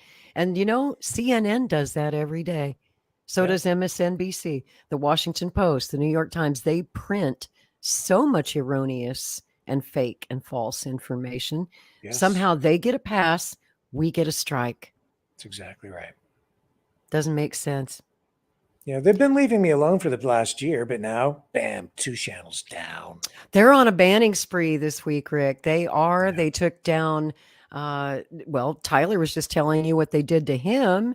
They took down his channels for playing the Project Veritas video, and they've taken a couple of mine down videos that I made about the Freedom Convoy.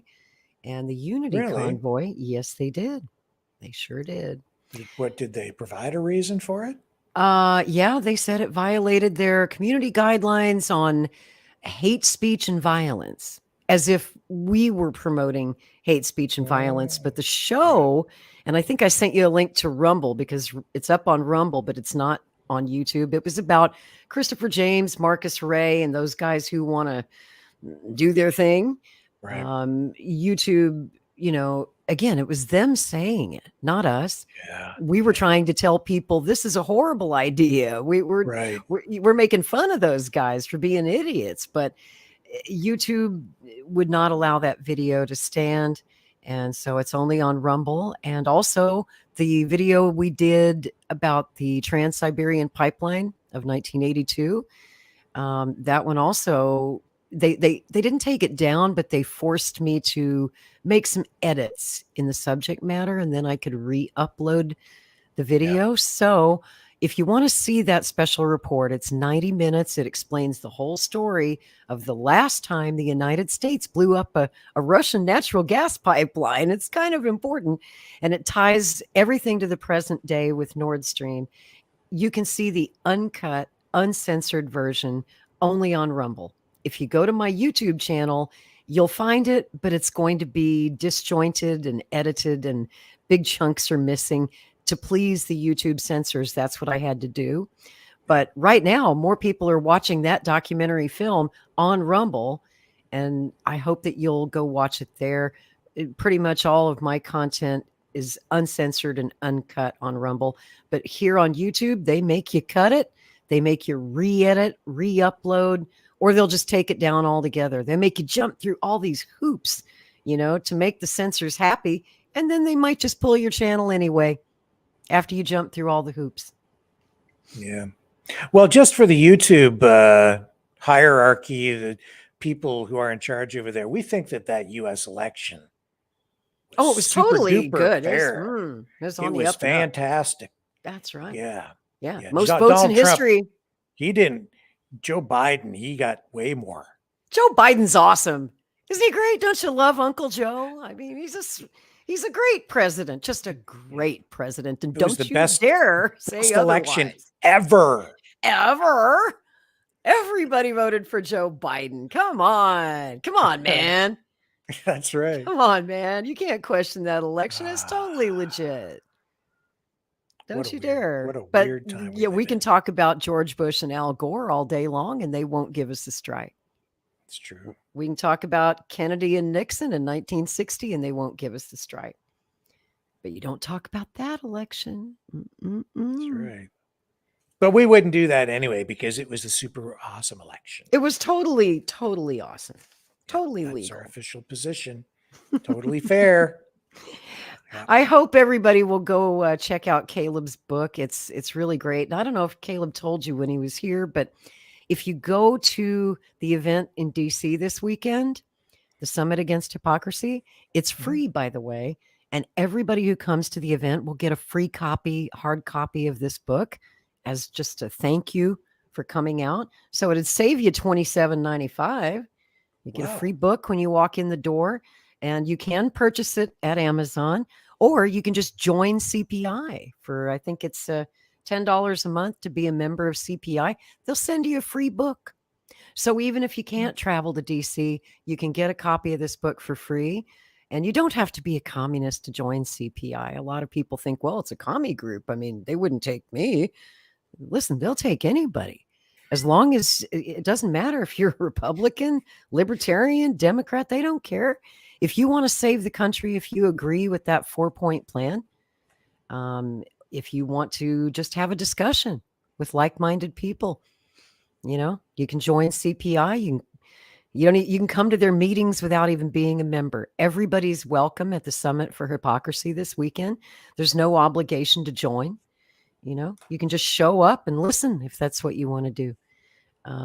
You can meet some new people and get involved in something that's real, something that's concrete, something that, isn't fake. It's not a waste of your time. And unfortunately, a lot of activist groups, in my opinion, don't really get much done. They're more like bitching sessions where people get together and they bitch about how much Trudeau sucks or how much Biden sucks, and they never get a damn thing done except complain. They And just sit around where and else can you complain. get a hammer and a sickle for $10 a month?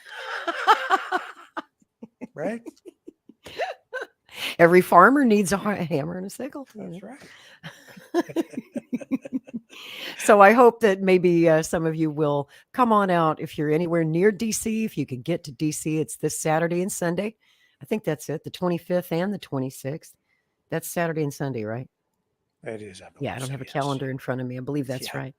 But you can't beat it, man. Scott Ritter's going to be there as the keynote speaker. Garland Nixon, Jyoti Brar, Nick Brana, Peter Coffin. What a lineup.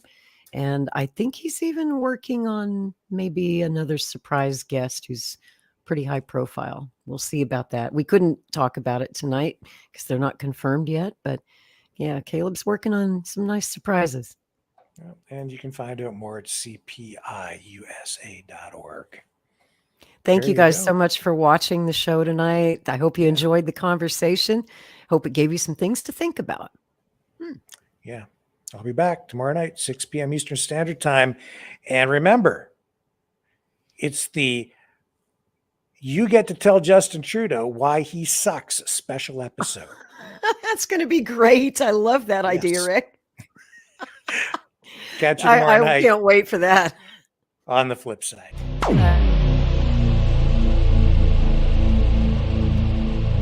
This has been a Maverick Multimedia production.